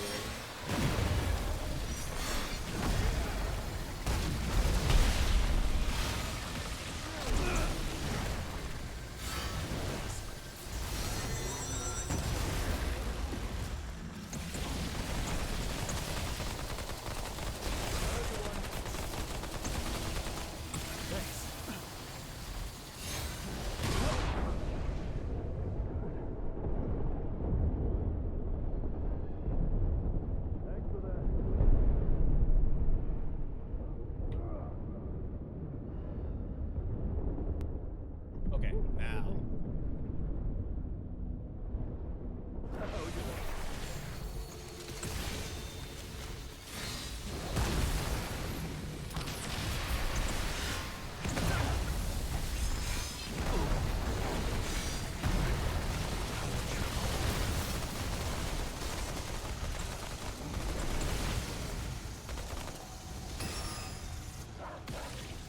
What the hell hit me there?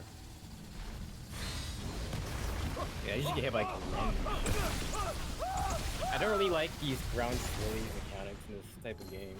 Like, this is literally a World of Warcraft mechanic. Like, it makes sense for a top-down, but like a third-person shooter where you zoom in, it's just kind of retarded. It's the game developmentally retarded. I know, yeah, it's just kind of dumb.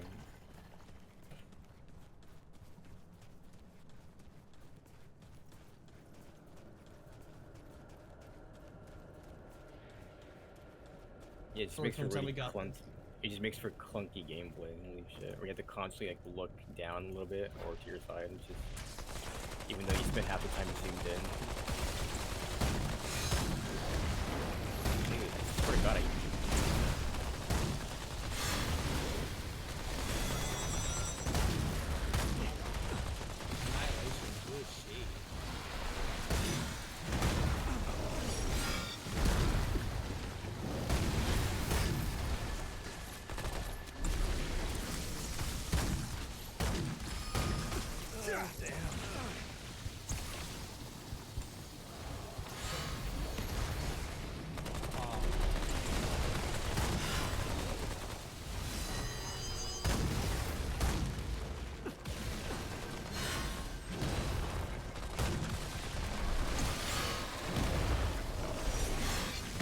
see him. I'm dead, right?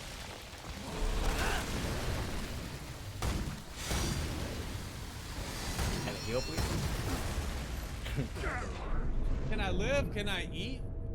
Can I heal? Feel that.